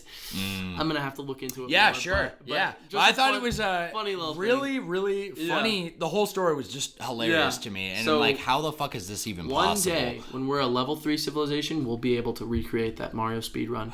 We'll be able to shave 7 seconds off of the final All right, speedrunning community. Cool stuff. Look forward to that. We love it. Number 2 for the footnotes here, Joshy, is GTA 6 trailer has officially been announced for early December by Rockstar, which is huge. By Rockstar. So exciting, dude. So exciting, bro. So excited. Yeah, I'm excited. I'm not even GTA guy. I probably will. Yeah. Just to at least dive into a modern GTA experience because GTA 5 is one of the most sold games, and I think one of the highest grossing games ever. Of all time. Yeah, and we're talking about like that. It's up there with like Minecraft. Yes. And like games that are like on every system ever and have been for years on PC, like all these things. And GTA 5 is like one of the most so sold. I want to know, bro. I really do. I think you should still play GTA 5. Yeah, low-key. It's so good. Yeah. Just run the story. You will be laughing. You could play it with Kendall. I don't know how she is about blood or anything, but she's fine. It's just so funny. Cool. Like literally, and I think she could enjoy it, or she could tell you who to shoot. I have played GTA 5 consistently with a lot of people I've been with in the past, and girls that aren't gamers, and they love it. My ex that I used to live with, she loved GTA 5 so much, she beat it on my system before I ever beat it, and then I bought her a PS4 because she loved GTA 5. Really? Yeah. Wow. It was for her birthday. Kind of a sweetheart for that. What can I say? I'm a winner. Joshy, number 3 on here is Pikmin 4 and Super Mario Wonder break records. So this is huge. Yeah, and it further is just can't think of the word, but backing up that this is one of the biggest years in gaming history. Oh yeah. To be honest, so Pikmin 4 sold 2.5 million units since July. So between, since July. Like, didn't Pikmin 4 come out in July? Yes, I'm pretty sure it did. But 2.5 million units in less than half a year. Crazy. That is brand new record for Pikmin, the entire series. Yeah, which also makes me happy because I love Pikmin. Yeah. And you know what? I think that's more push that, this is a viable and I don't IP. IP. Yeah. I don't even love Pikmin. I just love the idea that Pikmin is successful. Yeah. You know what I'm saying? Me too. That's exactly where I'm at. Yeah, and I can appreciate from afar, but I want really all Nintendo's like big IPs to like be successful. Make it big. Yeah, because it's just better for everyone. Like you said, agree. like we win as the gamers. So I agree. Mario Wonder had 4.3 million units. Yes. Sold in 2 weeks after its launch. So in that 2-week period of it being launched, 4.3 million units, making it the fastest selling Super Mario game ever. Damn. Yeah, that's crazy. Are we talking Super Mario? That's like everything. The stat said specifically Super Mario, so I'm guessing it's the 2D. Yeah. Mario Odyssey, I don't think it's Super Mario Odyssey, is it? I think it's just Mario Odyssey. I think. Yeah. But I would think it would be just the 2D games. Would be my guess. It is Super Mario Odyssey, but I'm just curious. Yeah. Yeah. Just curious. My guess would be that this is not talking about that because I'm guessing that Odyssey did better. But I could be wrong. It could be, but also we don't know. The wrap up here, Josh. Yes. Finish up the footnotes and the news. Move on here. Last piece of the footnote is Unity software. We've talked about Unity a lot since our Unity episode, right? Announces its 4th round of layoffs in 17 months, despite reporting some promising financial indicators. So Unity's recent CEO change, which happened after the backlash, right? That big dumbass. Yeah, big dummy. Booted. That prompted a comprehensive assessment of its product services, which is likely to result in more layoffs, product discontinuations, and office closures. Right. And the current cost-cutting efforts continue despite the fact that Unity has experienced a 69% revenue growth while halving its net losses this last quarter of 2023, Q3 2023. And I think it's honestly just directly over what has all happened. No question. Yeah. I will say though too, I mean, that's a big blunder in their like entire company. That's huge. Yeah. And that shit cannot be just like given without let it go. Yeah, exactly. Yeah, dude. That is unfortunately, I don't want people to lose their jobs. That's not what I'm wanting, especially when it comes to companies like this. This is a very modern company that is very like I don't want this to become a point where there's no financial security in these jobs. Yeah. But that was a fuck up that deserves that kind of treatment. Like it really does. There's got to be consequences, there has to be consequence to those things. 100%. Game companies are still boycotting Unity, like being like, we're not, if they already made a game on Unity, refusing to like advertise that it was made on Unity, things like that, and then a refusal of games in the future going with Unity, going instead with Unreal Engine or whatever the fuck, Joshua, that's it. Let's move on to game drops. I actually have my man. Bad news. Bad news. We have one more that you did not report on at all. Huge stuff. Whoa, breaking. This is almost breaking. I think this was published November 8th. Okay. To whom it may concern, this is official Nintendo right here. Nintendo company. All right. Development of this is an official Nintendo site I'm on right now. Okay. Development of a live action film of Legend of Zelda is to start. I did see and you the didn't headline. report this? No, honestly, yeah, I'll be honest. I added it to the list and it got lost in the pile. I think that's what happened. Yeah. Well, tell me. I only saw the headline, so I don't know any details. We have a lot of very interesting things going on. So, it's going to be produced by Nintendo completely, or more than 50% financed, but it's Sony Pictures Entertainment. So that's not who did the Super Mario movie, right? No, that's not Illumination. Sony is not Illumination. Right. That's who's the people who do Harry Potter? Is it Warner Bros? Because Illumination is. I think it might be. Yeah, it's the same people who have their hand in. What's that one? Is it DreamWorks? Not DreamWorks. Okay. No. Illumination is its own. It's like Despicable Me and all those things. Yeah. What is that freaking amusement park that has Harry Potter? Universal Studios? It's Universal. So got it. This is not, but it is Nintendo. Okay. And it's live action. There's so it's going to be produced by Shigeru Miyamoto. Okay. And a very, very controversial thing, which has everyone a little bit stirred, is Avi Arad. Have you heard of this guy? No. Okay. No. So Avi Arad is he is a producer who produces a lot of things that everyone is very, very familiar with. Okay. So one of the big ones, he produces almost every single Marvel movie. Almost every single one. Really? He has a hand in. But being a producer, he also has a priority of the things that he wants in the movie.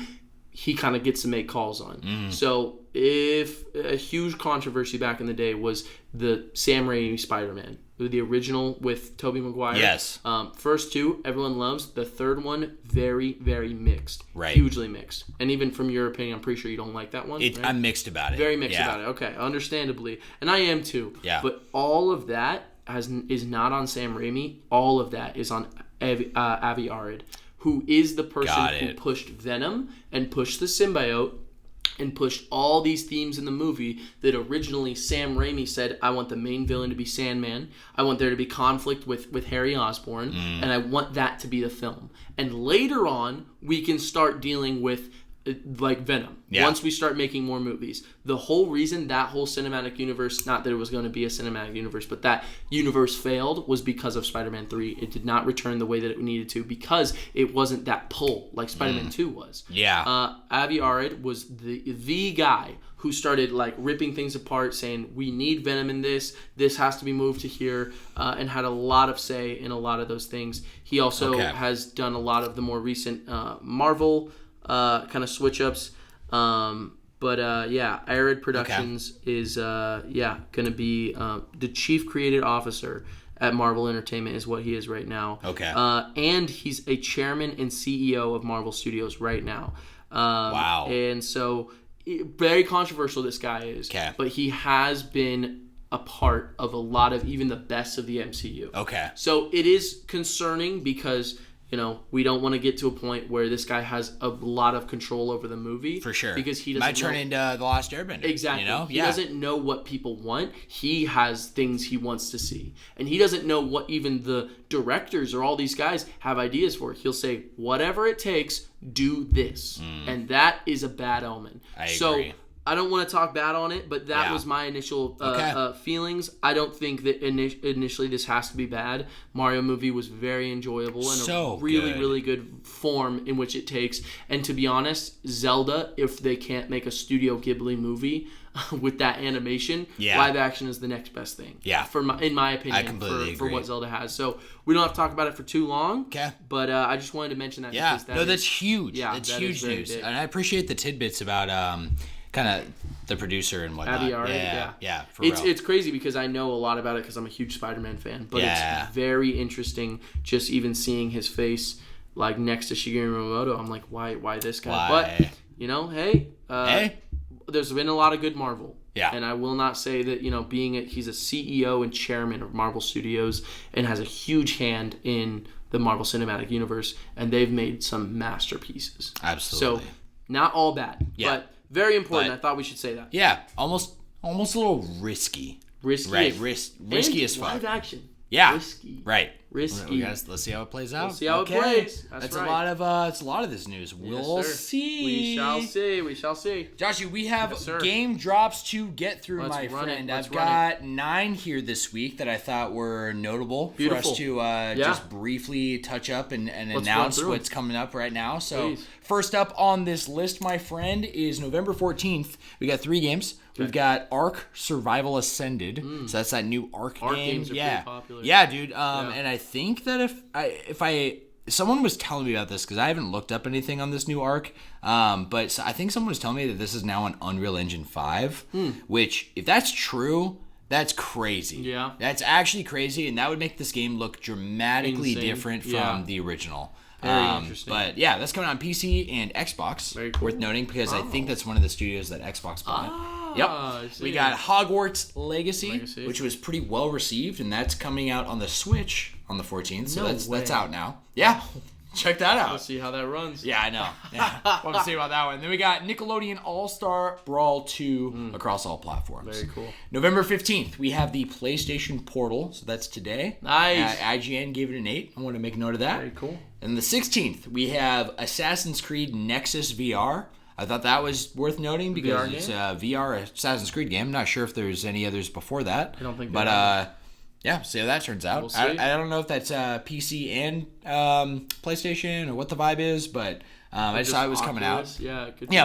Might be. I didn't see like a console under it, so it might be like one of those like Steam or Oculus releases or something. I don't know. But same day, we've got the King of Fighters 13 global match coming out. Yeah, King of Fighters. They're still making those games. I did not know that. To be honest with you, crazy, dude. It's like Final Fantasy. Yeah. That's coming out on PS4 and the Nintendo Switch, and then finally November 17th, we have 3 games: Naruto Cross Boruto Ultimate Ninja Storm Connections. Ninja Storm. That's coming out on all platforms. Very is that cool. anything on your radar? Yeah, Ninja Storm is one of the most popular anime That's what I thought. games of all time. They've been around for a while, but if I'm not mistaken, it doesn't say 4. No, it literally says Naruto Cross Boruto Ultimate. Yeah. So, Naruto Ninja Storm 4 had like a Boruto expansion on it. Okay. But with everything I know about like the Boruto manga and everything that's going on, I think it's a new game. Yeah, which is very exciting because even like back in like Manzanita, I remember Matt and Dory played Ninja Storm a lot. Really? And, Matt's really good at Ninja Storm. So something to hold on to. Yeah, I think Matt mentioned that when we were playing Smash one time. That he was really good at. We should play Naruto Ninja Storm. I think he did say that. And I do remember that. Also, I just looked it up. Assassin's Creed Nexus is on it's not out yet. Obviously, it comes out the 16th, but it's on the Oculus store. Oculus. Okay. It's on Oculus, but it's probably going to be on other stuff too. So that looks out. Very cool. But then, last 2 games on here, very notable, at least for me. Persona 5 Tactica, which I have a meta... Yes. What's the word I'm looking for?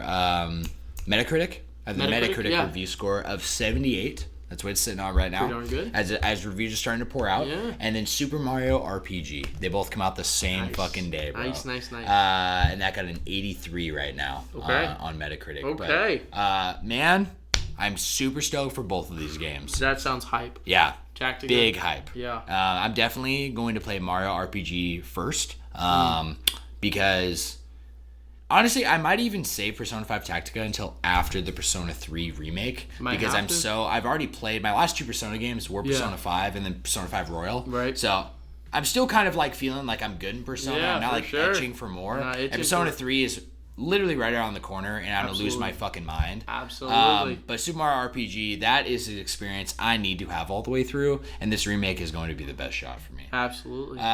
So with that being said, Joshy, we have our off-topic segment here before we start our main topic. How you feel about break right now? I'm down for a break. Yeah, cool. Sure. All right, we are back, Joshy, for the off-topic section today, my friend. I have a question here for you. I got a couple questions. So I'll start with, what would be the title of the book about you if your worst enemy wrote it? Damn, that's such a good question. What the higgity heck? Oh my gosh. Think about that a sec. Yeah, I'll think about it for a minute. The title of a book about you if your worst enemy wrote it. My worst enemy? I think I have one. Okay. Who's coming to your mind for the worst enemy? If you I don't have a worst enemy. Yeah. I really don't, because I feel like you're not. I have no enemies. Yeah. But I also, if I can picture someone who just like absolutely hates me, I think I would know why. Okay. So it would be, I picture the book would be, a friend to all is a friend to none, because I can see myself with the amount of friends I have, someone viewing me as a person who like is like not like caring about everyone because I forget. You know what I mean? Sure. And that's where I could see, because I can see someone being like, I hate Josh. That guy doesn't give a fuck about me. You know what I mean? And then kind of create this idea, and then it would be a friend to all is a friend to none. That's amazing answer, bro. I'm not kidding. That is. I can't believe you thought of that so quick. Yeah, well, that's just what. Well, that's also like a great title. Like, damn. Pretty good book. I don't know. Check it out. I'm sure there's a title like that out there right now. Yeah, there probably is. There probably is. Probably Fuck a book. yeah. Probably is a book. And then I got a second question for you. Yes. This one's from Sophie. Wait, you're not gonna answer? Should I? I mean, if you want to. Or I guess I should, huh? Yeah. Title of a book. I guess I didn't think about it for me. I just wanted to put the question in there. Well, you don't have to answer it. No, I'll answer it. I feel like it'd be more fun. Yeah, I feel like... Because I'm kind of in the same boat, right? Yeah. No, I don't have anybody coming to my mind. Okay. Like, I'm thinking like I don't seek enemies. Enemies seek me. You know what I mean? Sure. Like, do you think you have enemies? You don't have enemies. Yeah. No one has enemies. Right. I can think of at times, though, where I've been disliked by people. I think of like Dutch Bros in that example. You know what I mean? And so I guess if I was to take that kind of energy, it would probably be something like nice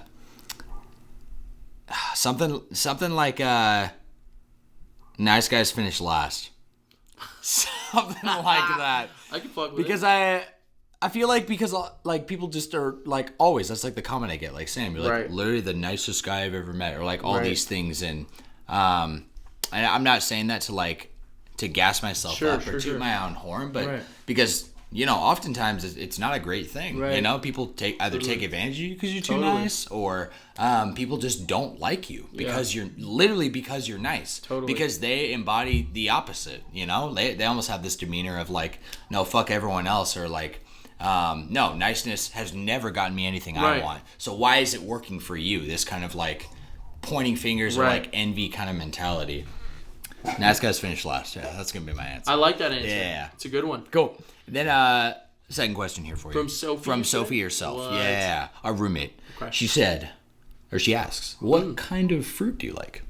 Oh. We were talking about that. Do I like? Earlier. Yeah. She said, if you ask someone what kind of fruit they like, you can learn a lot about them. That's directly from Sophie. Yeah, I'm not a big sweet guy, but also I have a weird tendency to be slightly allergic to fruit. Like slightly allergic? Apples, I'm slightly allergic to. How? They make my entire everything that touched the inside of an apple, it makes it itch. So if it touches on my skin, absolutely makes it itch. But really? After you eat an apple, my gums itch like crazy. My mouth and my tongue and my throat itch like they're irritated. So apples, I've learned that because it's funny because I've used that to my my advantage before, because in the same way we drink a little bit of alcohol, which is like it's a little bit of poison. Yeah. My dad makes this really good. It's like a tuna fish sandwich. Oh, right? True. But it's like a tuna salad sandwich. Okay. So it's just really good. You put mayo on both ends, you grill it, and then you put lettuce on both sides, and then the tuna, whatever it's called, tuna salad. Yeah. On there, but he puts a little bit of apples in there, little chunks of apples. But it kind of gives me it's so good. It kind of gives me this itch a little bit. That's like almost like I'm hungry, and so I want to have another bite. And so I'll literally be like, And it's not like too bad of an itch, but it's just a little bit for it to just be kind of good. And it kind of grows as like you're eating more? Not really. It's just like, it's almost like more of it. It's like I just get this itch. I don't know. I know that sounds really weird, but for sure. Just a little thing I've experienced. I'm going to say what I said today. Well, avocado. Avocado. Yeah. Yeah. Because that is fruit. That is probably my favorite fruit. I mean, like, fruit are good. I love bananas. You know, same. Love them. I love melons. Melons. A melon is like really good. Like what are those called? The orange ones. Cantaloupe. Yes. I love me some cantaloupe. I do love. Seriously, love cantaloupe. And then obviously watermelon. But I gotta go with like my go-to thing. If I'm like, oh, I want something, it's gonna be something that's like savory. Yeah. You know what I mean? Yeah. Or salty. I hear you. Know? I hear you. My answer's got to be bananas. Bananas. Yeah. So good. I just feel like it's because I can thoroughly enjoy a raw banana as is. Yes. I can pause. Yeah. I'm just kidding. Do you know what pause means? Pause. When you say something kind of sus. Oh. Yeah. It's sus, huh? Just a little Pause bit. real quick. I can enjoy a raw banana. Raw banana? What the heck? What the fuck did this guy just say, bro? Quote me on that, bro. Don't. I'll put that at the beginning of the podcast. You can add it to anything, you know? Yeah. Like, I'm thinking, like, we went to IHOP the other day. Oh, pancakes, right? Yeah, and that's like a Chocolate. nice, like, savory. Put it with ice cream. Oh, dude. Banana yeah, sundae. bananas go good in, like, everything. It's unreal. Banana chips, you can literally chop them That up. is so true. Right? Like, fucking make them all crispy and shit. Yeah, and then, they're good just dipped in chocolate. Remember the story I talked about over the fire, and you take the banana and you split it in half? You did. Yes. Dude. So yeah, good. banana's my answer. Yeah.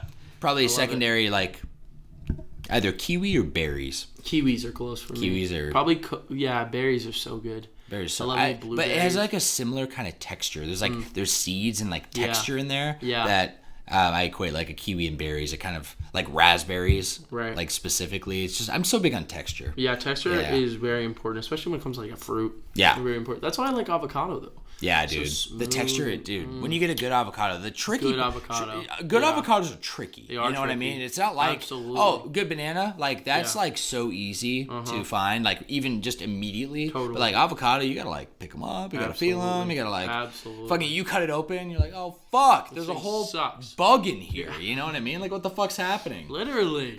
Joshua, with that being said, shall we jump to the Game Awards, my friend? The main topic Let's jump this to it. week.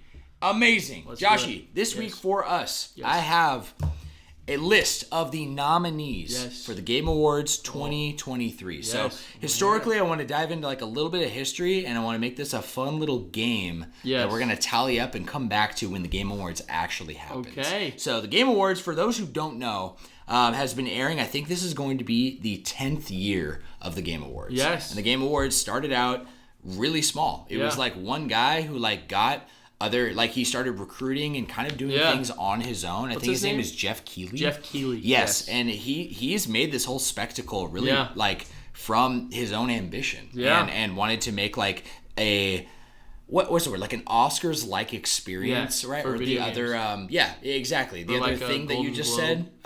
There's like that one for anime. Yeah, well that was like the it's not just anime. That's like or like shows. Shows, TV shows. That was the demand, the golden demand. The golden demand. Yeah. Okay. Or universal demand, something like universal demand. Yeah. Like that, So it's made in that kind of vein about video games and putting them into categories and really just giving games like a chance. And a lot of these really stem from reception and kind of like taking data to the consumer of what they think should be the nominees. So it's not set in stone like, oh, just because there's a big game. Like, for example, we'll see on the list here, Starfield is not a nominee for Game of the Year. Yeah. And I was kind of shocked to see that. Even though it's massive. It's massive. Yeah. But this is also a year, this year, has been so big. There's so many fucking jam-packed, man. You'll see when we go through this list. I was kind of shocked myself, and I got the description for each of these categories it has from the actual Game Awards. So I went through myself and I voted to be able to see all of these. Yeah. And I was really surprised at some of the games I saw pop up here. I'm excited. Yes, sir. This is airing December 7th. Very cool. 2023. Beautiful. So we will have our episode coming out the week after that because the 7th is on a Thursday. Right. So we will be having an episode after that covering, and we'll get our review score and then give our own game of the year, personal game of the year takes on here. But this is going to be more of a predictions list for how the event will go. Yes. And for some history here, the Game Awards 2022 that aired December 10th last year had over 103 million viewers, which is 10 up from the year before, and it's like just exponentially grown like year after year. Well, yeah, it's also so official now. The Nintendo eShop has Game of the Year nominee and Game of the Year winner for it does. You're right. You're absolutely right. Kingdom and Mario Wonder and what else was there? Odyssey. Yeah. Odyssey was also nominated. No, dude, huge. Yeah, huge stuff. So how this is going to work, that's pretty much the end of the history here. And we are going to make 3 different guesses. Okay. We have 1 guess that we are going to make our prediction guess. Yes. And then we're going to get 2 runner-up guesses. Yeah. Okay. When the Game Awards comes out and something is, we're only going to count, I don't know if the Game Awards has like runner-up awards. Yeah. I think they just give an actual award per category. Right. But we're only going off of the actual winner. I think they only do awards. I think you're right. You're right. So if the winner of the category, say for example, Tears of the Kingdom is there, and I put runner-up on Tears of the Kingdom, I'd get 1 point. Runner-ups are worth 1. If you get the prediction right, you get 3 points. Okay? For later? This is for the score coming later. Okay, cool. So for every category, we have 1 prediction and 2 runner-ups, and we're going to. I'm going to make a note in my document here the whole time we're doing it. We get to the end, and then we'll come back in 3 weeks, and we'll assess and see how we did. Let's do it. All right, let's do it, baby. Excited. We'll do this year after year. So we will start with first category, Game of the Year. Well, shouldn't you say the nominees? Yeah. So I'm gonna come down here. So I'm gonna start with the category. I'm gonna give you a description of the category. Okay. And then I'm gonna name the nominees. Cool. And we'll make our guesses. Gotcha. Should we save Game of the Year for last? Yeah, let's save it. I feel like we should. Yeah, it's the first category they had. That's what they do. Yeah, let's go to. There's 31 categories. That's crazy. By the way, it's bigger than any year before. Yeah. So we'll start with the first category here. Category number 2, it is Best Game Direction. Okay? So their description of this, awarded for outstanding creative vision and innovation in game direction and design. Okay. These are the nominees. We've got Alan Wake 2. Yes. Baldur's Gate 3. Marvel's Spider-Man 2. Yes. Super Mario Bros. Wonder. Yes. And The Legend of Zelda Tears of the Kingdom. We have 6 nominees on here. Damn. Or I'm sorry, there's 5. We have 5 nominees. Yeah. What is your prediction for Best Game Direction? Best Game Direction. If you need me to go back here, I can even like face you. No. I remember them pretty well. Damn. Well, it's tough because game direction is like how it's set up, right? Yeah. How that it was. Roxy yawning? Yeah, it was. You hear that? It was like a squeaky tire. Yeah. Roxy. Good girl. Dude, I mean, just from what I have seen from all these, I have a lot of respect for Baldur's Gate, but I think it's between, for me, Alan Wake 2 and Spider-Man 2 for direction. Right? For the way that it's going. Because, you know what? I'm just going to say it. I'm going to go with Spider-Man 2. Spider-Man 2. Because that's my baby right there. And yes, sir. That's what I want. Are you going to take that, or are you going to... What are you going for? So I... What are you I'm going to make the little annotation here. So I'm going to put 3 points on that one for Joshy. Yes. I am going to... Because again, to reiterate to you in the audience here, this is not our own personal opinion. Yes, no. This is a prediction of what will win. Yes, and also I took that because I'm tied between those two. Yeah. I'm gonna go with that one. I am going to go with Alan Wake 2. Oh yeah. I am because of everything that I've taken in on reviewers. I feel like the direction of the game is the most unique part about it. Yes. I feel like all these games have very different directions for their game, but I feel like Alan Wake 2, one, because it was like a game very much like other games in the past. Yes. It was developed for over 10 years. Yeah. People have been waiting for this, man. Crazy. And usually, I mean, as you know, like that inevitably builds hype. Right. And absolutely. this exceeded the expectations. Absolutely. I think they even, if I read right, like 4 or 5 years into Alan Wake 2, they scrapped everything because it wasn't putting out the vision of the director. Yeah, they were feeling... Yeah, and they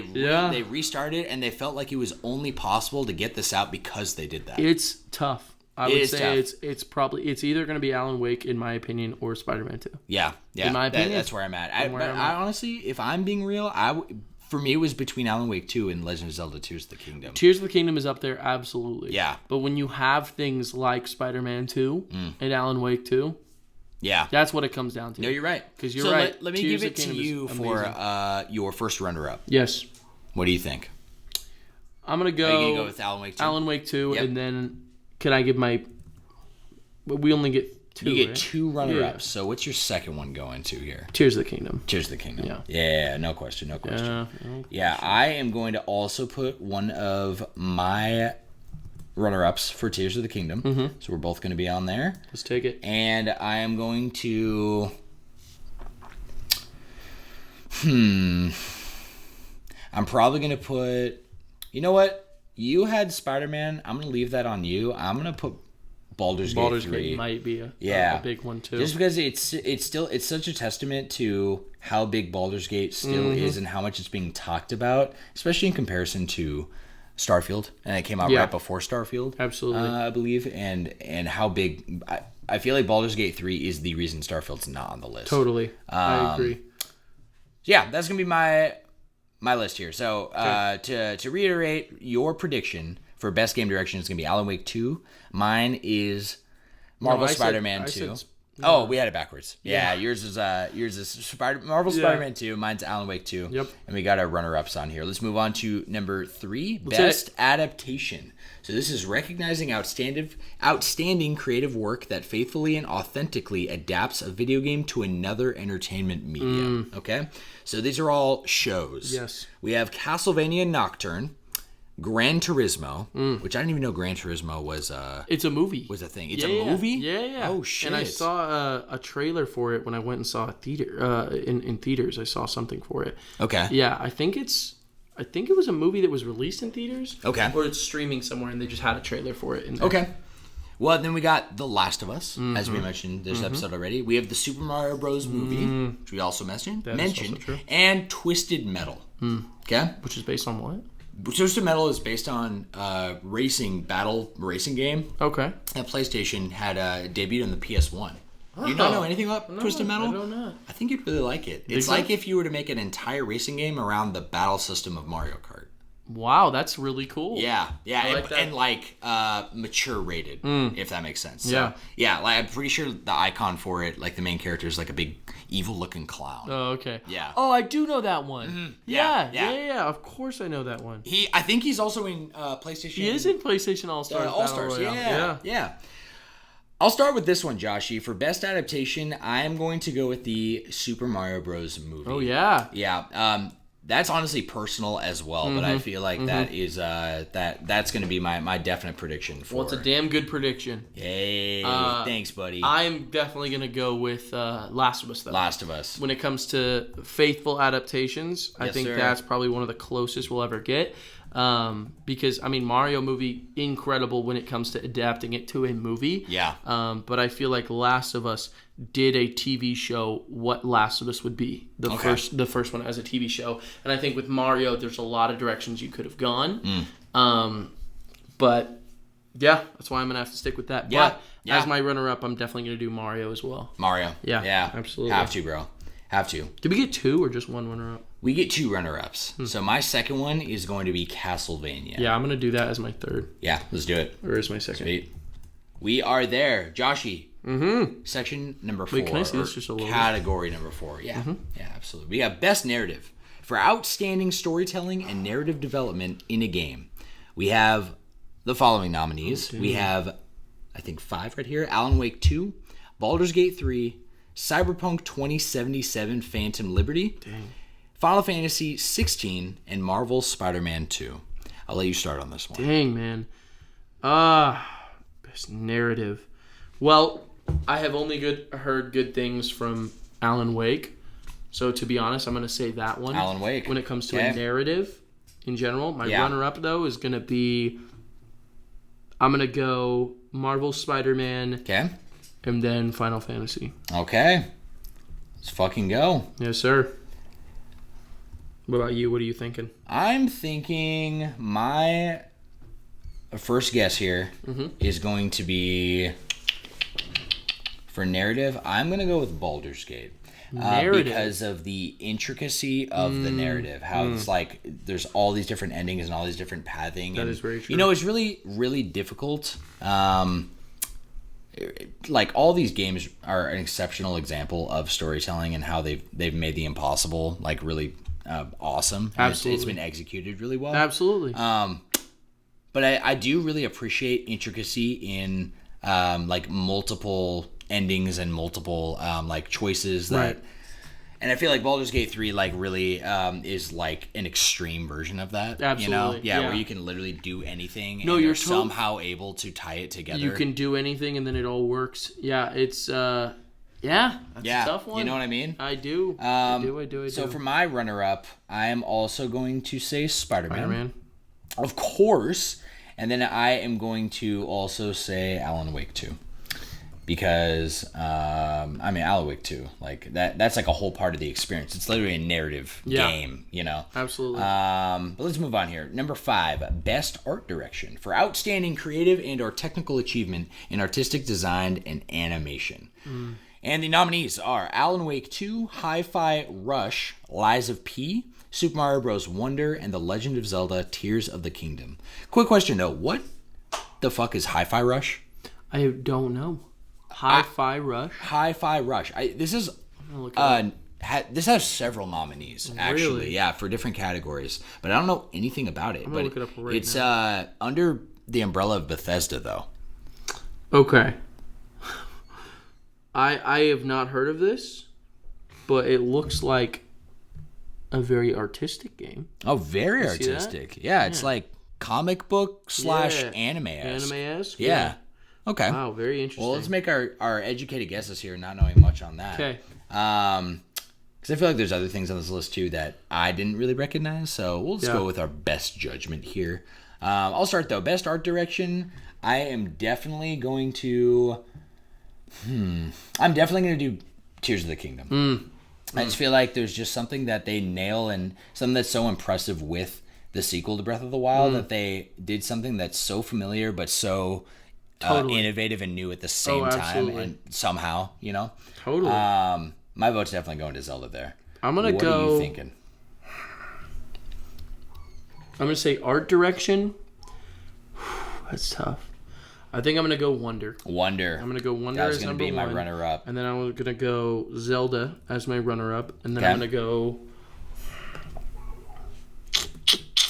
It's tough. It's very tough. I'm going to go Lies of P for my second runner-up. I'm going to say... Can I go Hi-Fi Rush? Hi-Fi Rush. Come on, gotta man. Give it a curve. Someone had to start there. There's got to be somewhere. I love it. Gotta be. Sweet. Put you on Hi-Fi Rush. We'll move on to number 6, Best Score and Music. Okay. Xenoblade. Damn, Xenoblade. For outstanding Is it on music, it's not, unfortunately. Damn. For outstanding music, inclusive of score, original song, and or licensed soundtrack. So it can include anything just as long as... really, the focus is on the score. Yeah, you know what I mean? Yeah, whether it was original or not. So... I'll have you start with this list, Joshy. For our nominees, we have Alan Wake 2, Baldur's Gate 3, Final Fantasy 16, Hi-Fi Rush, and Legend of Zelda Tears of the Kingdom. I'm going to get it started with Legend of Zelda Tears of the Kingdom. Yes, sir. That music brings me to tears. Me personally. Yeah. Which I cry over everything, I know. But I'm going to go... Are you going with it too? I'm going to go with it for my runner-up. Runner-up. Yes. I'm going to go... Runner-up. Will you hit me with Final Fantasy? Final Fantasy has some of the best music in general. Yes, dude. So, yeah, I haven't even heard a track from this game. I think if I remember right, Caleb told me the soundtrack is amazing. But I'm with you. I have no doubt. Like Final Fantasy and the team behind Square, their like quality of music is actually like unreal. Yeah. And then I'm going to go with Alan Wake as my other one. Alan Wake. Just because I know it's quite the experience, and so I know music has to be a part of that. Yes. And it's also nominated, so come on. Yeah, man. I'm going to... I wish I knew the music from Baldur's Gate 3. I have no idea. So I'm gonna make an educated guess here. Yeah. Are you gonna go with Baldur's Gate? I'm gonna go with Hi-Fi Rush. Whoa. Yeah. I just have a feeling that stylistically, just looking at those pictures for a second, I'm like, ooh, it's probably got good music, right? It's gotta be. All right, we'll stick with that. And we'll move on to number 7, best audio design. So recognizing the best in-game audio and sound design. My guess is that this is exclusive of the score and soundtrack. It's more of like the sound effects we talk about that we love in games and things. Maybe even like audio quality of the voice acting too.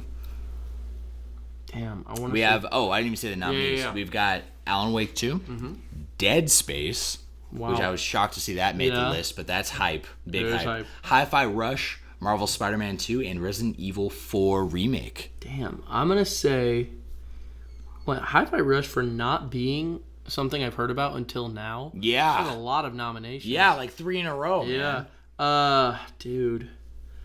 I want to say Spider-Man so bad just because they did some insane things with just the web swinging in general. They made it so that just in sound design in general, it's incredible. They made Miles and Peter's thwipping sounds all unique. Different. Yes. And then the sound of the web wings coming out and all the... But the issue is I don't know Alan Wake well enough to know if it's just like got some crazy audio shit going on. But I'm gonna because it's like a horror experience. Absolutely, yeah. I'm gonna make a prediction. Yeah. I'm just gonna say Spider-Man 2. Yeah. Because I'm very impressed with what I have witnessed, and I feel like a lot of other people will be. Yeah. You know what I'm saying? Fuck yeah, I'm with it.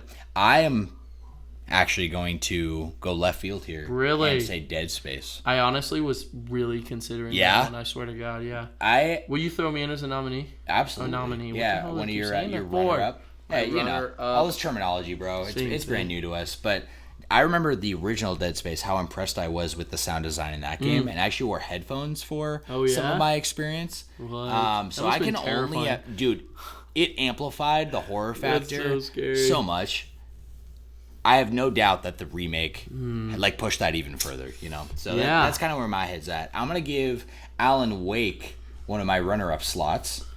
Will you throw me on there too? Yeah. Absolutely. It's perfect. And then I'm going to actually throw Resident Evil 4 for my secondary. That is not a bad idea at all. Yeah, man, I feel like go any way with those games. Not at all, yeah. Especially Hi-Fi Rush. I mean, the audio design, I don't even know. Is so good. It must be so good. It must be, bro. Must be. Number 8, Best Performance. Awarded to an individual for voice overacting, motion, and or performance capture. So this is something about an actor that was put into a game somehow.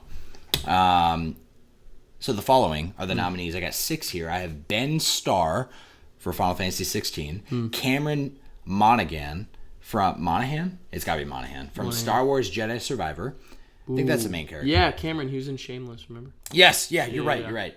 Idris Elba, Cyberpunk 2077, Phantom Liberty, Melanie Libbard for Alan Wake 2, Neil Newbon from Baldur's Gate 3, and Yuri Lowenthal from Marvel Spider-Man 2. I'm going with Yuri Lowenthal. You have to, bro. You fucking Everything have to. I've seen online already. I mean, even his performance in the first game is like award winningable, I believe. You think so? Absolutely. From the first one. And in this one, he's dealing with the black suit Peter. So I'm going to go with that one, no question. I put mine as Cameron Monaghan. Really? Yeah. Have you seen anything of what he does? Not really, to be honest. But I remember that his role was really well received for the first Fallen Order. Yeah. So my guess from this would be that, man, it was really honestly between that and Alan Wake 2. So Alan Wake 2 is going to go for my runner-up. I'm going to go that for my runner-up too, and then fuck it, I'm going to do Idris Elba. Yeah. Yeah. See what he can do. Let's see if he's got the chops. See if he's got the chops. I'll be honest with you. I was going to say Idris Elba for my runner-up, but I'm going to switch it up. I'm going to do Baldur's Gate 3, Neil Newbon. No idea who it is, but I feel like I feel good. I feel good. Feeling it. I feel good about that. Yeah. All right, number 9, innovation in accessibility. So recognizing software and or hardware that is pushing the medium forward by adding features, technology, and content to help games be played and enjoyed by an even wider audience. It's a really good description, to be honest. So for the basically accessibility features or whatnot, and all these games here, we have 6 for the nominees. We have Diablo 4, Forza Motorsport, Hi-Fi Rush, Marvel's Spider-Man 2, Mortal Kombat 1, and Street Fighter 6. Okay. I'll be honest, too. First impression of this list, I don't know anything about Mortal Kombat 1 other than people telling me the game is badass. Yeah, I know a little bit. And I don't know anything about accessibility stuff with Street Fighter 6 or Forza. Me neither. Let me say... Diablo. Interesting. It's very interesting, right? I'm going to go with... Oh, damn. Hi-Fi Rush is there again. I know. It's crazy. What's happening? I'm going to go with... Damn. All right, I'll start on this one. Please. I'm going to start with Forza Motorsport. I just have like this gut feeling in me, like because it's a racing game, like if they like make certain accessibility features in there, I feel like racing games have such a widespread community and following. You know, absolutely. I'm gonna go with. It's a great idea too. Damn, this one's tough. It is tough. To be honest with you, I'm gonna go with.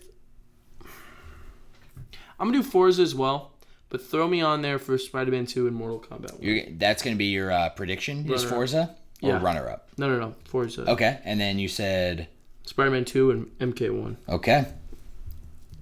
I'm running it. I'm feeling it. What accessibility features are in Spider-Man 2?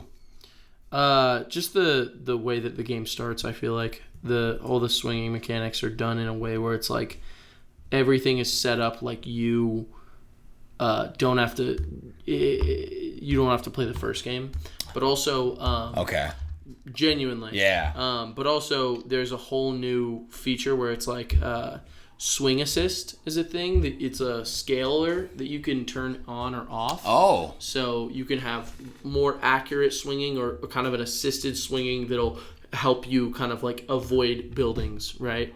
That's cool. So one way you have to be like super super intent on the way it goes, but because of that, I just feel like it should be on there. Okay. To be honest. Fair. To be honest, I put my other 2 runner-ups on Mortal Kombat 1 and Street Fighter 6. I just have a feeling too that, all right, at least one of those fighting games. If I put it on both fighting games, maybe I'll look out. Maybe. I don't know. Number 10, games for impact. So for a thought-provoking game with a pro-social meaning or message. We have for the nominees, A Space for the Unbound. Never heard of it. Never heard of it. Chance of Senar. Also never heard of it. Heard of Goodbye Volcano High.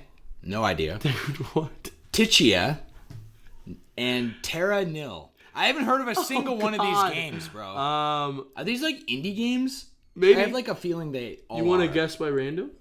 Yeah, absolutely. Right. Yeah. I'm gonna say Goodbye Volcano is gonna have the most emotional point. Okay. It's gonna break everyone's heart. I'm gonna say Chance of Senar Will you throw me on for there the same too? reasons. And then hit me with Terra B. I just feel like VI. Terra Nil? Terra Nil is what I meant to say. Got you, bro. I'll put mine under Tichia because I genuinely have no idea what that is. All right, let's go into number 11. Best ongoing game. Awarded to a game for outstanding development of ongoing content that evolves the player experience over time. So we have some familiar faces here. Apex Legends, Cyberpunk 2077, Final Fantasy 15, or 14, my bad, that's the MMO. Oh, yeah. Fortnite, and Genshin Impact. I'm going to go with Cyberpunk 2077 because most of this stuff has been free, too. Yeah. That's a great point. And then I'm going to go with... This one tough from this point on. Yeah, these I'm are going all to give big one to boys. Genshin just because Genshin. easy, and then throw me on Fortnite. Fuck it. Okay. I'm gonna throw one of my runner-ups on Genshin. And I'll put you on Fortnite, and I'm gonna add my prediction. My prediction is going to be Final Fantasy 15. Because I feel like Those guys, it's not just that Square is like I don't even know how they do it. Yeah. I know it's probably because they have a huge team behind just Final Fantasy 14, right. But they're constantly uploading like high quality content to that game, like updates to that game, you know, and a lot of it is free. And they do have these expansions that do cost, but dude, I swear to God that the fan base is some of the most faithful fan base I've seen in like completely an MMO. Agree. And also, I've heard that the best Final Fantasy narrative is Final Fantasy 14. Yeah. That blows my mind. You told me that. Oh, did I? Well, okay. Just that was the fact. Yeah, but and I've heard that like is overwhelmingly true. Yeah. It's just wild to me. Let me put my other one on Apex Legends here, because I feel like Apex is also a game that, especially because it's from the Titanfall guys, they're still going hard with Apex, and Adrel still plays Apex all the damn time. Does Adrel play Apex? Yeah. I literally saw him fucking... Was it Apex? Oh, no, it's Valorant. It's Valorant, yeah. No, Big Sam plays Apex all the time. Yeah. There are still a lot of people that play Apex. Yeah, definitely. All right, let's move on here. Number 12, best community support. I like this because I feel like these are not categories you and I would make for games, like at all, you know? So this is recognizing a game for outstanding community support, transparency, and responsiveness, inclusive of social media activity and game updates / patches. So we've got, for the nominees, Baldur's Gate 3, Cyberpunk 2077, Destiny 2, Final Fantasy 14, and No Man's Sky. I'm going to go with Cyberpunk as my number 1. Okay. And then I'm going to go with No Man's Sky and Destiny. Okay.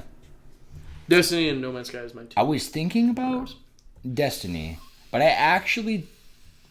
I'm not putting even a runner-up there because of the story that just broke out of the backlash of the newest Destiny expansion. You see on that? Oh, no, I did not see that. If you can change your vote if take you mine want. off. Okay. Do Baldur's Gate instead. Yeah, apparently some fans are really pissed about stuff happening in Destiny, and they're doing layoffs, and the next major update is delayed by like 5 months. They're probably not going to get that one. Yeah, we'll see what happens. Probably not. We'll see. Well, I'm sorry, what did you change it to? Baldur's Gate? Yeah. Okay, got it. I will put on my prediction for best community support, probably, oh man, I feel like Cyberpunk's the winner. But to make it spicy, I'll put it on Final Fantasy 14. And I will put my runner-up slot for Cyberpunk 2077 and for... You know what? Fuck it. I'll give it to Destiny. What? Yeah. They're not going to win, though. Yeah, I'm just going to put it on there so we have a vote on every different category. All right. To be honest. I'm not really sure how No Man's Sky is on there because they absolutely got dogged on at the launch of No Man's Sky. Yeah, but the same thing with Cyberpunk 2077. You're right. But there's a community that still loves it. Like, it's very, very, like, beloved. You know what I mean? And there's a lot of people saying they're basically saying the same thing about No Man's Sky that they were saying about Cyberpunk 2077, which is that it's playable now, is what they're saying.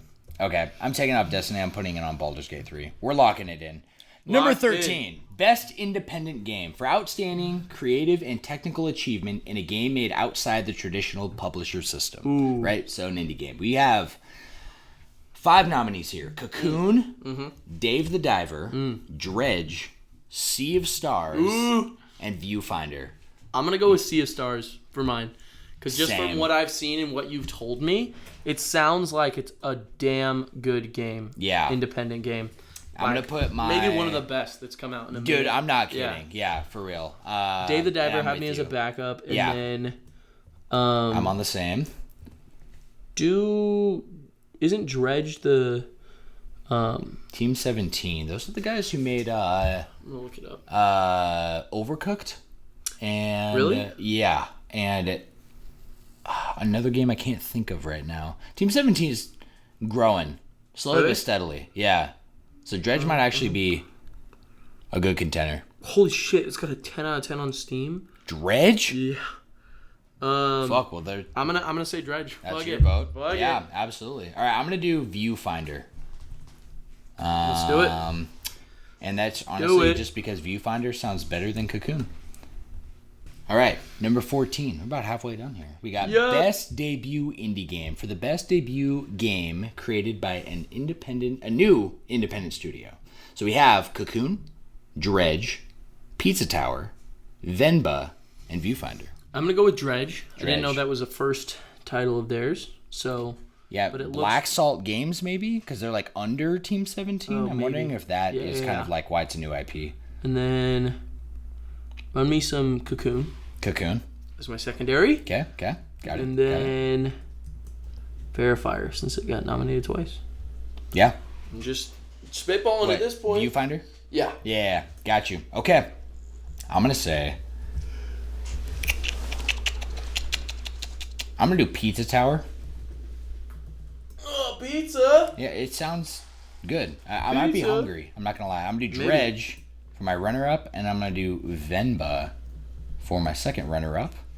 Number 15, best mobile game. For the best playable game on a mobile device, we have Final Fantasy VII Ever Crisis. That's where my vote is going to go. We've got Honkai Star Rail, Hello Kitty Island Adventure. What? Hold up. Hello Kitty Island Adventure? Yeah. Remember that week when I literally was on the cast and I said something like, how is Hello Kitty Island Adventure the top of Apple Arcade right now? Whoa, I'm gonna go Final Fantasy 2, by the way. We also have Monster Hunter Now and Terra Nil, but you're gonna go with. I'm gonna do Final Fantasy as my vote. Okay. And then I'm also gonna do Monster Hunter and Hello Kitty. Okay. Fuck it. Yeah, I'm actually also going to do Monster Hunter here. No Hello Kitty? No. I honestly I can't do that just for my own pride. I have to say Honkai Star Rail. I have no pride. So. No, true.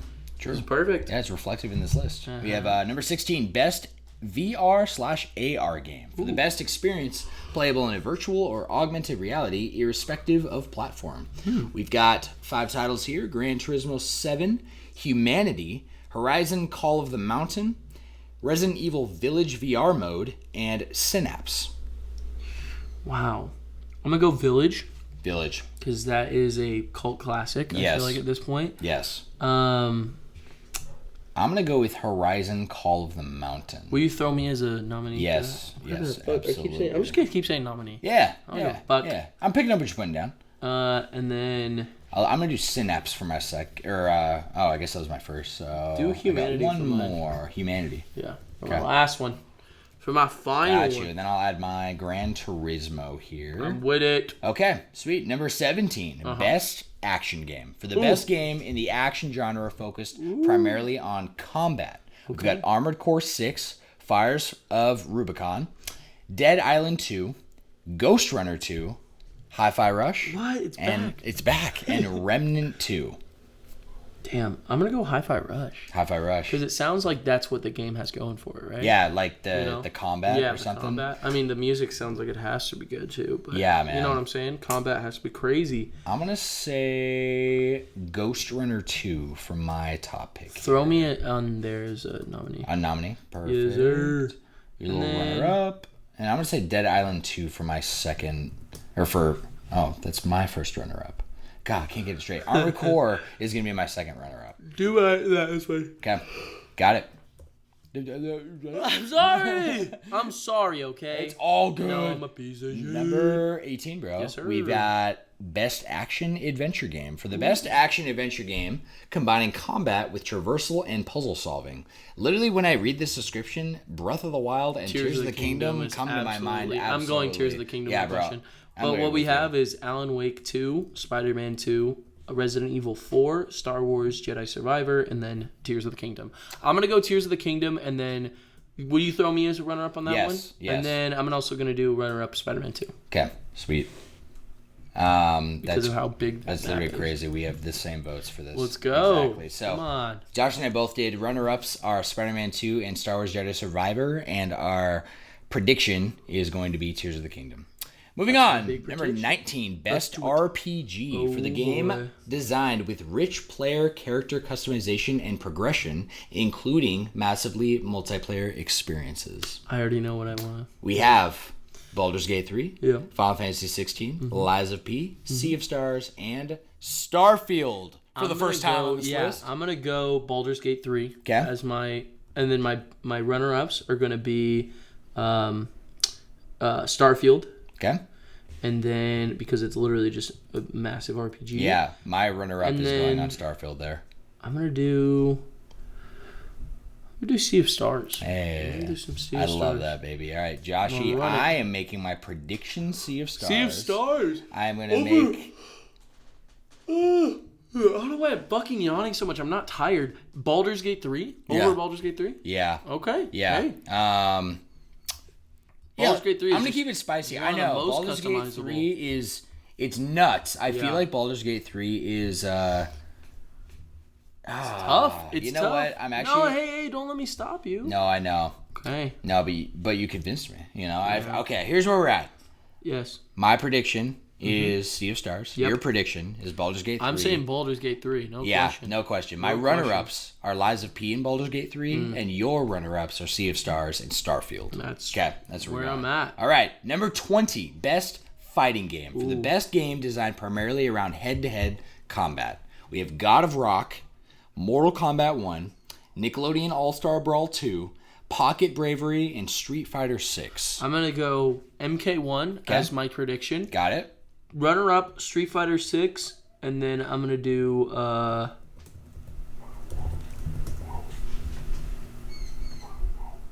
Pocket Bravery. Pocket Bravery. Let's do it. All right. Let's do it, Well, I'm man. going to make my runner-up Nickelodeon All-Star No Brawl 2. way. I know. But I have to have some faith. You know what I mean? For sure. I feel like I that's hope where so. I'm at. And I'm going to give Mortal Kombat 1 and Street Fighter 6 my runner-up positions.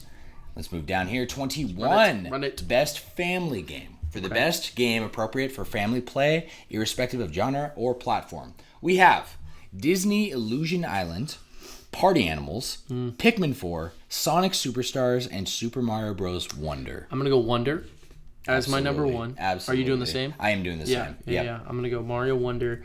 And then I'm going to say... I know I've heard good things about Party Animals. Yeah? But I think Sonic Superstars has more of a pull to the family. That's where I'm putting... I'm going to go one of those. That's where I'm putting one of mine. And then, fuck it, Party Animals. Okay, See what fuck we it. get. And I'm going to put my last runner-up under Pikmin 4. It's not a bad one. I was considering those two. You got it, baby. Okay, 22. Best sim/strategy game. So best game focused on real-time or turn-based I wrote tune. Turn-based simulation or strategy gameplay irrespective of platform.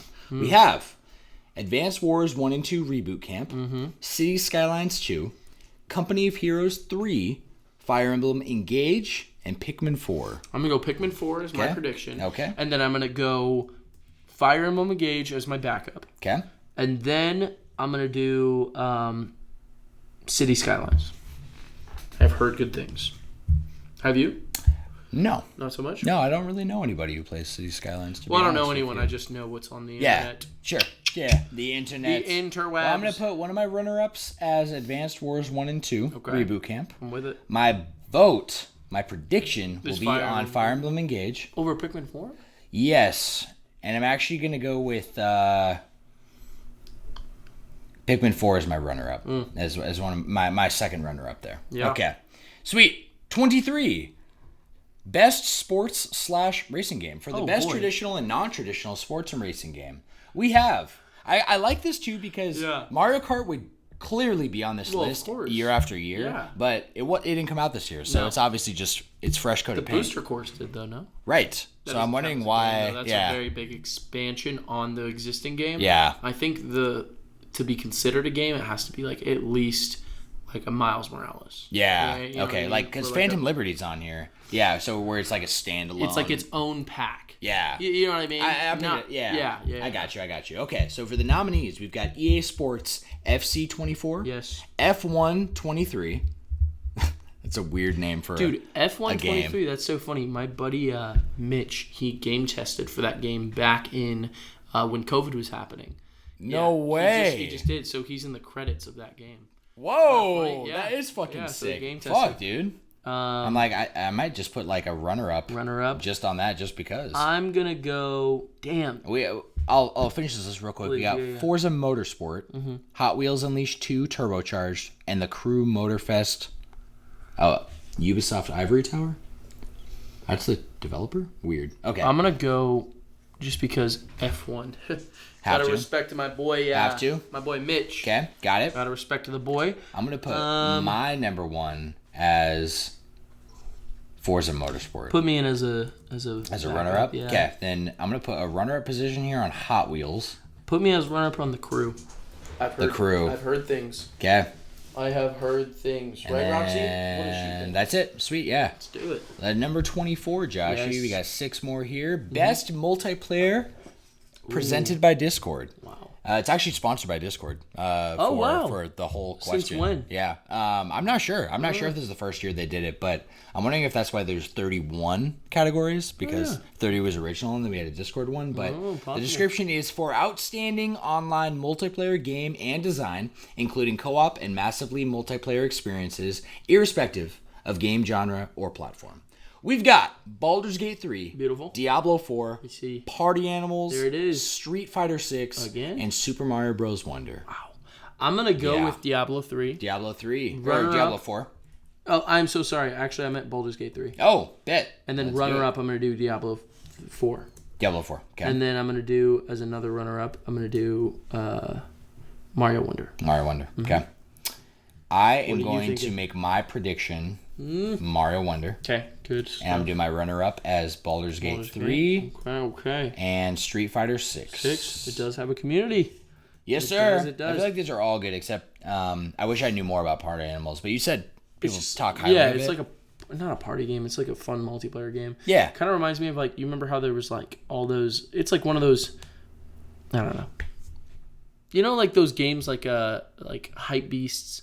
And then, like, it's like those fun multiplayer games where it's like little things like that, but people just love it. Yeah. It's one of those. Okay. But it looks really fun. I got you. Yeah. It looks really fun. Okay. What's like the gameplay?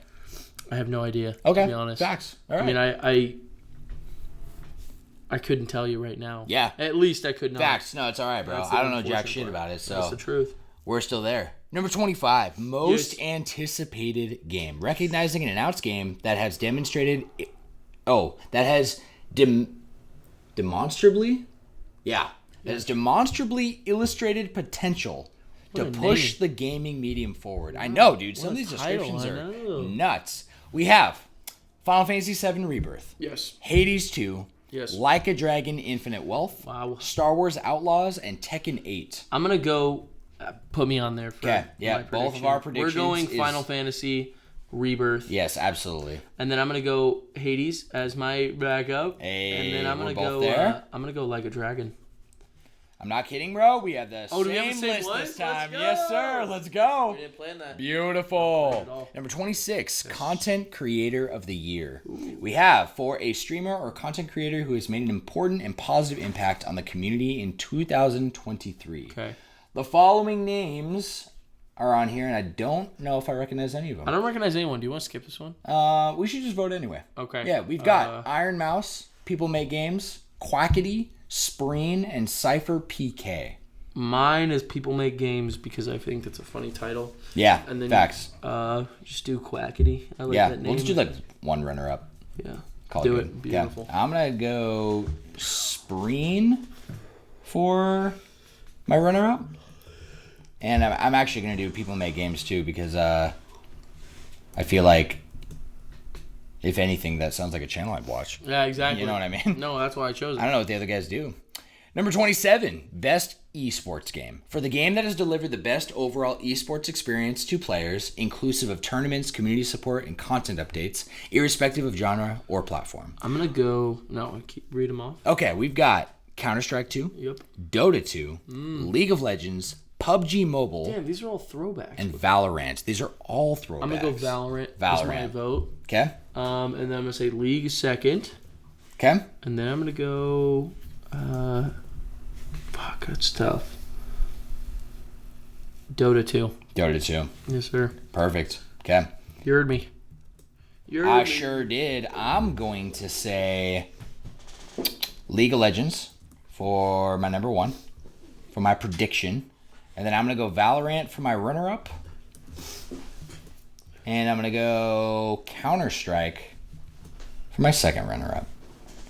Let's move on here. Number 28. Best esports athlete. The esports athlete judged to be the most outstanding for performance and conduct in 2023, irrespective of the game. Okay. We have Lee Faker Seong, I'm not sure how to pronounce his name. I know he's South Korean, though, and he was one of my favorite players when I was playing League of Legends. Really? So I'm actually just giving him Go a vote straight off for the bat. him. Yes, sir. We have Matthew Zwu Herbot and Max Demon 1 Mazanov, Paco Hydra Ruziwiz, Park Ruler Jehyuk, and Philip Imperial Hall Dozen. I'm going to follow you on this one. Yeah? I don't know too much about the gamers themselves. Yeah. Are you going with Faker? Yeah. Okay. Sounds good to me. It also reminds me of Faker. You're Yo. not even good enough to... I'm going to give those words. Literally. I love it. And then my runner-ups are going to be probably Ruler. Okay. I'm thinking the same thing, bro. Yeah? Okay. Sounds good to me, bro. And then I'm going to do Demon 1. Me too. Wow, okay. Wow. Same spot. We're here. For not knowing really any of these guys. We're there, baby. 29. Best esports team. Okay? Recognizing a specific esports team. Yes. Quote, not the full organization. Judged the most outstanding for performance and conduct in 2023. We have Evil Geniuses for Valorant. Yes. Fnatic for Valorant. Gaming Gladiators for Dota 2. JD Gaming for League of Legends. And Team Vitality for Counter-Strike. Actually, I do know Fnatic, so I'm going to go with that one. Fnatic. I don't know if they're good or not. Yeah. But They get my runner-up vote. They get yours? Yeah. I do know Fnatic from League 2. Fnatic really? was pretty big for a while. Really? I think Shy watches them. Yeah? Yeah. Yeah. I wouldn't doubt. I'm going to put my second runner-up on Evil Geniuses. I'm going to do mine as JD. JD. And then Team Perfect. Vitality. And then Team Vitality? Yeah, that's me. Okay, perfect. My prediction is going to be JD Gaming. Oh, yeah? Yeah, that's where I'm putting my vote. I'm with that. Perfect. Number 30, best esports coach. Okay. This esports coach judged to be the most outstanding for performance and conduct in 2023. We have, I'm just gonna read the their like usernames. Basically. We have Potter, Zonic, Gunba, XTQZZZ, and Hom. I will say real quick too. There was a mini news article last night that ZTQZZZ, or XT, whatever. Yeah. He's the like coach for Team Vitality for Counter-Strike. He put out a tweet seeing that he was nominated, and he said, "Take me off this shit." So what? I think, yeah, it sounded like I'm gonna vote for him. He's not gonna be a part of it. Dude, was what I was vote saying. me for so him, you want to bro. vote? Okay. Yes. Yeah. No, you have to. This guy sounds hilarious. I know. Why does he not want to be a part of it? That's a good question. I don't fucking know. I have no idea. I think a part of the tweet he put out was like, well, considering I did nothing for my team this year or something like that, I shouldn't be here. So take me off. Yeah. Man, that's crazy. I know. Kind of wild. You know what? I'll do it too. I'll follow suit. I'm going for it. Yeah, I'll get my runner-up vote. I'm going to put Hom, the coach for JD Gaming. I'm going to put him I'm gonna as do Hom my too. guess. I'm not even kidding. For your guess? Yeah, because I did JD Gaming. Yeah, let's fucking go, baby. And They're my then boys. I'm going to do Potter, the coach for Evil Geniuses for Valorant. I'm going to put that as my second runner. I'm going to do the Zonic. What's wrong, boo? All right, Joshy on Zonic.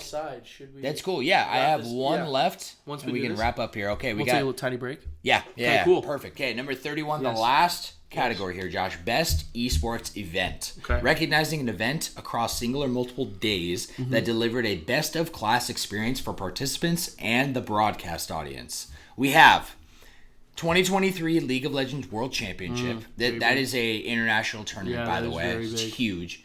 Blast.tv Paris Major 23. Evo 23. The International Dota 2 Championships 23. And Valorant Champions 23. I'm going to go League and then Evo and Valorant. Okay. Because I know Valorant was huge this year. Then my vote, my second one's going to go on League for my runner-up. My first one is going to be Evo. You said that was a runner-up for you, right? That was me, yeah. Yep, perfect. And then my second one here, you said Dota 2? No, I said Valorant. You said Valorant. I'm going to put mine as Dota 2 for my second runner-up. I'm going to put Valorant for you. Valley. Sweet. Joshy, that completes the list here. I have a bonus round I want to throw on here. But before we do that, let's take a break real quick. Take a quick break. Okay? I'm with it. We'll come right back. All right, we are back. Joshy, I've got a bonus round for us, okay? So I'm scared. This is going to further add to our score when we come back to this list for the Game Awards. I see. But I wanted to, the Game Awards notoriously has, top tier announcements during the show. That is the truth. And sometimes it's unbelievable what's announced. You know, it could be something from Nintendo. It could be something from I think Kingdom Hearts 3 or something was unveiled at Game Awards. Huge announcements have happened in the past.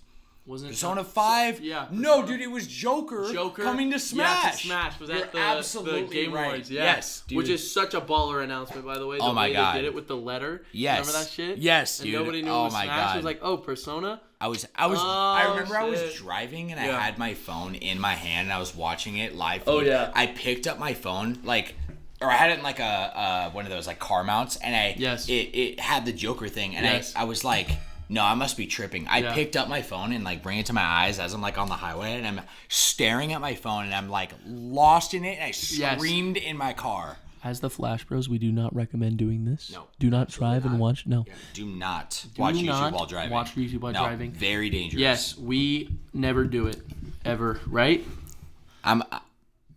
That's a hard one because I do. I watch so much. I'm a bad example, bro. On the road, I'm really? Terrible. Yeah.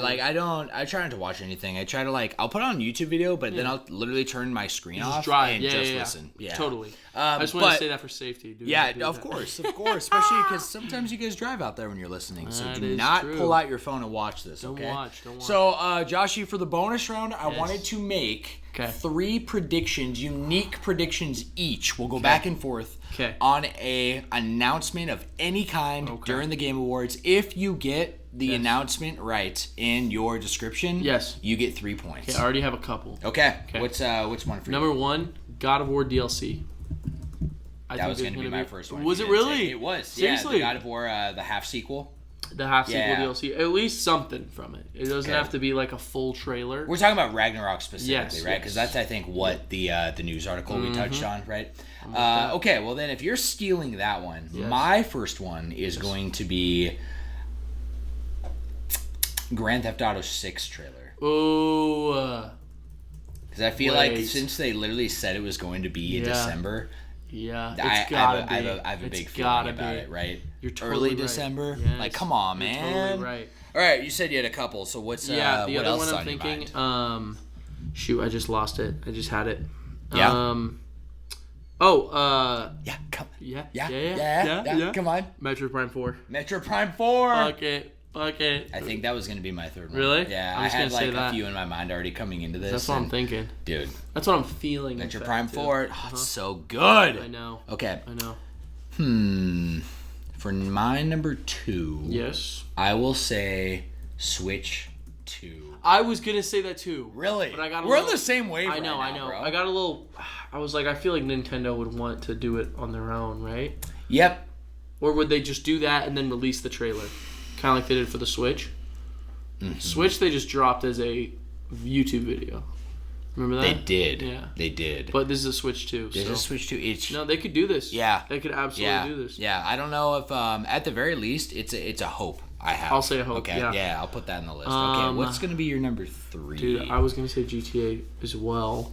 We're there. So, fuck. Let me think real quick. That's why I stole it. Yeah, of course. Yeah, dude. Of course. I want those points. There's rumors of a John Wick anime. So I'm going to... John Wick anime? Well, I guess that's not a game at all, huh? But it's game related, and the show already... No, but it's not a game, it's a show. I mean, it's a movie. Oh, it's true. Yeah.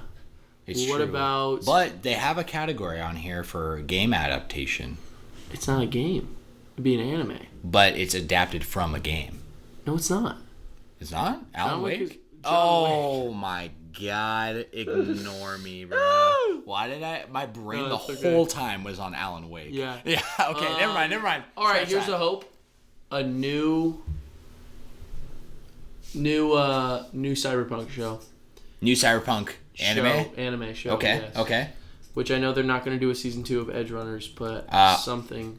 I didn't even mention that I finished Edge Runners. Bro, what? Yes, dude. You didn't tell me this at all? Last week with Reese, because Reese and I have been watching like 1 or 2 episodes like every week he comes over. We just finished it. Holy shit. That is like one of my favorite anime of all time, I swear to God. Really? I don't know if I could say the same about It's definitely top 10. But it's gotta be top 10. Awesome. Dude, I've seen it like 5 times now. Yeah. All the way through. Oh, I forgot you've seen it so much. I've watched it like 5 times because it's that good. I recommend rewatching it. Yeah? Yeah, because you'll see things that you don't recognize. One of my favorite things, slight spoilers, I'm not going to say what happens exactly, but one of my favorite things was one of the first things that David looks at on Maine is his hands.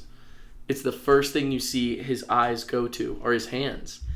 And you remember what he says to Maine? No. What did you say to me? You don't remember? I don't. You gotta rewatch it. I gotta rewatch it, obviously. Okay. I don't want to spoil. No, it's okay. Yeah. But there's just a lot of good stuff. Wow. Yeah. No, dude, that show is very tight-knit. It's so tight-knit. It's like 9 episodes. Yeah. For as short as it was, like Adam Smasher too, dude. Promised Neverland type, like depth That's what I'm and saying. vibes. That depth, yeah.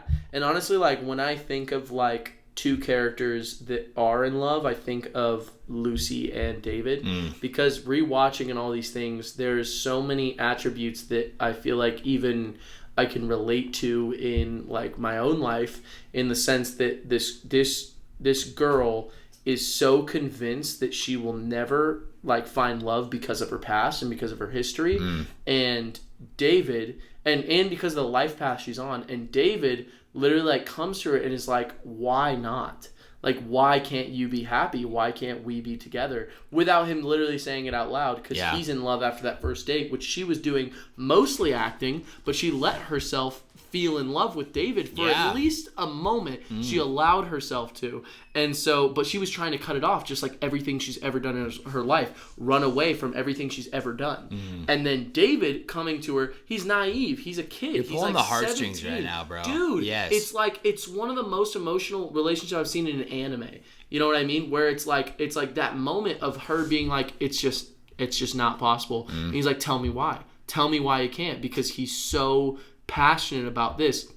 And there's a moment where it's like when they're on the building together, and he's like, tell me why. And she's like grabbing her head because she doesn't have an answer. And he literally says the perfect thing that she needed to hear her entire life, which is, I'll take you there myself.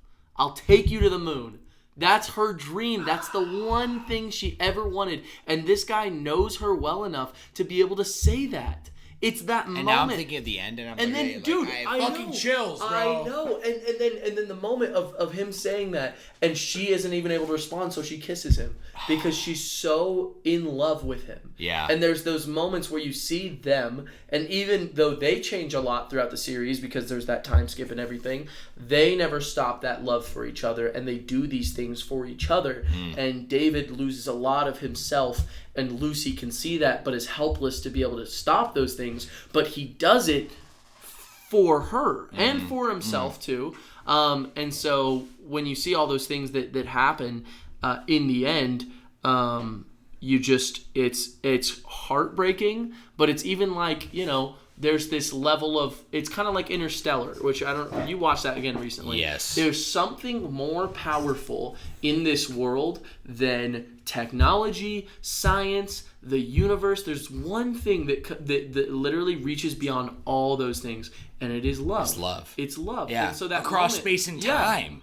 David, I'm not going to spoil the ending, but that moment where he's all decked out in that thing, you know what I mean? Yeah. And he's all out of the juice. psychosis, whatever it's called, his medicine, and she is able to grab hold of him, with just a kiss and see, and he becomes conscious again, and there's this level of like just beauty that comes with that moment and that whole series and what it's trying to say about David and Lucy and all these characters that are a part of this whole thing. You know what I mean? All the edge runners and everything that they go through, Maine included, who is like my favorite character. And talk about what we said before, a main character doing the impossible. Absolutely. You know? Yeah, absolutely. No, dude, you can't, from the beginning, you're going to croak. You're going to die. Like, next episode. Exactly. Yeah. You are not going to be able to fire up the freaking Sandevistan. Right. That's but even impossible. before that, the Sandevistan, Oh, yeah. you can't even handle these meds. You can't make handle it. this equipment. Yeah, you can't it's going to kill you, you know? Yeah. Like, no, I'm the chosen one. It's about time that I'm I special. chrome the fuck up. And that is such a fucking line. Yes. Such a fucking line.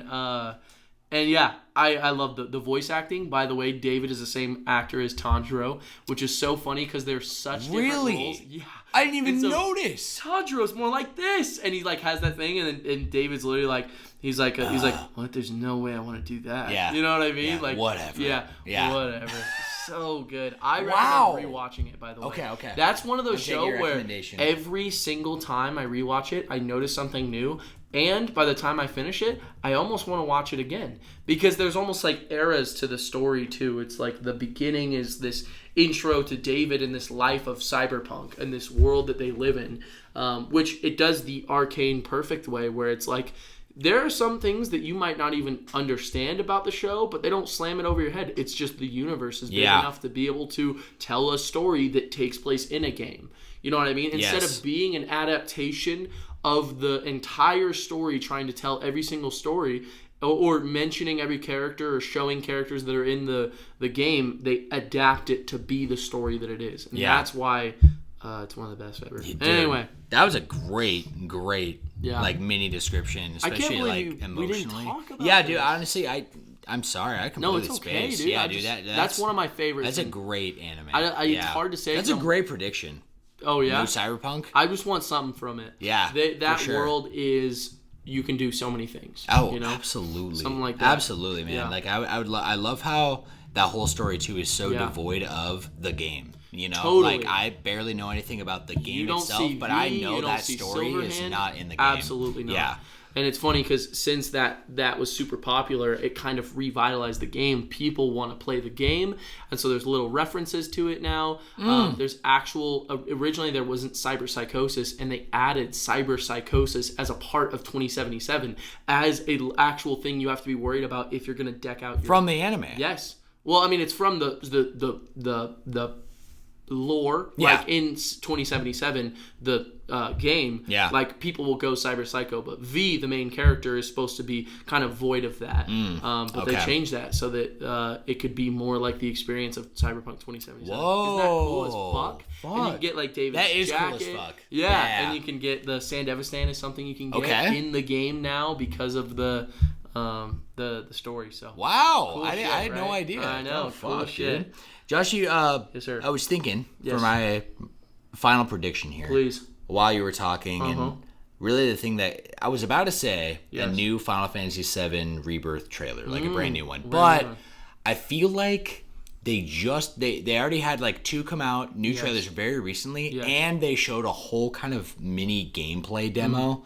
So I feel like it's more likely we get a new Persona 3 remake trailer. Oh, yeah. Yep, that's where I'm great going. Prediction. Yeah, and I feel like that because I feel like Atlas made an announcement last year, and they made that Joker announcement. And I'm like, all right, I feel like I put my money on Atlas, bro. They are, bro. Atlas is in on like anything. Yeah. They're perfect. All right, Joshy, should we wrap this up, my friend? Let's wrap it. Yeah, let's do it. Okay, we've got Telegram, brother. Yes, we do. For a few write-ins this week. Telegram. I actually have 3. Telegram. Whoa! Yes, sir. Yeah, we got 3 community. write-ins. Oh, what a beautiful I lied. We got 4. Whoa! Community. I know, bro. Amazing. Thank you guys so much for writing in, by the way. We really love it and appreciate it. So much love. And I know, like, you guys love it when we spark a conversation from your guys' subjects. We love it. The first one I got here, we absolutely love it, man. It. The first is by Austin. Austin asks, what is the worst video game you've ever played? In my life? Yeah. What like comes to your mind for like oh my god, worst video game ever played?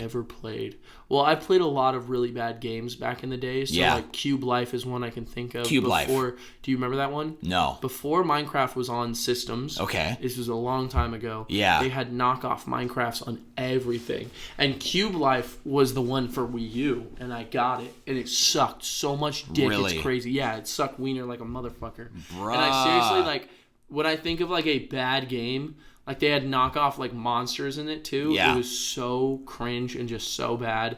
There's also a game on Wii U called The Note. Did you ever hear about this one? No. it was a game where it's like a horror game where you have to pick up notes around, kind of like Slender Man, but it's around like this house. Okay. But the developers never put a monster in it. It's just a vibe fest. Can you believe that? What? There's no actual. No, there's no threat. You can't lose.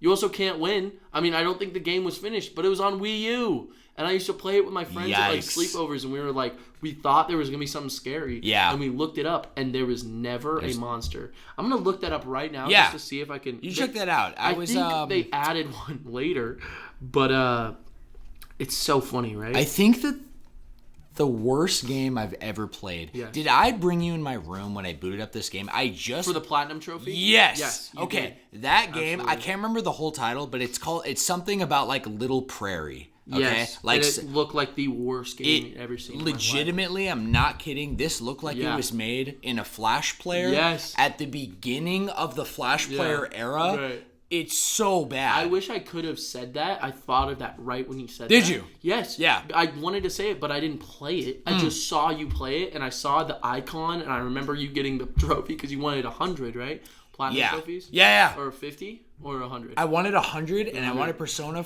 5 Royal to be the 100th. Yeah. So I got a silly platinum just to get that 99 because I had 98. That is so fucking funny, bro. I'm not kidding. One of the worst games I've ever seen. Not only is it literally terribly designed, it's not fun. It's not like this a game. No, dude, it's literally not a game. And then like the animations, it's so piss poor. It looks literally like a 5-year-old made this game. Absolutely.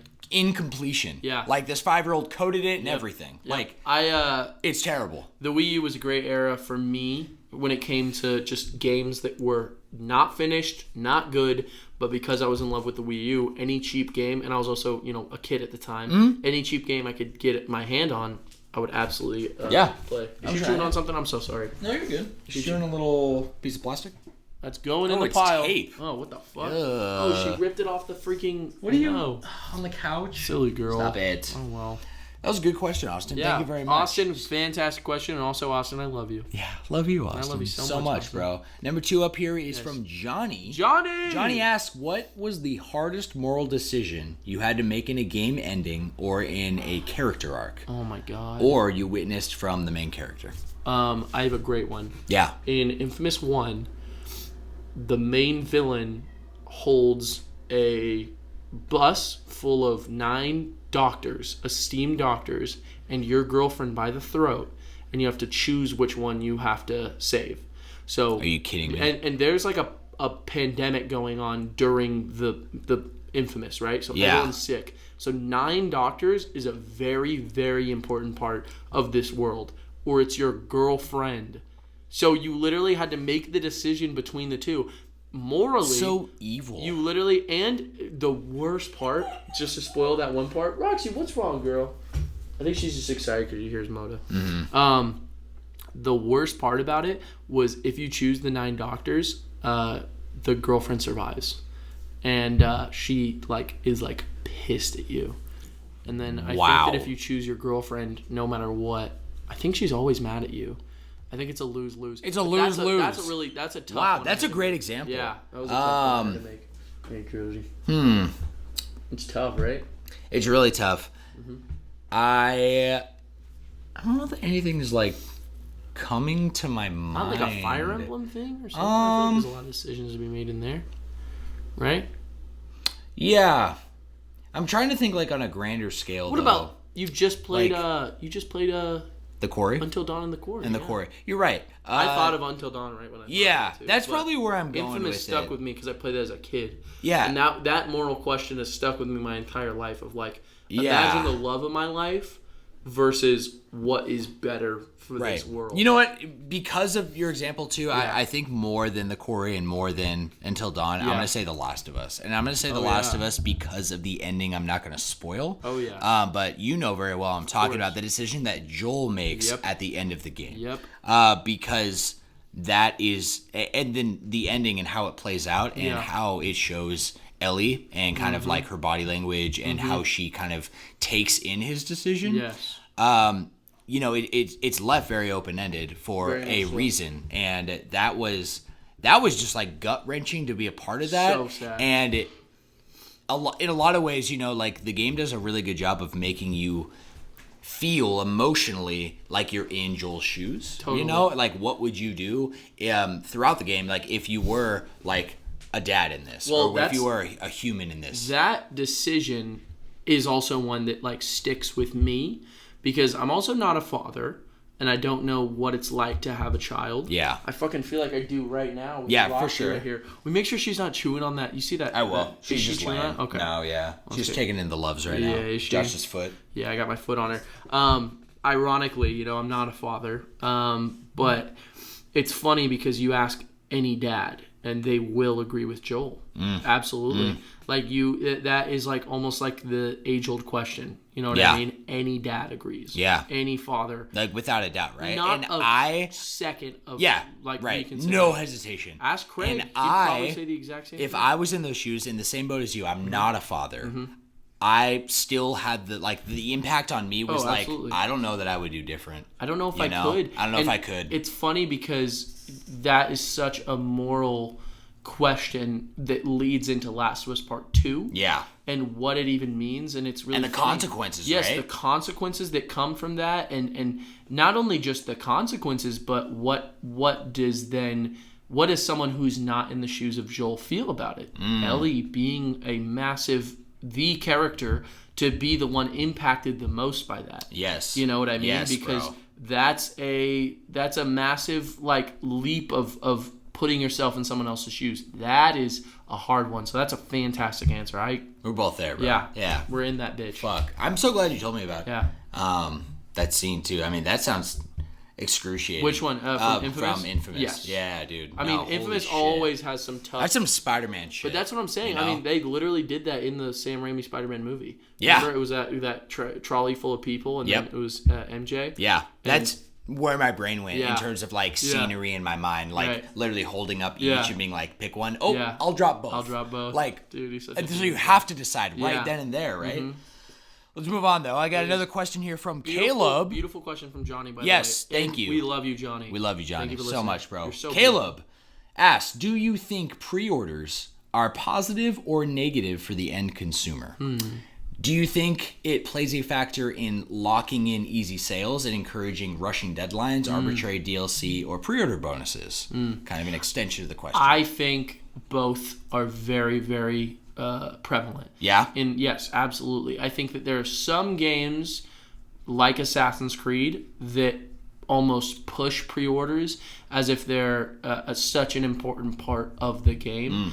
Even pre-order bonuses, I love me some pre-order bonuses. Smash had a pre-order bonus, which was Piranha Plant, and that was so much fun. But that, I think, in the knowledge of that being a possibility is just not, it's not good. You know what I mean? I think companies will take whatever they can, especially shitty companies. Yeah. Will take what they can, and they will not give a fuck, like, truthfully, if it affects the game negatively. That's just a part of what I think, is kind of happening in our gaming ecosystem. Yeah, you know what I'm I mean? with you. I actually, my specific answer is kind of like along those lines and a little different. I would say that I feel like it really, if it's affecting us negatively, it's from the big boys. It's from the big publishers, right? Absolutely. Where they're looking at everything as business. Absolutely. Right? And that is prevalent in pre-order bonuses and collector's editions up the wazoo. Absolutely. It's like way, way more than it ever was. And I know it's because of pre-orders and what publishers have even said on PR as far as like pre-orders and how important it is to the sales of the game and whatnot. And to the contrary of Smash, though, what made Piranha Plant unique with Ultimate and what I liked Nintendo did, because Nintendo I don't think falls to this like ever. I don't think if they have a pre-order bonus, like for Pokemon, for example, it's small. It's like, here's a little item, or here's some 10 Pokeballs. That's what I'm saying, bro. Sure, I'll take that. But with Piranha Plant, you didn't have to pre-order it. Exclusive. It was if you played the game on your Switch within the first like 2 or 3 months of the game. So they really, like, that to me tells me they weren't like incentivizing. You're very right, though. I thought it was a pre-order bonus, though. Yeah, I thought it was too. Yeah. When it was like first coming out, and then because they made the announcement, I think, of Piranha Plant. Remember that ridiculous trailer? Loved and it. then they put out a press release about it, and in that, I was like, oh, you didn't have to pre-order the game to get this. You just needed to play it. And also, it wasn't exclusive. It was you would get that for free. For free. Which is also pre-order bonuses can legendarily be fucked. Yes. Because you don't get the game in the fucking first couple months it's announced.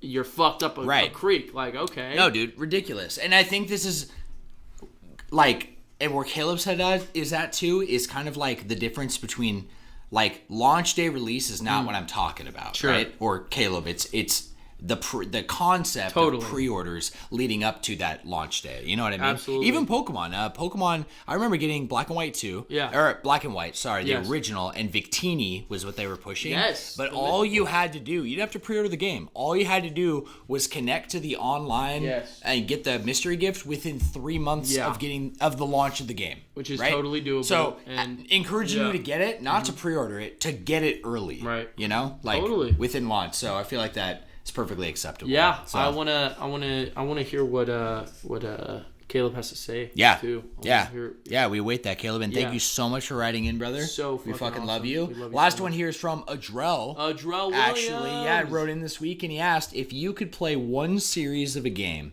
for the first time all over again, what would it be? Oh, my God. Wow. That's an amazing question. Incredible question. Yeah, such a good question. I have my vote locked in. Yes. Yeah. You want to hear it? Yeah. It's Xenoblade. I was gonna without say a question. I was gonna say it. Dude, we're on the same wavelength, bro. I'm not kidding. It's without a question. I have another consideration, though. Yeah. Let's hear it. Last of Us. Last of Us. Seriously, one of the best experiences I had as a game. But truthfully, Xenoblade. I mean, but it was so perfect the way we played it. You know? Yeah. I mean, I really would never want to redo that because at the time it was so perfect. Yes. Me beating 2 and then you getting into 1 and then me getting back into 1 and then I remember the moments when you would come into my room and you're like, bro, the craziest shit just happened. I'm like, I can't wait to see it. And then I would go to your room and I'm like, bro, this is some of the craziest shit I've ever seen in any fucking game ever. Like literally, you know what I mean? No, I'm with you 100%. But I wouldn't trade the experience that we had with Xenoblade ever again. Yes. But I would love to relive how I emotionally felt going through that journey all over again. Absolutely. Yeah. And I'm still excited because I still have hi baby girl. What is she doing? She just wants to play. She doesn't like sitting anymore. No, you're tired of sitting. Hey, Daddy, come take me on a walk. Yeah. Come on. I'll be done soon. Don't worry, girlie. It'll be okay. Pause down. So I would say that or Last of Us. Yeah. I mean, there's so many beautiful experiences. I would never redo Breath of the Wild. Yeah. But that experience of that whole game. Yeah. Seriously, up there with one I would be considering. Yeah. Breath of the Wild. Maybe some other Zeldas too. Yeah. Those Zeldas are seriously so special. Zelda, I definitely thought of it as a whole. I almost said the whole series. Yeah, because I was thinking of Zelda and Pokemon, but then I was like, well, there's a thing with Pokemon now, and especially with how complex it is. Yeah. I don't know that I'd want to be a new fan all over again because I'd have to relearn so much. I felt like I was learning as Pokemon was evolving. Totally. Right? Totally. And I value that, right? Yeah. And there's something even with Zelda and puzzle solving and things. But man, experiencing Breath of the Wild or Ocarina of Time or Wind Waker for the first time again would be incredible. Skyward Sword too. I love that that mystery of I mean, now that I've beaten it and I'll replay it, but it's I know what beats I'm gonna hit. Yeah. Just the feeling of not knowing, when I first played it on the Wii and not knowing. I remember I can't get this image out of my head. I'm like, it's okay, girlie. You'll be out soon. Sorry, she's not a very good podcast dog. No, it's all good. She wants to move on. She looked right at me, too. I know. She looked at you and winked and said, Sam, please let me go. Please. But that one temple where you have to swing across the vines and it's got this light coming in. It almost looks like a chapel with the... Dude, I can't get that image out of my head when I think of video games. I just Are you talking about Skyward Sword? Yes. Oh, I don't know what you're talking about. So, yeah. But I love Skyward Sword. Fuck yeah. Like, Zelda might be my answer, just because, and then also Tears of the Kingdom. Yeah. It all umbrellas under there, so I feel like Zelda would be an amazing answer. Seriously? Yeah. Oh my gosh. I'm with it. And imagine the whole series, you don't know what's happening, and then what if you're like, I'm going to go through the timeline? Imagine. Yes, and then you could watch a video on how it connects each time, and then try to stay away from spoilers. Yeah. I might say Zelda. Yeah? Just because I played those games so out of order my entire life, imagine playing that game in order. You know what I mean? Yes, and being bro. like, I'm going to choose which timeline I'm going to go to. Yeah. Right? Yeah. You know what I'm saying? You know what I'm going to add on to that too? Yes. And say that for you and Yes. what you're talking about with Yes. Zelda, Yes. I encourage you actually to play Ocarina of Time Master Quest. Because that truly is playing Ocarina of Time all over again. Yeah. It's reversed, right? It's reversed, like mirrored. Yeah, mirrored. And the dungeons are completely different. Really? Yeah, like the layout is the same. Yeah. But doors will be there and locks that weren't before. Interesting. Enemies will be in completely different spots. Yeah. Like it's like same but different. It's crazy. And especially with puzzles. The puzzles are all brand new. Yeah. Wow. I unlocked it on my 3DS, so I still have it. Yeah. But, I went through it once. Maybe it'd be fun. Very fun. You beat the whole thing? Very difficult. Yes. Oh, wow. Yeah. I wanted to beat it all the way through without looking up anything. Did you? I didn't look up anything. Oh, wow. Yes, sir. Look at you. Accomplished that goal, baby. Yes, Same you thing with did. Majora.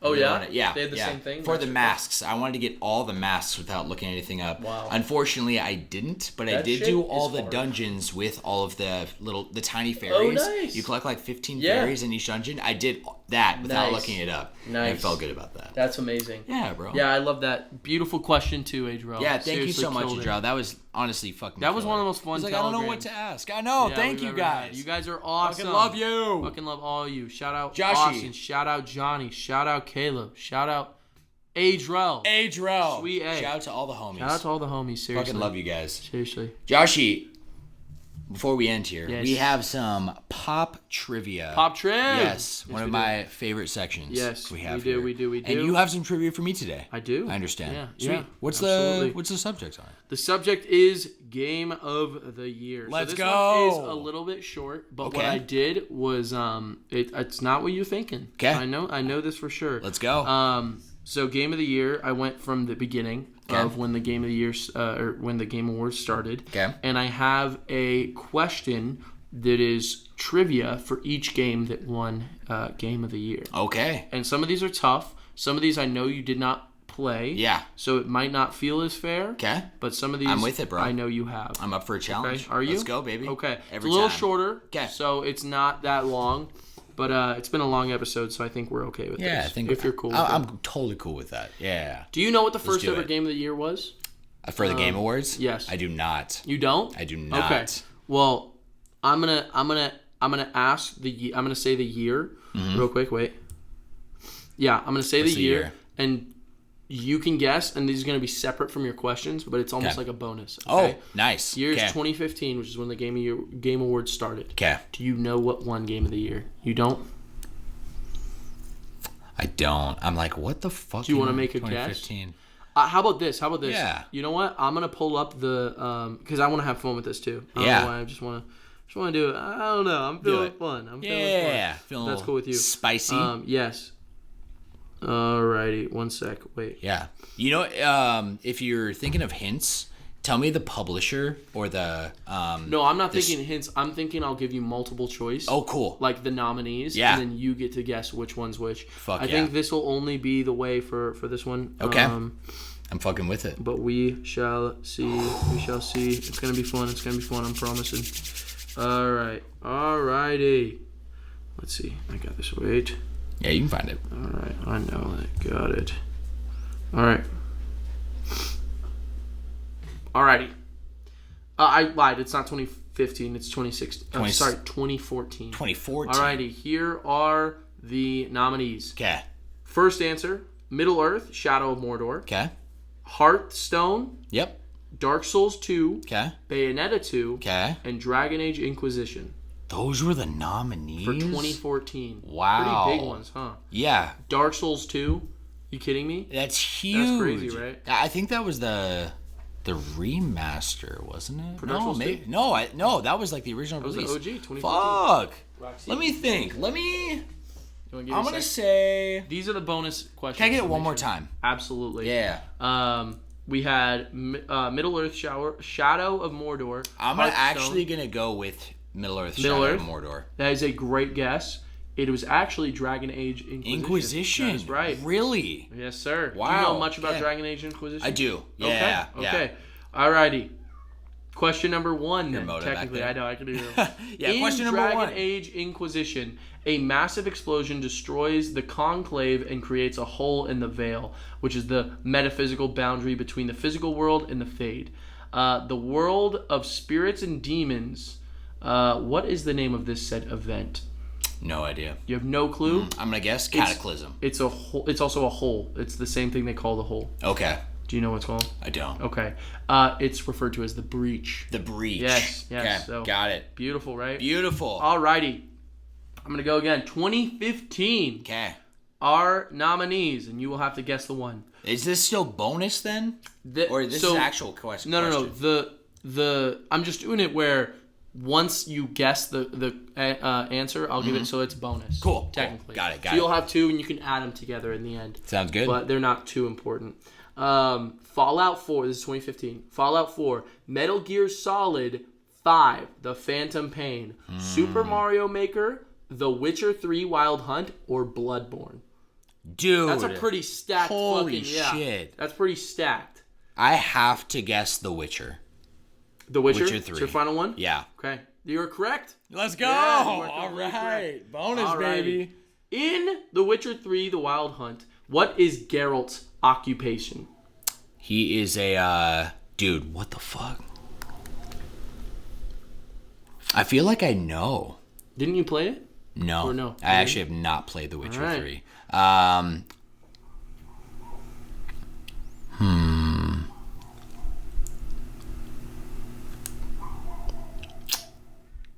don't know. I don't think I'm going to get it. know? So I'm going to make a guess. And also, on... you might smash your head if you don't get it right. Uh-oh. Is it... Give it a shot.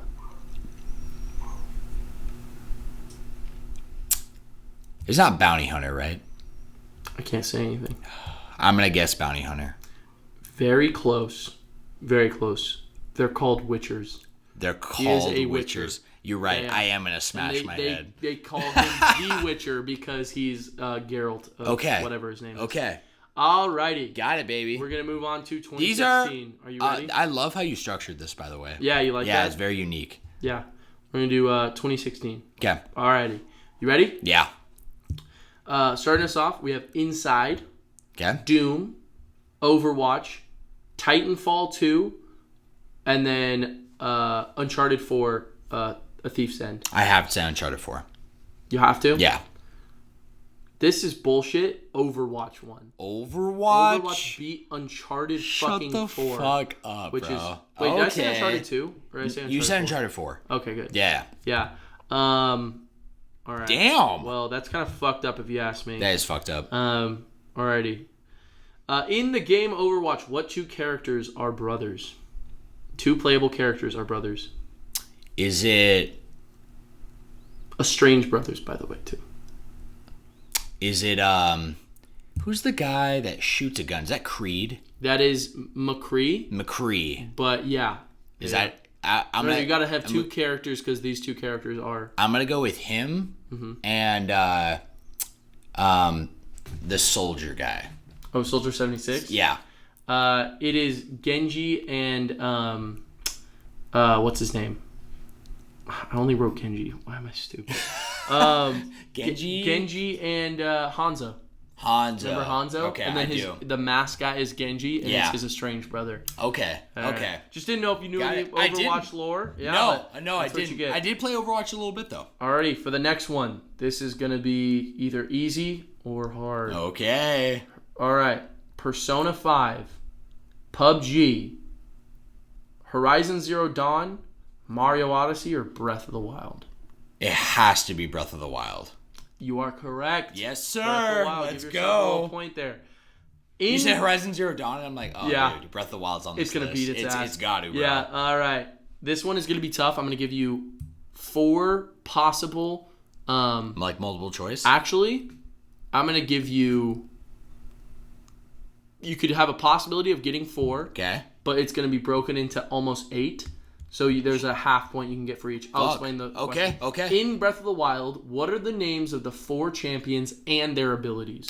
So the abilities will be a 0.5 and the champions' names will be there. Okay, so we've got Uriah the Titan. No. What? That's crazy. What? We've got Urbosa. Right? Half a point. Of the Gerudo. And her ability, I mean, damn, I'm like wondering like... Just the name. Just the name. If you have it. Oh, like, yes. Her ability is, never mind. I remember the sound bites so well for all of them. Do you? Because when they charge up, try to remember what they sound like. Okay. And you can start with another one. I'm gonna go to the champions real quick. So we got Rivali, right? Rivali absolutely. For the I keep wanting to say the Naruto for the Rito. The Rito. Yeah. Yes. His is like Soaring Gale or something, like where you leap right. Very close. It's Rivali's Gale, but yeah, I'll let you have that. Yeah. One. So you have a point. Okay. Full point. Okay. We got 1 point, and then I've got we have Mifa. Mifa's Grace. Mifa's Grace. That's 2 Yes, points. sir. Nice. We have Daruk's Protection. That's right. Yes, 3 sir. points. And then Urbosa's Wrath. No, So close. it's Urbosa's. I'll let you have one more guess, and then I gotta cut you off. Okay, that's fine. Urbosa's. But you do get a half. What? Remember what she says. Try to remember. I don't remember the ability. That's the problem. I remember Urbosa? I remember all of them except for Urbosa's. I'm like, what the fuck? Because I remember. I'm thinking the voices now. Daruk's Protection. Mifa's Grace. Yeah. Rivali's Gale. And Urbosa's. They always say blank blank is ready. Is ready. Urbosa's. Can you give me a hint of what her ability does? When you charge up a spinning attack, Yeah.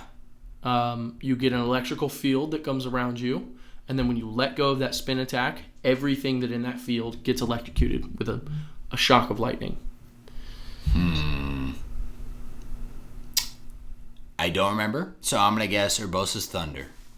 Very close. It's Urbosa's Fury. Fury. So you'll get a half point. You can have that. Okay. I'll let you have that, half a point. Alrighty. Let's keep this going. Got it, baby. Let's go. Alrighty. This one has a couple nominations. Okay. Monster Hunter World, Red Dead Redemption 2, Celeste, Assassin's Creed Odyssey, Marvel's Spider-Man, and then God of War. Dude, what? Tough, right?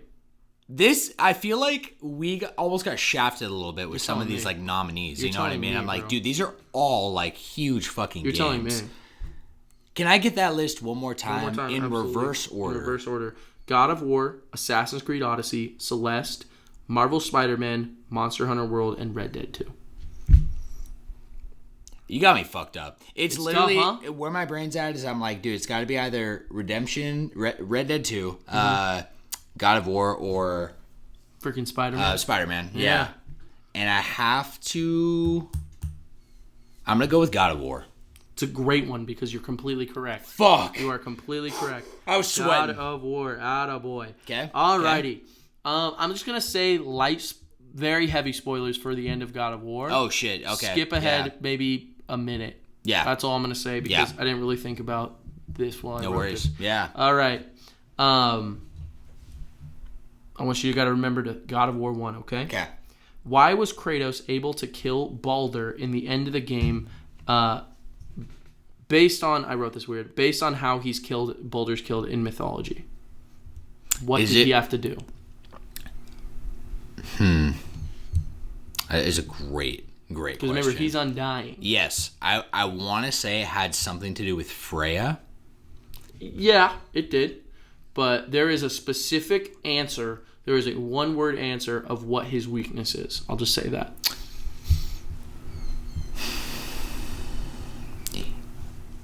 I don't remember. You don't remember at all? I don't. You don't want to throw Tell out me. an answer? My guess, is going to be. This is going to sound so silly if like Gabe's listening to this, bro. He's gonna be like, you fucking forgot. I feel like my guess is Kratos stabbed him with something that was his weakness. I feel like I'm totally wrong. Kind of. I mean, you're not wrong. There was a weakness. Okay. But the answer is mistletoe. So if you remember, when you first see Freya again, I think it's what's his name? There's what are the two dwarves' names? Oh, I don't remember. That's okay. Yeah, but I know what you're talking about. The like clean freak one, he gives these mistletoe arrows to Atreus, and at one point his satchel breaks. His bow band to hold his things break. Right. And Kratos has to fix it using the end of one of those mistletoe arrows. And so he kind of like stabs it through and like fixes it, like a dad would, right? Yeah. The moment you see Freya, she literally is like, what are those? Where did you get those? Go throw those in the fire. And she like frantically takes them and throws them in the fire. Yeah, do you remember that scene? Dude, I do. And the reason being in mythology, in the what was Greek mythology or Norse mythology? No, it was Norse mythology. Yeah. Baldur was completely invincible except for one thing, which was mistletoe. So there was nothing that could kill him besides mistletoe. Wow. And so what happens at the end, because she burns all those mistletoe arrows, and it's really funny because you get those green arrows and you expect it to be like a game mechanic where you have those arrows now. She burns them all except for that single head. And when Baldur punches Atreus at the end, he literally gets the arrow stuck in his hand, and he says, "What is this feeling?" Because he hasn't felt like real pain in a long time. Yes. And then at that point, he's completely mortal. Not completely mortal. He's still like a god. Yeah. But he's as mortal as Kratos is. Yeah. Right? Yeah. And so, mistletoe. Whoa. Yeah. Okay. Just some fun stuff. I know that was a lot. Thank you for reliving my memory. Absolutely, brother. Absolutely. Or my lack thereof. Absolutely. You ready? Yeah, I'm next ready. year? Oh, I'm ready. All righty. 2018? 2019? I'm not going to tell you. Oh. But I'm just going to say, just because I want you to figure out through the games. Okay. Alrighty. We have, Death Stranding. Okay. Sekiro Shadows Die Twice. Okay. Control. Resident Evil 2. Super Smash Bros. Ultimate. And The Outer Worlds.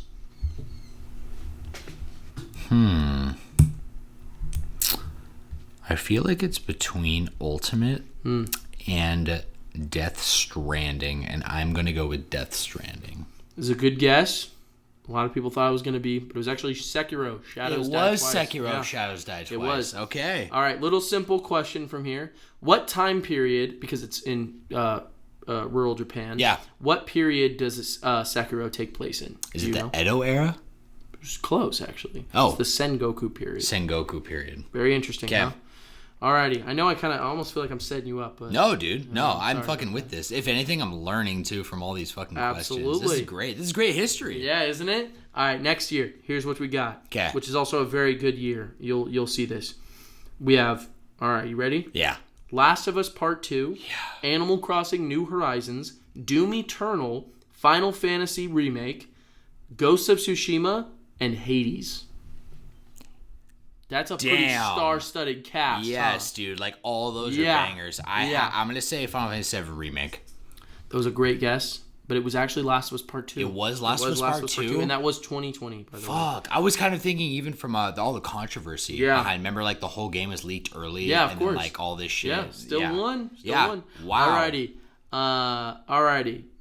After the Fireflies were snuffed out in the original Last of Us, what have the original Fireflies turned into? What are the name of their group? And it's pretty early on into Part 2. Mm-hmm. So you should be able to know this if you just rack that brain. Do you remember them the brain's racking, and I remember a new organization, right? Like, more extreme than the Fireflies were, almost like kind of like terrorists a little bit. Yeah, but I don't remember their name. We're gonna call them the Avengenists. That's a nice one. They're called Wolf. WLF. Wolf. Yeah. Do you remember that at all? I do. Okay, good. Yeah. Okay. I remember seeing signs for it everywhere. Yeah. Yeah. All righty. All right. And then we got the next year. Okay. We have Metroid Dread, Psychonauts 2, Ratchet and Clank Rift Apart, Deathloop, It Takes Two, or Resident Evil Village. You want me to run through this again? Yeah, the first 3. Metroid Dread, Okay. Psychonauts 2, Ratchet and Clank Rift Apart, Deathloop, It Takes Two, Resident Evil Village. I'm going to say Metroid Dread. It's a great question. I mean, a great answer. You'd be so surprised. It Takes Two. Really? Yeah, the Game Awards. Can you believe that shit? I feel like I knew that, and it's coming back right now. Absolutely. And being astounded that's what took Game of the Year. Wow. Absolutely. I have that game, actually. I really know. wanted to play through with Kindle. I thought we talked about this. It was like one of the... Yeah, I got Game of the Year. It won a bunch of awards. Yeah, it's a very... It's like a co-op only game, right? Yeah. Yeah. It's a couch multiplayer. So there's no way to... I don't think you can play online with someone. Dude, that's crazy. I know. Honestly. Isn't that wild? Yeah. All right. All right. So ask me a question about It Takes Two. Damn it. No, never mind. This is kind of a dog shit question. Is it? It Takes Two was the first ever multiplayer, couch multiplayer, to win Game of the Year. True or false? True. That is true. Fuck yeah. Dog shit. Why did I do Hey, that? bro, I'll take that easy one. Alrighty. They've been hard thus far, okay? I'm just going to take my easy points while I can get them. I didn't even get the bonus. So. Alrighty. And then this one. Alright, you ready? Yeah. We have God of War Ragnarok, Horizon Forbidden West, Elden Ring, A Plague Tale Requiem, Stray, and Xenoblade Chronicles 3. This was last year, and I want to say my memory is telling me it's Elden Ring. You're very right about that. Yeah, let's fucking go, baby. Alrighty. Alrighty. Who grants the Mending Rune in Elden Ring? Who grants the Mending Rune of the Death Prince? No idea. I'm going to be honest. The lore of those games is usually beyond me. There's so much lore, and there's so many names. Is that not something that happened in the game? No, it is something that happened. For sure. I honestly take a backseat to the lore in those games. Really? They're super So when convoluted. something's happening?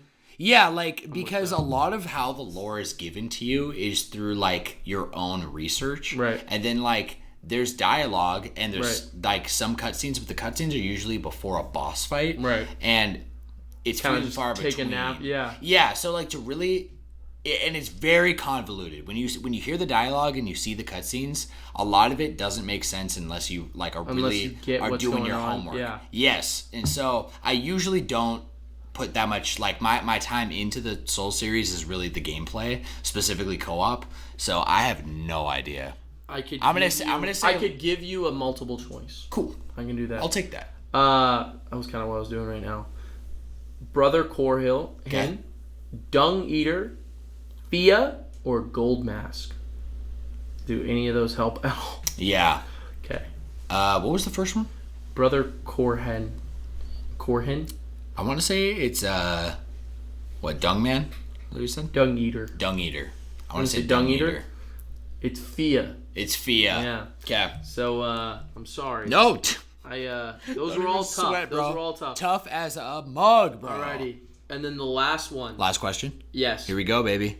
Alright. Baldur's Gate 3, Alan Wake 2, Tears of the Kingdom, Spider-Man 2, Resident Evil 4, or Mario Wonder? There is a correct answer. I have to say Marvel Spider-Man 2. And you got that bitch correct. That's what I'm talking let's about. Let's fucking go, Here's baby. a quick question about Marvel Spider-Man 2. Okay. There is a potential for how many characters will join you in I kind of made this one up because I just wanted to keep going. Yeah. How many characters? Yeah. How many? Let me think. Yeah. How many potential characters are? Let me think. This. Think about your phrasing. What's the number of how many characters can join you in a battle in New York? How many different characters beyond the character you play? Just try to think. I'm gonna guess 4. So close. It's 3. 3. Wait, let me think about it.